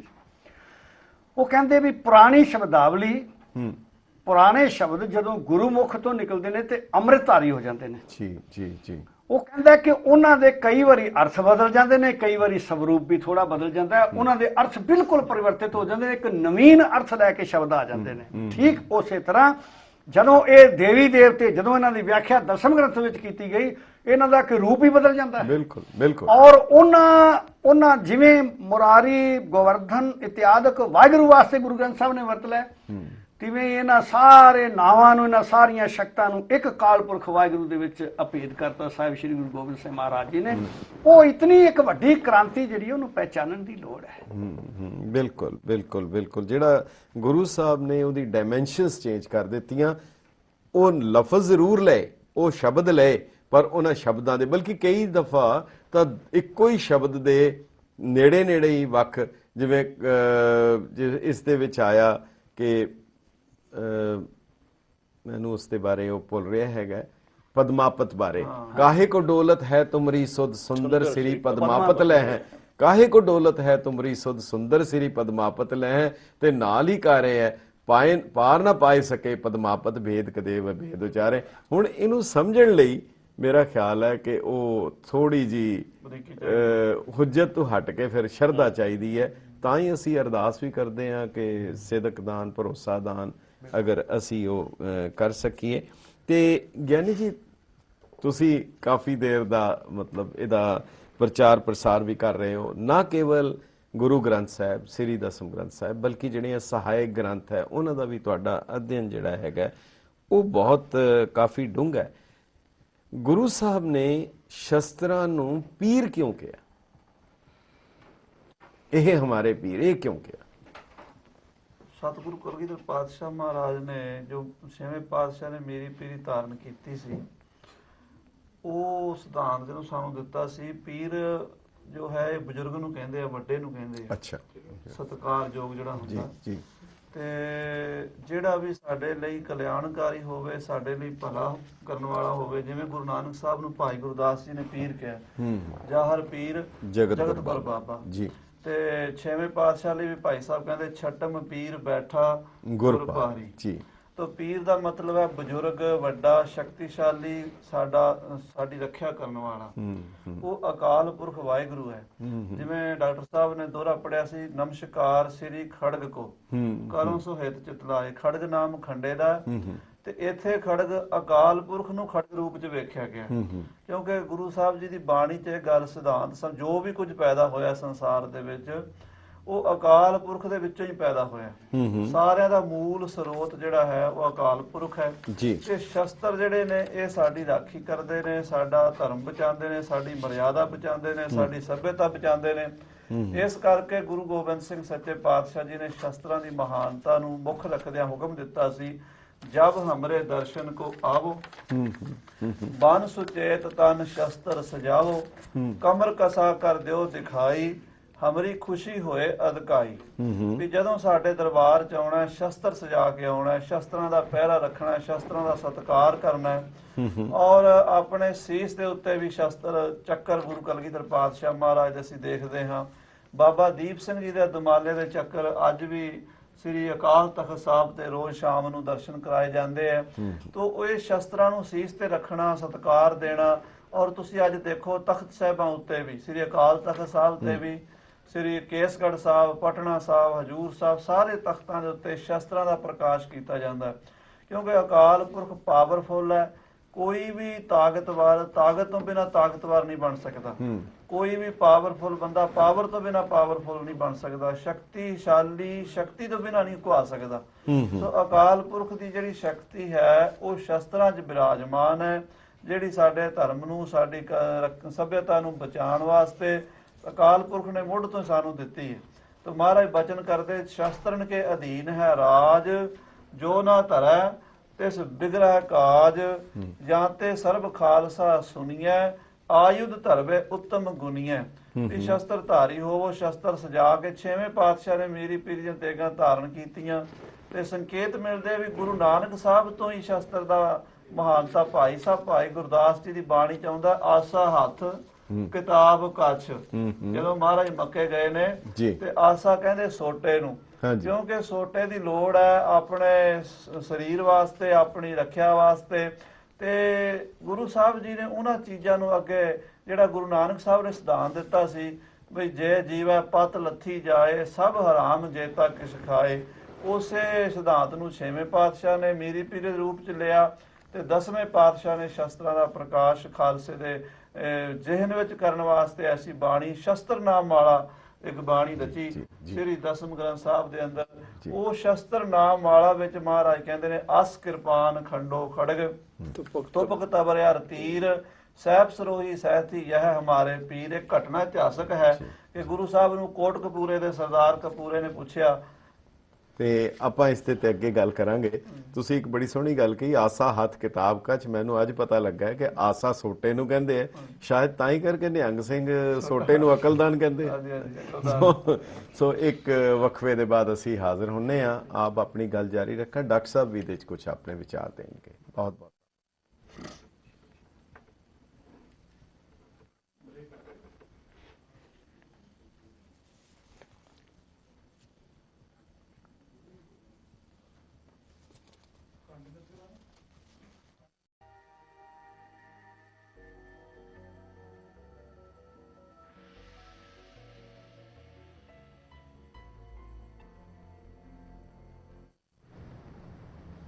ਗੈਟ ਪੰਜਾਬੀ ਦੇ ਦਾਨਸ਼ਵਰ ਦਰਸ਼ਕਾਂ ਦਾ ਵਕਫੇ ਦੇ ਬਾਅਦ ਨਿੱਘਾ ਸਵਾਗਤ ਹੈ। ਅਸੀਂ ਖਾਲਸੇ ਦਾ ਵਿਰਸਾ ਅਤੇ ਅੰਮ੍ਰਿਤ ਬਾਣੀ ਦੇ ਉੱਤੇ ਪੰਥ ਦੇ ਮਹਾਨ ਵਿਦਵਾਨਾਂ ਦੇ ਵਿਚਾਰ ਸੁਣ ਰਹੇ ਹਾਂ, ਔਰ ਇਹ ਸਾਡੇ ਲਈ ਬੜੀ ਮਾਣ ਵਾਲੀ ਗੱਲ ਹੈ। ਜ਼ਿਕਰ ਹੋ ਰਿਹਾ ਸੀ ਕਿ ਜਿਹੜੇ ਸ਼ਸਤਰ ਹਨ ਉਹਨਾਂ ਦੀ ਕੀ ਮਹੱਤਤਾ ਹੈ, ਪੀਰ ਕਿਉਂ ਕਿਹਾ ਗੁਰੂ ਸਾਹਿਬ ਨੇ। ਦਰਅਸਲ ਇਹ ਜਿਹੜੀ ਦੇਗ ਤੇਗ ਫਤਿਹ ਦਾ ਸੰਕਲਪ ਹੈ, ਇਹ ਵੀ ਸ੍ਰੀ ਦਸਮ ਗ੍ਰੰਥ ਸਾਹਿਬ ਦੀ ਦੇਣ ਹੈ। ਦੇਗ ਤੇਗ ਜਗ ਮੈਂ ਦੋ ਚਲੇ, ਰਾਖ ਆਪ ਮੋਹਿ ਅਵਰ ਨਾ ਦਲੇ। ਇਹ ਵੀ ਸ੍ਰੀ ਗੁਰੂ ਗੋਬਿੰਦ ਸਿੰਘ ਸਾਹਿਬ ਦਾ ਸਾਨੂੰ ਦਿੱਤੀ ਹੋਈ ਬਖਸ਼ਿਸ਼ ਹੈ। ਔਰ ਗੁਰੂ ਗੋਬਿੰਦ ਸਿੰਘ ਸਾਹਿਬ ਦਾ ਸ਼ਮਸ਼ੀਰ ਧਾਰੀ ਹੋਣਾ, ਖੜਗ ਧਾਰੀ ਹੋਣਾ ਹੀ ਉਸ ਦੀ ਵੀ ਸਮਝ ਨਹੀਂ ਆ ਸਕਦੀ, ਕਿਉਂਕਿ ਜਿਵੇਂ ਪ੍ਰੋਫੈਸਰ ਪੂਰਨ ਸਿੰਘ ਨੇ ਵੀ ਕਿਹਾ ਕਿ ਹੇ ਸਤਿਗੁਰ ਸੱਚੇ ਪਾਤਸ਼ਾਹ, ਸਾਡੀ ਬੁੱਧੀ ਇੱਕ ਬੱਕਰੇ ਦੀ ਹੈ। ਬੱਕਰੇ ਦੇ ਸਾਹਮਣੇ ਕੋਈ ਨੰਗੀ ਤਲਵਾਰ ਲੈ ਆਏ, ਕੀ ਉਹ ਆਪਣੀ ਬੁੱਧੀ ਕਾਇਮ ਰੱਖ ਸਕਦਾ ਹੈ? ਕੀ ਉਸ ਦੀ ਸੋਚ ਕਾਇਮ ਰਹੇਗੀ ਅਸੀਂ ਨਹੀਂ ਸਮਝ ਸਕਦੇ, ਪਰ ਇਹ ਤੇਰਾ ਸਰੂਪ ਹੈ ਜਿਹੜਾ ਸਮਝ ਆਂਦਾ ਹੈ। ਉਸ ਨੂੰ ਜਦੋਂ ਇਹ ਪੜਿਆ ਗੁਰੂ ਨਾਨਕ ਸਾਹਿਬ ਦੀ ਬਾਣੀ, ਜੋ ਤੋ ਪ੍ਰੇਮ ਖੇਲਨ ਕਾ ਚਾਓ ਸਿਰ ਧਰ ਤਲੀ ਗਲੀ ਮੇਰੀ ਆਓ, ਫਿਰ ਤੇਰੀ ਹੱਥ 'ਚ ਪਕੜੀ ਹੋਈ ਨੰਗੀ ਤਲਵਾਰ ਸਮਝ ਕੇ ਪਤਾ ਲੱਗਾ ਕਿ ਇਹ ਕੀ ਚੀਜ਼ ਹੈ ਔਰ ਇਸ ਦੀ ਕੀ ਮਹੱਤਤਾ ਹੈ। ਔਰ ਗੁਰੂ ਸਾਹਿਬ ਦੇ ਇਸ ਸਰੂਪ ਨੂੰ ਦੇਖਦਿਆਂ ਹੀ ਸ਼ਾਇਦ ਇਸੇ ਬਾਰੇ ਹੀ ਮਹਾਤਮਾ ਗਾਂਧੀ ਨੇ ਜਦੋਂ ਇਹ ਟਿੱਪਣੀ ਕੀਤੀ ਕਿ ਗੁਰੂ ਗੋਬਿੰਦ ਸਿੰਘ ਸਾਹਿਬ ਤਲਵਾਰ ਰੱਖਦੇ ਹੈ, ਉਹਨਾਂ ਨੂੰ ਗੁੰਮਰਾਹ ਦੇਸ਼ ਭਗਤ ਤੱਕ ਵੀ ਕਹਿ ਦਿੱਤਾ। ਇਹ ਕੌਮ ਦੀ ਬਦਕਿਸਮਤੀ ਹੈ। ਔਰ ਜਦੋਂ ਇਹਦੇ ਤੇ ਫਿਰ ਵਿਵਾਦ ਹੋਇਆ ਤਾਂ ਅਖੀਰ ਦੇ ਵਿੱਚ ਮਹਾਤਮਾ ਗਾਂਧੀ ਨੇ ਮਾਸਟਰ ਤਾਰਾ ਸਿੰਘ ਨੂੰ ਚਿੱਠੀ ਲਿਖੀ ਕਿ ਜਿਹੜੇ ਬੰਦੇ ਗੁਰੂ ਗੋਬਿੰਦ ਸਿੰਘ ਦੀ ਇਸ ਫਿਲਾਸਫੀ ਦੇ ਉੱਤੇ ਯਕੀਨ ਰੱਖਦੇ ਹੈ ਉਹਨਾਂ ਲਈ ਕਾਂਗਰਸ ਵਿੱਚ ਕੋਈ ਜਗ੍ਹਾ ਨਹੀਂ ਹੈ। ਉਹਨਾਂ ਨੇ ਕਿਹਾ ਮੈਂ ਤਾਂ ਐਸੇ ਮੁਲਕ ਦੀ ਸਥਾਪਨਾ ਚਾਹੁੰਦਾ ਹਾਂ ਜਿਹਦੇ ਵਿੱਚ ਫੌਜ ਨਾ ਹੋਏ, ਜਿਹਦੇ ਵਿੱਚ ਫੌਜ, ਐਸੀ ਸਰਕਾਰ ਚਾਹੁੰਦਾ ਜਿਹਦੇ ਕੋਲ ਫੌਜ ਨਾ ਹੋਏ। ਮਾਸਟਰ ਜੀ ਨੇ ਜਵਾਬ ਦਿੱਤਾ ਸੀ ਜਿਸ ਮੁਲਕ ਦੇ ਵਿੱਚ ਅਗਰ ਐਸੀ ਸਰਕਾਰ ਬਣ ਜਾਏ ਫੌਜ ਦੀ ਲੋੜ ਨਾ ਰਹੇ ਤਾਂ ਉਸ ਮੁਲਕ ਵਿੱਚ ਸਰਕਾਰ ਦੀ ਵੀ ਲੋੜ ਨਹੀਂ ਹੈਗੀ। ਸੋ ਇਹ ਇੱਕ ਬਹੁਤ ਵੱਡੀ ਜਿਹੜੀ ਲੋੜ ਹੈ ਔਰ ਜਿਹੜੀ ਨਾਲ ਨਾਲ ਚੱਲਦੀ ਹੈ। ਹਾਂ, ਕਿਸ ਦੇ ਹੱਥ ਵਿੱਚ ਹੈ? ਇਹ ਸ੍ਰੀ ਸਾਹਿਬ ਹੈ ਕਿ ਤਲਵਾਰ ਹੈ? ਤਲਵਾਰ ਅਸੀਂ ਬਾਜ਼ਾਰੋਂ ਖਰੀਦ ਸਕਦੇ ਹਾਂ, ਸ੍ਰੀ ਸਾਹਿਬ ਨਹੀਂ ਲੈ ਸਕਦੇ। ਇਹ ਗੁਰੂ ਦੀ ਬਖਸ਼ਿਸ਼ ਨਾਲ ਮਿਲਦੀ ਹੈ। ਵਾਲ ਹਰ ਇੱਕ ਦੇ ਹੋਣਗੇ, ਪਰ ਜਦੋਂ ਗੁਰੂ ਦੀ ਬਖਸ਼ਿਸ਼ ਕਰਕੇ ਤਾਰਨ ਹੋਣਗੇ ਫਿਰ ਇਹ ਕੇਸ ਬਣ ਜਾਂਦੇ ਹੈ। ਸੋ ਗਿਆਨੀ ਜੀ ਵੀ ਇਹਦੇ ਤੇ ਦੱਸ ਰਹੇ ਸਨ, ਕਿਉਂਕਿ ਇਹ ਬਹੁਤ ਹੀ ਅਹਿਮ ਨੁਕਤਾ ਹੈ ਜਿਹੜਾ ਸ਼ਸਤਰਾਂ ਦਾ ਔਰ ਸ਼ਸਤਰਾਂ ਨੂੰ ਨਮਸਕਾਰ ਕਰਨ ਦਾ। ਕਿਉਂਕਿ ਹੁਣ ਵੀ ਕਈ ਲੋਕ ਇਹ ਕਹਿ ਦਿੰਦੇ ਹੈ ਕਿ ਇਹ ਇਸ ਦੀ ਯੂਟਿਲਾਈਜੇਸ਼ਨ ਦੇਖਣੀ ਚਾਹੀਦੀ ਹੈ, ਇਹ ਗੁਰੂ ਸਾਹਿਬ ਨੇ ਇਹਦੇ ਵਰਤਣ ਲਈ ਦਿੱਤਾ ਹੈ। ਇਹ ਇੱਕ ਇਸ ਤਰ੍ਹਾਂ ਦੀ ਆਈਟਮ ਨਹੀਂ ਹੈ, ਇਹ ਆਰਟੀਕਲ ਆਫ ਫੇਥ ਹੈ। ਜੇ ਅਸੀਂ ਨੂੰ ਇਸ ਸੈਂਸ ਵਿੱਚ ਲੈ ਲਈਏ ਕਿ ਵਰਤਣ ਲਈ, ਫਿਰ ਤਾਂ ਸਰਕਾਰ ਜਾਇਜ਼ ਹੋਏਗੀ ਹਰ ਥਾਂ ਦੇ ਉੱਤੇ ਬੈਨ ਕਰ ਦੇਣ ਲਈ। ਫਿਰ ਤਾਂ ਹਿੰਦੁਸਤਾਨ ਵਿੱਚ ਵੀ ਜੇਕਰ ਹਵਾਈ ਜਹਾਜ਼ ਵਿੱਚ ਅਲਾਉਡ ਹੈ ਫਿਰ ਉਹ ਵੀ ਬੰਦ ਹੋ ਜਾਏਗੀ। ਦਰਅਸਲ ਇਹ ਕਕਾਰ ਸ਼ਸਤਰ 5 ਕਕਾਰਾਂ ਵਿੱਚੋਂ ਇੱਕ ਔਰ ਗੁਰੂ ਸਾਹਿਬ ਦੀ ਬਖਸ਼ਿਸ਼ ਹੈ। ਇਹ ਆਰਟੀਕਲ ਹੀ ਨਹੀਂ, ਆਰਟੀਕਲ ਆਫ ਫੇਥ ਹੈ। ਜਿੱਥੇ ਆਰਟੀਕਲ ਫੇਥ ਹੋ ਜਾਂਦਾ ਉਹਨੂੰ ਕੋਈ ਰੋਕ ਨਹੀਂ ਸਕਦਾ, ਉਹਨੂੰ ਕੋਈ ਤਬਦੀਲ ਨਹੀਂ ਕਰ ਸਕਦਾ। ਸੋ ਗਿਆਨੀ ਜੀ ਤੁਸੀਂ ਇਸ ਦੇ ਬਾਰੇ, ਇੱਥੋਂ ਗੱਲ ਚੱਲੀ ਸੀ ਕਿ ਇਹ ਹਮਾਰੇ ਪੀਰ ਤੇ ਆਸਾ ਤੋਂ ਅੱਗੇ ਤੁਸੀਂ ਸ਼ੁਰੂ ਕੀਤਾ ਸੀ ਕਿ ਅੱਗੇ ਤੁਸੀਂ ਕੀ ਕਹਿਣਾ ਚਾਹੁੰਦੇ? ਸਤਿਗੁਰਾਂ ਨੇ ਦਸਮ ਪਾਤਸ਼ਾਹ ਨੇ ਸਪਸ਼ਟ ਜਿਹੜੀ ਗੱਲ ਕਹੀ ਹੈ, ਕਿਰਪਾਨ ਪਾਣ ਧਾਰੀਆਂ ਕਰੋੜ ਪਾਪ ਟਾਰੀਆਂ। ਖਾਲਸਾ ਪੰਥ ਅੱਜ ਤੱਕ ਪਹਿਰਾ ਦਿੰਦਾ ਆ ਰਿਹਾ ਔਰ ਰਹਿੰਦੇ ਯੁੱਗ ਤੱਕ ਸਦਾ ਇਹ ਕਿਰਪਾਨ ਖਾਲਸੇ ਦੇ ਗਾਤਰੇ 'ਚ ਰਹਿਣੀ ਹੈ ਜੀ।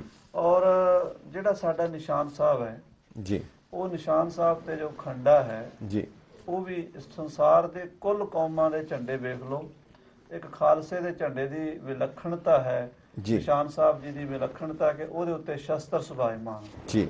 ਤੋ ਗੁਰੂ ਸਾਹਿਬ ਜੀ ਨੇ ਜਿੱਥੇ ਸਾਨੂੰ ਸ਼ਕਤੀਸ਼ਾਲੀ ਬਣਾਇਆ ਔਰ ਖੰਡੇ 'ਚ ਵੀ ਸਿਧਾਂਤ ਦਿੱਤਾ, 2 ਧਾਰਾ ਖੰਡਾ ਹੈ। ਇੱਕ ਪਾਸੇ ਉਹ ਸੰਸਾਰ ਦੀ ਉਤਪਤੀ ਕਰਦਾ, ਦੂਜੇ ਪਾਸੇ ਉਹ ਜ਼ੁਲਮ ਦਾ ਨਾਸ਼ ਕਰਦਾ। ਗੁਰੂ ਸਾਹਿਬ ਦਾ ਖੰਡਾ ਕਿਸੇ ਗਊ ਗਰੀਬ ਦੀ ਹੱਤਿਆ ਕਰਨ ਵਾਸਤੇ ਨਹੀਂ, ਕਿਸੇ ਨੂੰ ਬੇਲੋੜਾ ਮਾਰਨ ਲਈ ਨਹੀਂ, ਬਲਕਿ ਧਰਮ ਦੀ ਰਾਖੀ ਲਈ ਹੈ। ਅੱਜ ਤਾਈਂ ਖਾਲਸੇ ਨੇ ਜਿੰਨੇ ਵੀ ਜੰਗ ਲੜੇ ਨੇ ਉਹ ਧਰਮ ਦੀ ਰਾਖੀ ਲਈ ਲੜੇ ਨੇ, ਨਾ ਕਿ ਕੋਈ ਮੁਲਕ ਵਾਸਤੇ ਜਰ ਜੋਰੂ ਜ਼ਮੀਨ ਵਾਸਤੇ ਖਾਲਸੇ ਨੇ ਕਦੀ ਲੜਾਈ ਨਹੀਂ ਕੀਤੀ। ਉਹਨਾਂ ਨੇ ਦੇਸ਼ ਕੌਮ ਧਰਮ ਦੀ ਰਾਖੀ ਲਈ, ਇਹ ਅਕਾਲ ਪੁਰਖ ਦੀ ਫੌਜ ਹੈ, ਸ਼ਸਤਰਧਾਰੀ ਹੈ। ਔਰ ਦੇਖੋ ਜਿਤਨੇ ਵੀ ਪੁਰਾਣੇ ਅਸੀਂ ਮਜ਼ਹਬਾਂ ਦੇ ਧਰਮਾਂ ਦੇ ਆਗੂ ਦੇਖਦੇ ਹਾਂ ਉਹ ਵੀ ਸ਼ਸਤਰਧਾਰੀ, ਕਿਉਂਕਿ ਜਿਹੜੇ ਲੋਕ ਕਹਿੰਦੇ ਆ ਵੀ ਗੁਰੂ ਗੋਬਿੰਦ ਸਿੰਘ ਨੇ ਨਵਾਂ ਕੰਮ ਕੀਤਾ ਤੇ ਸ਼ਸਤਰ ਦਿੱਤੇ, ਉਹ ਪਿਛਲੇ ਇਤਿਹਾਸ ਦੇ ਵੇਖੋ ਹਜ਼ਰਤ ਮੁਹੰਮਦ ਸਾਹਿਬ ਵੀ ਉਹਨਾਂ ਨੇ ਵੀ ਜੰਗ ਲੜਿਆ ਆਪਣੀ ਸੇਫਟੀ ਵਾਸਤੇ, ਜਾਂ ਹੋਰ ਲੋਕਾਂ ਨੇ ਵੀ। ਤੇ ਜੇ ਸ਼ਸਤਰ ਜੋ ਹਨ ਉਹ ਰਾਖੀ ਵਾਸਤੇ ਨਾ ਹੁੰਦੇ ਤੇ ਪੁਰਾਣੇ ਲੋਕ ਵੀ ਉਹਨੂੰ ਯੂਜ਼ ਨਾ ਕਰਦੇ। ਸੋ ਗੁਰੂ ਸਾਹਿਬ ਜੀ ਨੇ ਅੱਜ ਵੀ ਸਾਰੀ ਦੁਨੀਆ ਦੀ ਜਿਹੜੀ ਸਰਕਾਰਾਂ ਹਨ ਉਹਨਾਂ ਨੇ ਆਪਣੀ ਆਪਣੀ ਫੌਜ, ਆਪਣੀ ਆਪਣੀ ਮਿਲਟਰੀ ਰੱਖੀ ਹੋਈ ਹੈ, ਆਪਣੀ ਸੇਫਟੀ ਵਾਸਤੇ ਹੈ। ਸੋ ਮਹਾਰਾਜ ਜੀ ਨੇ ਬਹੁਤ ਵੱਡਾ ਡੂੰਘਾ ਸਿਧਾਂਤ ਸਾਨੂੰ ਦਿੱਤਾ ਹੈ, ਉਹਨੂੰ ਸਮਝ ਕੇ ਕਲਗੀਧਰ ਪਾਤਸ਼ਾਹ ਦੀ ਬਾਣੀ 'ਚ ਦੇਗ ਤੇਗ ਜਗ ਮੈਂ ਦੂਰ ਚੱਲਾ ਦਾ ਸਿਧਾਂਤ ਹੈ। ਗੁਰਦੁਆਰੇ ਸਾਹਿਬਾਂ ਦੇ ਨਿਸ਼ਾਨ ਸਾਹਿਬ ਇਸ ਗੱਲ ਦਾ ਪ੍ਰਤੀਕ ਹਨ। ਹੋਰ ਵੀ ਬਹੁਤ ਕੁਝ ਹੈ ਜਿਹੜਾ ਸਾਡੇ ਇਤਿਹਾਸ ਦੇ ਵਿੱਚੋਂ, ਸਾਡੇ ਪਰੰਪਰਾ ਦੇ ਵਿੱਚੋਂ ਸਾਨੂੰ ਮਿਲਦਾ ਸ਼ਸਤਰਾਂ ਦੇ ਬਾਰੇ। ਜੀ ਡਾਕਟਰ ਸਾਹਿਬ ਤੁਸੀਂ ਕੁਝ ਇਹਦੇ ਵਿੱਚ ਵਾਅਦਾ ਕਰਨਾ ਚਾਹੁੰਦੇ ਸੀਗੇ? ਜੀ। ਪਹਿਲੀ ਗੱਲ ਤੇ ਮੈਂ ਜਿਹੜਾ ਤੁਸੀਂ ਇਹ ਦੱਸਿਆ ਕਿ ਦੇਗ ਤੇਗ ਜਗ ਮੈਂ ਦੋ ਚੱਲੇ ਦਾ ਸਿਧਾਂਤ ਸ਼੍ਰੀ ਦਸਮ ਗ੍ਰੰਥ ਵਿੱਚੋਂ ਪ੍ਰਤੀਪਾਦਿਤ ਹੁੰਦਾ ਹੈ। ਜੀ। ਦੇਗ ਦਾ ਭਾਵ ਹੈ ਲੰਗਰ, ਭਾਵ ਭੋਜਨ। ਜੀ। ਖਾਲਸੇ ਦਾ ਇਹ ਲਕਸ਼ ਹੈ ਸੰਸਾਰ ਵਿੱਚੋਂ ਭੁੱਖਮਰੀ ਦੂਰ ਕਰਨਾ, ਸਭ ਵਾਸਤੇ ਭੋਜਨ ਦਾ ਪ੍ਰਬੰਧ ਕਰਨਾ। ਜਸਟਿਸ ਦਾ ਪ੍ਰਤੀਕ ਹੈ ਤੇਗ। ਜੀ ਸਭ ਵਾਸਤੇ ਭੋਜਨ ਦਾ ਪ੍ਰਬੰਧ ਕਰਨਾ, food for all and justice for all. ਜੀ ਇਹ ਦੇਗ ਤੇਗ ਦਾ ਜਿਹੜਾ ਹੈ ਮੈਸੇਜ ਹੈ, ਦੇਗ ਤੇਗ ਦਾ ਲਕਸ਼ ਹੈ। ਇਹ ਕਿਹੋ ਜਿਹਾ ਕਲਿਆਣਕਾਰੀ ਸਾਰੇ ਦੁਨੀਆ ਵਾਸਤੇ ਹੈ, ਇਹ ਸਮਝਿਆ ਜਾ ਸਕਦਾ ਹੈ। ਜੀ ਜੀ ਜੀ ਰਹੀ ਗੱਲ ਅਗਲੀ ਕਿ ਸ਼ਸਤਰ ਨੂੰ ਪੀਰ ਕਿਉਂ ਕਿਹਾ ਗਿਆ? ਜੀ ਕਿਉਂਕਿ ਸਾਡੇ ਕੁਝ ਵੀਰ ਕਹਿੰਦੇ ਨੇ ਵੀ ਸ਼ਸਤਰ ਨੂੰ ਪੂਜਨਯੋਗ ਮੰਨਣਾ, ਸ਼ਸਤਰ ਅੱਗੇ ਸਿਰ ਝੁਕਾਉਣਾ, ਸ਼ਸਤਰ ਨੂੰ ਇਸ਼ਟ ਮੰਨਿਆ ਗਿਆ ਇੱਥੇ, ਔਰ ਗੁਰੂ ਸਾਹਿਬ ਸ਼ਸਤਰ ਨੂੰ ਇਸ਼ਟ ਨਹੀਂ ਮੰਨ ਸਕਦੇ, ਇੱਕ ਕਿੰਤੂ ਕਰਦੇ ਨੇ। ਮੈਂ ਬੇਨਤੀ ਕਰਾਂ ਕਿ ਪੀਰ ਇਸ਼ਟ ਨਹੀਂ ਹੁੰਦਾ। ਪੀਰ ਜਿਹੜਾ ਇਸਲਾਮ ਦੇ ਵਿੱਚ ਇੱਕ ਮਹਾਤਮਾ ਸੰਤ, ਜਿਵੇਂ ਸਾਡੇ ਸੰਤ ਹੈ ਉਸੇ ਤਰ੍ਹਾਂ ਪੀਰ ਜੀ ਹੁੰਦਾ ਜੀ ਹੈ। ਇਸਲਾਮ ਦਾ ਇਸ਼ਟ ਅੱਲਾ ਹੈ। ਅੱਲਾ ਤੋਂ ਬਾਅਦ ਦੂਜੇ ਦਰਜੇ ਤੇ ਮੁਹੰਮਦ ਸਾਹਿਬ ਨੇ। ਜੀ ਮੁਹੰਮਦ ਸਾਹਿਬ ਤੋਂ ਬਾਅਦ ਜਿਹੜੇ ਹੋਰ ਧਾਰਮਿਕ ਬਜ਼ੁਰਗ ਜਿਨ੍ਹਾਂ ਨੇ ਇਸਲਾਮ ਦਾ ਬਹੁਤ ਪ੍ਰਚਾਰ ਕੀਤਾ, ਉਹਨਾਂ ਨੂੰ ਪੀਰ ਕਹਿੰਦੇ। ਜੀ ਤਾਂ ਪੀਰ ਇਸਲਾਮ ਦਾ ਇੱਕ ਪ੍ਰਚਾਰਕ ਹੈ। ਗੁਰੂ ਜੀ ਨੇ ਜਦੋਂ ਸ਼ਸਤਰ ਨੂੰ ਪੀਰ ਕਿਹਾ ਤਾਂ ਉਸ ਵੇਲੇ ਸ਼ਸਤਰ ਨੂੰ ਇਸ਼ਟ ਨਹੀਂ ਕਿਹਾ, ਜੀ ਬਲਕਿ ਕਿਹਾ ਕਿ ਇਹ ਧਰਮ ਦਾ ਪ੍ਰਚਾਰਕ ਹੈ। ਜੀ ਜਿਹੜਾ ਲਕਸ਼ ਹੈ, ਧਰਮ ਚਲਾਵਨ ਸੰਤੋ ਬਾਰਨ, ਦੁਸ਼ਟ ਸਮਨ ਕੋ ਮੂਲ ਉਪਾਰਨ। ਜੀ ਜਿਹੜਾ ਸ਼ਸਤਰ ਹੈ ਇਹ ਰਾਜ ਸੱਤਾ ਵਾਸਤੇ ਨਹੀਂ ਹੈ, ਇਹ ਧਰਮ ਦੇ ਪ੍ਰਚਾਰ ਵਾਸਤੇ ਹੈ। ਇਹ ਇੱਕ ਪੀਰ ਦਾ ਕੰਮ ਕਰਦਾ ਹੈ, ਇਹਦੇ ਤੋਂ ਇੱਕ ਪੀਰ ਦਾ ਕੰਮ ਲੈਣਾ ਹੈ। ਧਰਮ ਦੀ ਸਿੱਖਿਆ ਜਿਹੜੀ ਹੈ ਲੋਕਾਂ ਤੱਕ ਪਹੁੰਚਾਉਣ ਵਿੱਚ ਜਿਹੜਾ ਕੋਈ ਰੁਕਾਵਟ ਬਣਦਾ ਹੈ, ਜੀ ਉਹਦੇ ਤੇ ਸ਼ਸਤਰ ਦੀ ਵਰਤੋਂ ਕਰਨੀ ਪਵੇ, ਤੇ ਵਰਤੋਂ ਕਰਕੇ ਵੀ ਧਰਮ ਜਿਹੜਾ ਹੈ ਉਹ ਸਾਰੇ ਸੰਸਾਰ ਵਿੱਚ ਬਹਾਲ ਕਰਨਾ ਹੈ। ਇਹ ਸ਼ਸਤਰ ਦਾ ਲਕਸ਼ ਹੈ। ਇਸ ਕਰਕੇ ਸ਼ਸਤਰ ਜਿਹੜਾ ਗੁਰਮਤਿ ਦੇ ਵਿੱਚ ਹੈ ਉਹ ਕੋਈ ਰੱਬ ਦਾ ਬਦਲ ਨਹੀਂ ਹੈ, ਬਲਕਿ ਉਹ ਰੱਬ ਦੇ ਨਾਮ ਦਾ ਔਰ ਚੰਗੇ ਜਿਹੜੇ ਗੁਰਮਤਿ ਦੇ ਸਿਧਾਂਤ ਨੇ ਉਹਨਾਂ ਦਾ ਪ੍ਰਚਾਰਕ ਦੇ ਰੂਪ ਵਿੱਚ ਇੱਕ ਪ੍ਰਸਤੁਤੀ ਉਹਦੀ ਕੀਤੀ। ਬਿਲਕੁਲ, ਜਿਵੇਂ ਸੈਨਾਪਤੀ ਨੇ ਲਿਖਿਆ ਹੈ, ਅਸੁਰ ਸੰਘਾਰਬੇ ਕੋ ਦੁਰਜਨ ਕੇ ਮਾਰਬੇ ਕੋ ਸੰਕਟ ਨਿਬਾਰਬੇ ਕੋ ਖਾਲਸਾ ਬਣਾਇਆ ਹੈ। ਇਹ ਦਾ ਪਰਪਸ ਸੁਖ ਸੰਤਾਂ ਕਰਨੰ ਦੁਰਮਤ ਦਰਨਮ ਕਿਲ ਵਿਖਾਰਨਮ ਅਸ ਸਰਨ ਅਸੀ ਸਰਨਮ ਜੀ ਜੈ ਜੈ ਜਕਾਰਨ ਸ੍ਰਿਸ਼ਟੀ ਉਭਾਰਨ ਮਮ ਪ੍ਰਤਿਪਾਰਨ ਜੈ ਜੈ ਤੇਗ। ਤੇਗੰ ਜੈ ਤੇਗੰ। ਬਹੁਤ ਅੱਛੇ। ਬਿਲਕੁਲ ਡਾਕਟਰ ਸਾਹਿਬ ਤੁਹਾਡੇ ਕੋਲ ਆਵਾਂਗੇ ਔਰ ਬੜਾ ਹੀ ਅਹਿਮ ਹੈ। ਗੁਰੂ ਗ੍ਰੰਥ ਸਾਹਿਬ ਦੇ ਵਿੱਚ ਵੀ ਇੱਕ ਜਗ੍ਹਾ ਜ਼ਿਕਰ ਆਇਆ ਕਿ ਰਘੁਬੰਸ ਤਿਲਕ ਸੁੰਦਰ ਦਸਰਤ ਗਰ ਮੁਨ ਬਾਛੇ ਜਾਕੀ ਸਰਣੰਗ। ਇਹ ਸ੍ਰੀ ਰਾਮਦਾਸ ਤਾਰਨ ਤਰਣੰਗ, ਗੁਰੂ ਰਾਮਦਾਸ ਜੀ ਦਾ ਜ਼ਿਕਰ ਆਇਆ। ਤੇ ਕੀ ਇਸ ਤਰ੍ਹਾਂ ਜਿਹੜਾ ਗੁਰੂ ਸਾਹਿਬ ਨੇ ਆਪਣੇ ਕੁਲ ਦਾ ਵਰਣਨ ਕੀਤਾ, ਕੁਲ ਕਿਸੇ ਨਾ ਕਿਸੇ ਦੀ ਕੋਈ ਨਾ ਕੋਈ ਕੁਲ ਹੋਏਗੀ, ਪਰ ਉਹਨਾਂ ਨੇ ਉੱਥੋਂ ਸ਼ੁਰੂ ਕਰਕੇ ਫਿਰ ਖੰਡਾ ਕੁਲ ਛਤਰੀ ਪੈਦਾ ਕਰ ਦਿੱਤਾ, ਖੰਡਾ ਕੁਲ ਬਣਾ ਦਿੱਤਾ, ਯਾਨੀ ਕੁਲ ਦੀ ਟਰਾਂਸਫਾਰਮੇਸ਼ਨ ਹੋ ਗਈ। ਤੇ ਜਿਹੜਾ ਗੁਰੂ ਸਾਹਿਬ ਨੇ ਆਪਣੀ ਆਤਮ ਕਥਾ ਦੇ ਵਿੱਚ ਕੁਲ ਵਰਣਨ ਕੀਤਾ, ਬੰਸ ਦਾ ਵਰਣਨ ਕੀਤਾ, ਉਹਦੀ ਕੀ ਮਹੱਤਤਾ ਸੀ? ਮੌਜੂਦਾ ਸਮੇਂ ਵਿੱਚ ਤੇ ਮੈਂ ਸਮਝਦਾ ਸੋ ਬਹੁਤ ਜ਼ਿਆਦਾ ਮਹੱਤਤਾ ਹੈ ਉਹਦੀ, ਜੀ ਕਿਉਂਕਿ ਇਹ ਬਚਿੱਤਰ ਨਾਟਕ ਦੇ ਵਿੱਚ ਹੀ ਅੱਗੇ ਜਾ ਕੇ ਸੋਢੀ ਤੇ ਬੇਦੀ ਵੰਸ਼ ਜਿਹੜਾ ਹੈ ਜੀ ਉਸ ਦਾ ਉਹਨਾਂ ਨੇ ਵਰਣਨ ਕੀਤਾ ਹੈ। ਔਰ ਸ਼ੁਰੂ ਉਹ ਇਸ ਤਰ੍ਹਾਂ ਕਰਦੇ ਨੇ ਵੀ ਪ੍ਰਥਮ ਕਾਲ ਜਬ ਕਰਾ ਪਸਾਰਾ ਓਂਕਾਰ ਦੇ ਸ੍ਰਿਸ਼ਟ ਉਪਾਰਾ। ਇਹਦੇ ਨਾਲ ਹੀ ਇੱਕ ਮੈਂ ਪੁਆਇੰਟ ਹੋਰ ਦੱਸ ਦਵਾਂ ਕਿ ओंकार ब्रह्मा उत्पत्त ओंकार किया जिनचित ओंकार सैल जुग पए ओंकार वेद निर्मय। ਇਹ ਓंकार ਬਾਣੀ ਜਿਹੜੀ ਗੁਰੂ ਗ੍ਰੰਥ ਸਾਹਿਬ ਦੇ ਵਿੱਚ ਹੈ ਇਹ ਬਿਲਕੁਲ ਉਸੇ ਦੀ ਹੀ ਤਰਜ਼ ਤੇ ਦਸਮ ਗ੍ਰੰਥ ਦੇ ਵਿੱਚ ਵੀ ਸਾਨੂੰ ਉਹ ਮੰਨ ਰਹੇ ਨੇ, ਕਹਿ ਰਹੇ ਨੇ ਵੀ ਓंकार ਤੇ ਸ੍ਰਿਸ਼ਟ ਉਪਾਰਾ।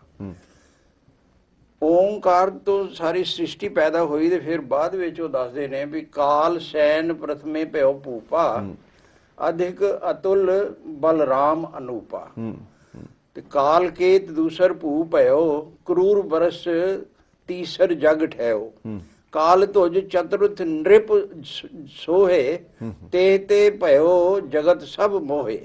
ਇਹ ਚਾਰ ਰਾਜਿਆਂ ਦਾ ਇੱਕ ਚਾਰ ਬਲੀ ਪੁਰਖਾਂ ਦਾ ਮਤਲਬ ਉਹਨਾਂ ਨੇ ਵਰਣਨ ਕੀਤਾ ਹੈ ਕਿ ਜਦੋਂ ਸ੍ਰਿਸ਼ਟੀ ਚੱਲੀ ਤੇ ਇਹ ਕਾਲ ਸੈਨ, ਕਾਲ ਕੇਤ, ਕਾਲ ਤੁਝ, ਇਹ ਇਸ ਤਰ੍ਹਾਂ ਚਾਰ ਰਾਜੇ ਸੀ ਜਿਹੜੇ ਉਹ ਮਤਲਬ ਜੀ ਜੀ।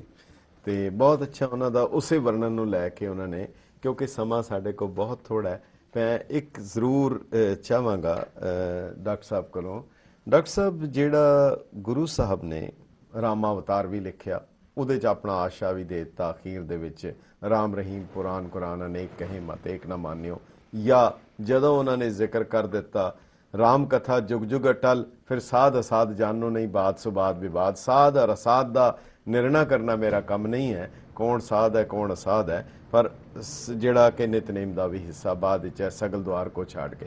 ਕ੍ਰਿਸ਼ਨਾ ਅਵਤਾਰ ਜਿਹੜਾ ਹੈ, ਜਿਹੜਾ ਓਰੀਜਨਲ ਭਾਗਵਤ ਹੈ, ਉਹਦੇ ਵਿੱਚ ਔਰ ਇਹਦੇ 'ਚ ਤੇ ਬਿਲਕੁਲ ਹੀ ਜ਼ਮੀਨ ਅਸਮਾਨ ਦਾ ਫਰਕ ਹੈ। ਇਹ ਨਾ ਇਹਦੇ 'ਚ ਗੀਤਾ ਦਾ ਜ਼ਿਕਰ ਹੈ, ਨਾ ਇਹਦੇ 'ਚ ਜਿਹੜੀ ਲੀਲਾ ਹੈ ਉਹਦਾ ਬੜਾ ਥੋੜਾ ਜਿਹਾ ਵਰਣਨ ਹੈ। ਜੋ ਮੂਲ ਭਾਗਵਤ ਦੇ ਵਿੱਚ ਜੋ ਕ੍ਰਿਸ਼ਨ ਲੀਲਾ ਦਾ ਉਹਦਾ 10ਵਾਂ ਹਿੱਸਾ ਵੀ ਨਹੀਂ ਹੈ, ਫਿਰ ਵੀ ਐਡਾ ਰੋਲਾ ਪਾ ਦਿੱਤਾ ਜਾਂਦਾ ਹੈ।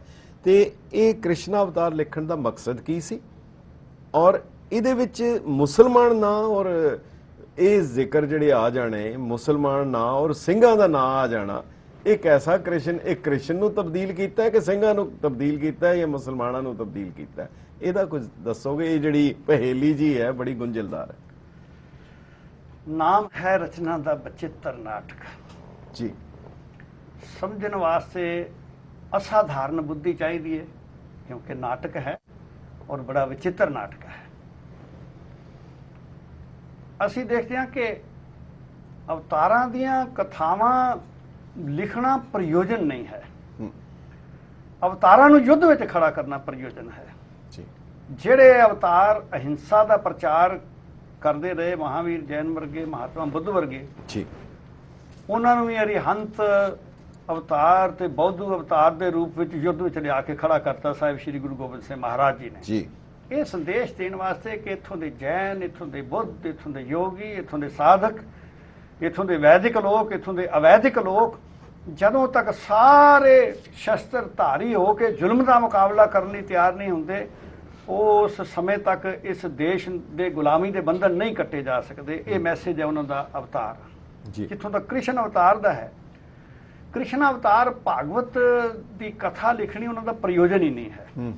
ਤੁਸੀਂ ਇਹਦੇ ਅੰਦਰ ਜਾਓ, ਜਿਹੜੇ ਤੇ ਬੰਦੇ ਬੇਸਮਝ ਨੇ, ਉਹ ਬੇਸਮਝ ਬੰਦੇ ਜਿਹੜੇ ਨੇ ਇਹਦਾ ਵਿਸ਼ਲੇਸ਼ਣ ਠੀਕ ਨਹੀਂ ਕਰ ਸਕਦੇ, ਤੇ ਉਹ ਕਹਿੰਦੇ ਇਹਦੇ 'ਚ ਸੰਵਤ ਗੜਬੜ ਨੇ। ਪਹਿਲੇ ਭਾਗ ਦਾ ਸੰਵਤ ਜਿਹੜਾ ਹੈ ਉਹ 1745 ਹੈ, ਤੇ ਅਗਲੇ ਭਾਗ ਜਿਹੜਾ 1744 ਹੈ, ਤੇ ਜਦੋਂ ਕਿ ਪਹਿਲੇ ਦਾ 1744 ਹੋ ਸਕਦਾ ਤੇ 1745 ਦੇ ਬਾਅਦ ਵਿੱਚ ਆਉਣਾ ਚਾਹੀਦਾ। ਉਹਨਾਂ ਨੂੰ ਪਤਾ ਹੀ ਨਹੀਂ ਹੈ ਕਿ ਗੁਰੂ ਜੀ ਨੇ ਜਦੋਂ ਕ੍ਰਿਸ਼ਨਾ ਅਵਤਾਰ ਲਿਖਿਆ, ਕ੍ਰਿਸ਼ਨਾ ਅਵਤਾਰ ਦੀ ਸਮੁੱਚੀ ਗਾਥਾ ਦਾ ਲਿਖਣਾ ਉਹਨਾਂ ਦਾ ਪ੍ਰਯੋਜਨ ਹੀ ਨਹੀਂ। ਔਰ ਮਹਾਭਾਰਤ ਦਾ ਜਿਹੜਾ ਮਹਾਭਾਰਤ ਵਿੱਚ ਜਿਹੜਾ ਅਰਜੁਨ ਨੂੰ ਗੀਤਾ ਦਾ ਉਪਦੇਸ਼ ਦਿੱਤਾ ਹੈ, ਉਸ ਕਥਾ ਨੂੰ ਬਿਲਕੁਲ ਛੱਡ ਦੇਣਾ, ਉਹਦਾ ਪ੍ਰਯੋਜਨ ਇਹ ਹੈ ਕਿ ਉਹ ਕਿਤੇ ਲੋਕ ਫਿਰ ਉਹ ਗੀਤਾ ਨੂੰ ਨਾ ਪਵਿੱਤਰ ਗਿਆਨ ਸਮਝ ਬੈਠਣ, ਇਸ ਕਰਕੇ ਉਹਨੂੰ ਹਟਾ ਹੀ ਦਿੱਤਾ ਗਿਆ ਹੈ। ਸਰਵ ਪ੍ਰਥਮ ਗੁਰੂ ਜੀ ਨੇ ਖੜਗ ਸਿੰਘ ਦੀ ਕਥਾ ਲਿਖੀ ਹੈ ਜੀ, ਜਿਸ ਨੂੰ ਅਸੀਂ ਯੁੱਧ ਪ੍ਰਬੰਧ ਕਹਿੰਦੇ ਹਾਂ। ਔਰ ਇਹ ਯੁੱਧ ਪ੍ਰਬੰਧ ਇਤਨਾ ਜਿਹੜਾ ਸੀ, ਇਹਦਾ ਪ੍ਰਚਾਰ ਸੀ ਸਿੱਖਾਂ ਵਿੱਚ ਕਿ ਇਹਦੀ ਪੋਥੀ ਵੱਖਰੀ ਹੁੰਦੀ ਸੀ ਪਹਿਲਾਂ। ਯੁੱਧ ਪ੍ਰਸੰਗ ਨਿਹੰਗ ਜਿਹੜੇ ਸੀ ਉਹ ਵਾਰ-ਵਾਰ ਪੜ੍ਹਦੇ ਹੁੰਦੇ ਸੀ। ਨਿਹੰਗ ਸਿੰਘ ਸਾਡੇ ਗੁਰੂ ਕੇ ਖਾਲਸੇ ਜਿਹੜੇ ਸਨ ਉਹ ਯੁੱਧ ਪ੍ਰਸੰਗ ਵਾਰ-ਵਾਰ ਪੜ੍ਹਦੇ ਸਨ। ਹੁਣ ਜਿਹੜਾ ਯੁੱਧ ਪ੍ਰਸੰਗ ਹੈ, ਇਹਦੇ ਵਿੱਚ ਅਸੀਂ ਦੇਖੀਏ ਕਿ ਸ਼੍ਰੀ ਕ੍ਰਿਸ਼ਨ ਦੇ ਨਾਲ ਯੁੱਧ ਕਰਨ ਵਾਲਾ ਇੱਕ ਯੋਧਾ ਖੜਗ ਸਿੰਘ ਖੜਾ ਕੀਤਾ ਹੈ। ਪੁਰਾਣਕ ਜਿਹੜੀ ਕਥਾ ਹੈ ਉਹਦੇ ਵਿੱਚ ਕਿਤੇ ਖੜਗ ਸਿੰਘ ਨਹੀਂ ਹੈ, ਖੜਗ ਸਿੰਘ ਲਿਆ ਕੇ ਖੜਾ ਕੀਤਾ ਹੈ। ਖੜਗ ਸਿੰਘ ਕ੍ਰਿਸ਼ਨ ਨਾਲ ਯੁੱਧ ਕਰਦਾ ਹੈ ਜੀ। ਹੁਣ ਅਗਲੀ ਖੂਬਸੂਰਤੀ ਇਹਦੇ ਵਿੱਚ ਇਹ ਵੇ ਕਿ ਇਹਦੇ ਚ ਲਿਆ ਕੇ ਬੜੇ ਸੋਹਣੇ ਨਾਮ ਸਿੰਘਾਂ ਦੇ ਸਜਾ ਕੇ 5-5 ਦਾ ਜਥਾ ਭੇਜਿਆ ਜਾਂਦਾ ਹੈ ਯੁੱਧ ਦੇ ਮੈਦਾਨ ਵਿੱਚ। ਇਹ ਸੰਕਲਪ ਪੰਜਾਂ ਦਾ ਜਿਹੜਾ ਹੈ ਵਾਰ-ਵਾਰ ਉਹਦੇ ਵਿੱਚ ਆਉਂਦਾ ਹੈ ਜੀ। ਫਿਰ ਕ੍ਰਿਸ਼ਨ ਜਿਹੜਾ ਹੈ ਉਸ ਦੀ ਗਾਥਾ ਨੂੰ ਉਸ ਸਮੇਂ ਵਿੱਚ ਲਿਆ ਕੇ ਉਹਦੇ ਵਿੱਚ ਖਾਨ ਖੜੇ ਕੀਤੇ ਜਾਂਦੇ ਨੇ, ਕਿਉਂਕਿ ਉਸ ਵੇਲੇ ਜਿਹੜਾ ਸੰਘਰਸ਼ ਹੈ ਉਹ ਉਸ ਸਮੇਂ ਦਾ ਜਿਹੜਾ ਸੰਘਰਸ਼ ਦੀ ਲੋੜ ਹੈ, ਉਸ ਲੋੜ ਨੂੰ ਦੇਖਦਿਆਂ ਹੋਇਆਂ ਖਾਨ ਜਿਹੜੇ ਲਿਆ ਖੜੇ ਕੀਤੇ ਜਾਂਦੇ ਨੇ ਤੇ ਸਿੰਘ ਵੀ ਲਿਆ ਕੇ ਯੁੱਧ ਦੇ ਮੈਦਾਨ 'ਚ ਉਤਾਰੇ ਜਾਂਦੇ ਨੇ। ਔਰ ਖੜਗ ਸਿੰਘ ਸੂਰਬੀਰ ਹੁੰਦਾ ਹੈ ਜਿਹੜਾ ਸ਼੍ਰੀ ਕ੍ਰਿਸ਼ਨ ਦਾ ਮੁਕਾਬਲਾ ਕਰ ਰਿਹਾ। ਸ਼੍ਰੀ ਕ੍ਰਿਸ਼ਨ ਨੂੰ ਵਾਲਾਂ ਤੋਂ ਪਕੜ ਕੇ ਖੜਗ ਸਿੰਘ ਕਹਿੰਦਾ ਹੈ। ਹੁਣ ਇਹ ਲੋਕ ਕਹਿਣ ਕਿ ਕ੍ਰਿਸ਼ਨ ਅਵਤਾਰ ਵਿੱਚ ਕ੍ਰਿਸ਼ਨ ਦੀ ਮਹਿਮਾ ਹੈ। ਖੜਗ ਸਿੰਘ ਵਰਗਾ ਇੱਕ ਕਾਲਪਨਿਕ ਵਿਅਕਤੀ ਕ੍ਰਿਸ਼ਨ ਨੂੰ ਵਾਲਾਂ ਤੋਂ ਪਕੜ ਲਵੇ ਤੇ ਇਹ ਕਿਹੜੀ ਕ੍ਰਿਸ਼ਨ ਦੀ ਮਹਿਮਾ ਹੈ? ਖੜਗ ਸਿੰਘ ਵਾਲਾਂ ਤੋਂ ਜਾ ਕੇ ਪਕੜ ਲੈਂਦਾ ਹੈ, ਜਿਹੜਾ ਕਿ ਮਗਰੋਂ ਖਾਲਸੇ ਨੇ ਕਰਨਾ ਸੀ ਕਿ ਇੱਥੋਂ ਦੇ ਦੇਵੀ ਦੇਵਤਿਆਂ ਦਾ ਜਿਹੜਾ ਵਰਚਸਵ ਸੀ ਉਹ ਭਰਮ ਸਾਰੇ ਤੋੜਨੇ ਸਨ ਖੜਗ ਸਿੰਘ ਖਾਲਸੇ ਨੇ। ਤਾਂ ਖੜਗ ਸਿੰਘ ਨੇ ਵਾਲਾਂ ਤੋਂ ਫੜ ਲਿਆ ਤੇ ਕਹਿੰਦਾ ਮੈਂ ਤੈਨੂੰ ਬਖਸ਼ ਇਸ ਕਰਕੇ ਰਿਹਾ ਕਿ ਤੂੰ ਇੱਕ ਸੂਰਬੀਰ ਹੈ ਤੇ ਮੇਰੇ ਨਾਲ ਯੁੱਧ ਕਰੇਗਾ, ਮੈਨੂੰ ਸਵਾਦ ਆਏਗਾ। ਇਹ ਮੈਸੇਜ ਦਿੱਤਾ ਹੈ ਕਿ ਜਿਹੜਾ ਸਿੱਖ ਹੈ ਗੁਰੂ ਦਾ ਖੜਗ ਸਿੰਘ ਹੈ ਉਹ ਯੁੱਧ ਵਿੱਚ ਵੈਰ ਵਾਸਤੇ ਨਹੀਂ ਕਿਸੇ ਨਾਲ ਲੜਦਾ, ਉਹ ਤੇ ਸੰਘਰਸ਼ ਉਹਦਾ ਧਰਮ ਹੈ, ਉਹਨੇ ਬਦੀ ਵਿਰੋਧ ਸੰਘਰਸ਼ ਕਰਨਾ ਹੈ, ਇਸ ਕਰਕੇ ਉਹ ਸੰਘਰਸ਼ ਕਰ ਰਿਹਾ ਹੈ। ਹੁਣ ਉਸ ਨੂੰ ਕੋਈ ਮਾਰ ਨਹੀਂ ਸਕਦਾ ਖੜਗ ਸਿੰਘ ਨੂੰ। ਜਦੋਂ ਮਾਰ ਨਹੀਂ ਸਕਦਾ ਤੇ ਮੈਂ ਕਥਾ ਬੜੀ ਸੰਖੇਪ ਕਰ ਦੇਵਾਂ ਕਿ ਸ਼੍ਰੀ ਕ੍ਰਿਸ਼ਨ ਆਰਾਧਨਾ ਕਰਦੇ ਨੇ, ਤਿੰਨੇ ਵੱਡੇ ਦੇਵ ਆ ਜਾਂਦੇ ਨੇ, ਇੰਦਰ ਨੂੰ ਬੁਲਾ ਲਿਆ ਜਾਂਦਾ ਹੈ, ਸਾਰੀਆਂ ਸੈਨਾਵਾਂ ਇੰਦਰ ਦੀਆਂ ਆ ਜਾਂਦੀਆਂ ਨੇ, ਫਿਰ ਕੌਰਵ ਤੇ ਪਾਂਡਵ ਬੁਲਾ ਲਏ ਜਾਂਦੇ ਨੇ। ਸਾਰੀ ਸ਼ਕਤੀ ਇਕੱਠੀ ਕਰਕੇ ਵੀ ਖੜਗ ਸਿੰਘ ਨੂੰ ਨਹੀਂ ਹਰਾ ਸਕਦੀ। ਇਹ ਸਮਝ ਲੈਣਾ ਚਾਹੀਦਾ ਕਿ ਹਿੰਦੁਸਤਾਨ ਦੀਆਂ ਸਾਰੀਆਂ ਫੋਰਸਿਸ ਖਾਲਸੇ ਦੇ ਵਿਰੁੱਧ ਡਟੀਆਂ ਰਹੀਆਂ ਨੇ। ਉਹਨਾਂ ਨੇ ਚਮਕੌਰ ਦੀ ਗੜੀ ਨੂੰ ਵੀ ਘੇਰਾ ਪਾਇਆ, ਉਹਨਾਂ ਅਨੰਦਪੁਰ ਦੀ ਗੜੀ ਨੂੰ ਵੀ ਘੇਰਾ ਪਾਇਆ ਔਰ ਖਾਲਸੇ ਦੇ ਵਿਰੁੱਧ ਡਟੀਆਂ ਰਹੀਆਂ, ਪਰੰਤੂ ਖਾਲਸਾ ਜਿਹੜਾ ਖੜਗ ਸਿੰਘ ਸੀ ਗੁਰੂ ਦਾ ਪੈਦਾ ਕੀਤਾ ਹੋਇਆ, ਉਹਨੂੰ ਨਹੀਂ ਮਾਰ ਸਕੀਆਂ ਸਾਰੀਆਂ। ਇਹ ਜਫਰਨਾਮੇ ਦੇ ਵਿੱਚੋਂ ਹੀ ਬੜਾ ਸਪਸ਼ਟ ਹੋ ਜਾਂਦਾ ਹੈ ਜੀ ਕਿ ਕਿਤਨੀਆਂ ਫੋਰਸਿਸ ਦੂਜੇ ਪਾਸੇ ਨੇ ਤੇ ਕਿਤਨੇ 40 ਕੋ ਭੁੱਖੇ ਪਾਣੇ ਸਿੱਖ ਜਿਹੜੇ ਨੇ ਮੁਕਾਬਲੇ ਦੇ ਉੱਤੇ ਹਨ। ਜੀ ਖੜਗ ਸਿੰਘ ਨੂੰ ਐਂਡਿੰਗ ਜਿਹੜਾ ਸਵਈਆ ਹੈ ਨਾ, ਖੜਗ ਸਿੰਘ ਨੂੰ ਜਦੋਂ ਸੰਘਾਰ ਨਹੀਂ ਕੀਤਾ ਜਾ ਸਕਦਾ, ਖੜਗ ਸਿੰਘ ਦਾ ਸੰਘਾਰ ਨਹੀਂ ਹੋ ਸਕਦਾ। ਹੁਣ ਬ੍ਰਹਮਾ ਨੂੰ ਪੁੱਛਿਆ, ਸਾਰੇ ਦੇਵਤੇ, ਵੱਡਾ ਬ੍ਰਹਮਾ ਸੀ, ਬ੍ਰਹਮਾ ਨੂੰ ਪੁੱਛਿਆ ਜਾਂਦਾ ਹੈ ਕਿ ਖੜਗ ਸਿੰਘ ਨੂੰ ਕਿਵੇਂ ਮਾਰਿਆ ਜਾਵੇ। ਉਹ ਕਹਿੰਦਾ ਜੀ ਇੱਕ ਤਰੀਕਾ ਹੈ, ਸਵਰਗ ਵਿੱਚੋਂ ਅਪਸਰਾ ਬੁਲਾ ਲਈਆਂ ਜਾਣ, ਉਹ ਇਹਦੇ ਸਾਹਮਣੇ ਹਾਵ ਭਾਵ ਕਰਨ, ਨਾਚ ਨੱਚਣ, ਜੇ ਇਹਦਾ ਧਿਆਨ ਉਹਨਾਂ ਵੱਲ ਚਲਾ ਗਿਆ ਤਾਂ ਮਾਰਿਆ ਜਾਏਗਾ। ਠੀਕ ਇਸੇ ਤਰ੍ਹਾਂ ਹੁੰਦਾ ਹੈ ਕਿ ਅਪਸਰਾ ਬੁਲਾਈਆਂ ਜਾਂਦੀਆਂ ਨੇ, ਯੁੱਧ ਦੇ ਮੈਦਾਨ ਵਿੱਚ ਖੜਗ ਸਿੰਘ ਦੇ ਸਾਹਮਣੇ ਉਹ ਨਾਚ ਪ੍ਰਸਤੁਤੀ ਕਰਦੀਆਂ ਨੇ। ਉਸ ਵੱਲ ਧਿਆਨ ਜਾਂਦਿਆਂ ਹੀ ਸ਼੍ਰੀ ਕ੍ਰਿਸ਼ਨ ਉਸ ਨੂੰ ਬਾਣ ਮਾਰਦੇ ਨੇ ਤੇ ਉਹ ਜ਼ਖਮੀ ਹੋ ਕੇ ਧਰਤੀ ਤੇ ਡਿੱਗ ਪੈਂਦਾ ਹੈ। ਜਾਂਦਾ ਫਿਰ ਵੀ ਆਪਣੀ ਮਰਜ਼ੀ ਨਾਲ ਹੈ, ਇਤਨਾ ਬੜੀ, ਪਰੰਤੂ ਗੁਰੂ ਜੀ ਨੇ ਮੈਸੇਜ ਦੇ ਦਿੱਤਾ ਕਿ ਖੜਗ ਸਿੰਘ ਜੈਸਾ ਬਲਵਾਨ ਜਿਸ ਤੇ ਮੌਤ ਅਧੀਨ ਹੋਵੇ, ਉਸ ਵਿਅਕਤੀ ਨੂੰ ਵੀ ਜੇ ਕਾਮ ਵੱਲ ਚਿੱਤ ਚਲਾ ਗਿਆ ਤੇ ਉਹਦਾ ਚਿੱਤ ਡੋਲਿਆ ਨਹੀਂ ਤੇ ਉਹ ਮਰਿਆ ਨਹੀਂ। ਇਹੀ ਸੁਨੇਹਾ ਡਾਕਟਰ ਸਾਹਿਬ ਚਰਿਤ੍ਰੋਪਾਖਿਆਨ ਵਿੱਚ ਵੀ ਬਾਰ-ਬਾਰ ਇਹ ਸੰਦੇਸ਼ ਚਰਿਤ੍ਰੋਪਾਖਿਆਨ ਦਾ ਹੈ ਤੇ ਇਹ ਹੀ ਸੰਦੇਸ਼ ਇਸ ਬਾਣੀ ਦਾ ਹੈ। ਜੀ ਗੁਰੂ ਜੀ ਨੇ ਕਥਾ ਪੂਰੀ ਕਰਨ ਵਾਸਤੇ ਬਾਕੀ ਇਹਦੇ ਭਾਗ ਜਿਹੜੇ ਨੇ ਰਾਸ ਲੀਲਾ ਇਤਿਆਦਿਕ ਇਹ ਮਗਰੋਂ ਲਿਖੇ ਨੇ, ਤੇ ਰਾਸ ਲੀਲਾ ਵਿੱਚ ਵੀ ਨਾਰੀ ਸ਼ਕਤੀ ਦੀ ਮਹਿਮਾ ਕਰਕੇ ਉਹਨਾਂ ਨੇ ਨਾਰੀ ਸ਼ਕਤੀ ਦਾ ਉਥਾਨ ਕਰਨ ਦੀ ਕੋਸ਼ਿਸ਼ ਕੀਤੀ। ਬਿਲਕੁਲ, ਇਹਦੇ ਵਿੱਚ ਹੀ ਸ਼੍ਰੀ ਕ੍ਰਿਸ਼ਨ ਦੀ ਗਾਥਾ ਦੇ ਵਿੱਚ ਉਹਨਾਂ ਦਾ ਅਖੀਰਲਾ ਨਾਮ ਰਣਛੋੜ ਜੀ ਹੈ, ਪਰ ਇਹਦੇ ਵਿੱਚ ਰਣਜੂਝ ਦੀ ਗੱਲ ਆਂਦੀ ਹੈ। ਹੇ ਰਵ ਹੇ ਸਾਸੇ ਕਰਨਾ ਨਿਦ ਮੇਰੀ ਅਬੈ ਬੇਨਤੀ ਸੁਣ ਲੀਜੇ, और न मांगत हो तुम ते कत चाहत हो चित में सोई कीजिए, शस्त्रन स्यों अत हीरण भीतर जूझ मरो तो साच पतीजे। बहुत बहुत धन्यवाद डॉक्टर साहब। एक मिनट ਵਿੱਚ ਡਾਕਟਰ ਸਾਹਿਬ ਕੁਝ ਦੱਸਣਾ ਚਾਹਣਗੇ? ਉਹੀ ਦੱਸ ਰਿਹਾ ਸਾਂ ਜੀ ਕਿ ਜਿਹੜਾ ਇਹਨਾਂ ਨੇ ਬਹੁਤ ਖੂਬਸੂਰਤ ਬਿਆਨ ਕੀਤਾ ਹੈ ਕ੍ਰਿਸ਼ਨਾ ਅਵਤਾਰ ਦਾ। ਐਂਡ ਜਿਹੜਾ ਇਹਦਾ ਸਵਈਆ 4 ਲਾਈਨਾਂ ਦਾ, ਮੈਂ ਸਿਰਫ 1 ਮਿੰਟ ਦੇ ਵਿੱਚ ਹੀ ਉਹ ਜੀ ਇਹਦਾ 2492 ਇਹਦੇ ਸਾਰੇ ਮਤਲਬ ਪਦੇ ਨੇ, ਤੇ ਉਹਦੇ ਵਿੱਚੋਂ ਜਿਹੜਾ ਲਾਸਟ ਸਵਈਆ ਹੈ ਉਹ ਹੈ ਧਨ ਜਿਉ ਤੈ ਕੋ ਜਗ ਮੇ ਮੁਕਤੇ ਹਰ ਚਿਤ ਮੇ ਯੁੱਧ ਵਿਚਾਰੇ, ਦੇਹ ਅਨਿਤ ਨਾ ਨਿਤ ਰਹੇ ਜਸ ਨਾਵ ਚੜੇ ਭਵ ਸਾਗਰ ਤਾਰੇ, ਧੀਰਜ ਧਾਮ ਬਣਾਏ ਇਹ ਤਨ ਬੁੱਧ ਸੋ ਦੀਪਕ ਜਿਉ ਉਜਿਆਰੇ, ਗਿਆਨੇ ਕੀ ਬੜਨੀ ਮਨੁ ਹਾਥ ਲੈ ਕਾਤਰਤਾ ਕੁਤਵਾਰ ਬੁਹਾਰੇ। ਹੈਲਪਲੈਸਨੈਸ ਦੀ ਜਿਹੜਾ ਕੂੜਾ ਕਰਕਟ ਸਾਡੇ ਅੰਦਰ ਭਰਿਆ ਪਿਆ ਹੈ, ਉਹਨੂੰ ਅਸੀਂ ਗਿਆਨ ਦੇ ਝਾੜੂ ਦੇ ਨਾਲ ਹੂੰਝ ਕੇ ਬਾਹਰ ਸੁੱਟਣਾ ਦਰਅਸਲ, ਔਰ ਉਹ ਤਾਂ ਹੀ ਖੜਗ ਸਿੰਘ ਜਿੰਨਾ ਜਿਹੜਾ ਬਲ ਹੈ ਉਸ ਜੀ ਜੀ। ਸੋ ਮੇਰਾ ਖਿਆਲ ਹੈ ਕਿ ਤੁਹਾਡਾ ਇਹ ਪ੍ਰੋਗਰਾਮ ਹੀ ਜਿਹੜਾ ਹੈ ਉਹ ਅਗਿਆਨ ਦੇ ਕੂੜੇ ਨੂੰ ਬੁਹਾਰੀ ਲਾਉਣ ਵਾਲਾ ਹੀ ਹੈ, ਅਗਿਆਨ ਦੇ ਕੂੜੇ ਨੂੰ ਤੇ ਕੂੜਾ ਫੈਲਾਉਣ ਵਾਲਿਆਂ ਨੂੰ। ਸੋ ਬਹੁਤ ਬਹੁਤ ਧੰਨਵਾਦ ਹੈ। ਅਖੀਰ ਦੇ ਵਿੱਚ ਸਿਰਫ ਇੱਕ ਲਫ਼ਜ਼ ਹੈ, ਪੜ੍ਹ ਕੇ ਤਿਹਾਰੀ ਬਾਣੀ ਸ੍ਰੀ ਮਨ ਗੋਬਿੰਦ ਸਿੰਘ, ਸਾਧ ਮੈਨ ਸ਼ੇਰ ਮਨ ਸ਼ੇਰ ਮੈਨ ਸਾਧ ਮਨ, ਦਉ ਪਗ ਦੇਖੀਅਤ आप ही के मग में, सिख जो तिहारे सो तो संगया में सिंह भयो, समर में सिंह भयो, सिंह भयो जग में। आप सब दा बहुत बहुत हार्दिक दिलों धन्यवाद है कि आपने इतना कीमती समा दिता और सानू निवाजिया, और आस है कि दोबारा भी जदों मौका मिलिया जरूर करांगे। और डॉक्टर जोत सिंह जी कोलों असीं जरूर जिहड़ा इन्हां दा खास विशा है कि गुरु ग्रंथ साहिब जोत किद्दां है, ਉਹ ਕਿੱਦਾਂ ਸਥਾਪਿਤ ਹੁੰਦੀ ਹੈ, ਉਹ ਅਧਿਆਤਮਵਾਦ ਦੀ ਗੱਲ ਜੇ ਗੁਰੂ ਨੇ ਕਿਰਪਾ ਕੀਤੀ ਅਸੀਂ ਜ਼ਰੂਰ ਹਾਸਲ ਕਰਾਂਗੇ। ਬਹੁਤ ਬਹੁਤ ਧੰਨਵਾਦ। ਤੁਸੀਂ ਈਮੇਲ ਕਰਨਾ lamba@getpunjabi.tv। ਬਹੁਤ ਬਹੁਤ ਧੰਨਵਾਦ। ਵਾਹਿਗੁਰੂ ਜੀ ਕਾ ਖਾਲਸਾ, ਵਾਹਿਗੁਰੂ ਜੀ ਕੀ ਫਤਿਹ।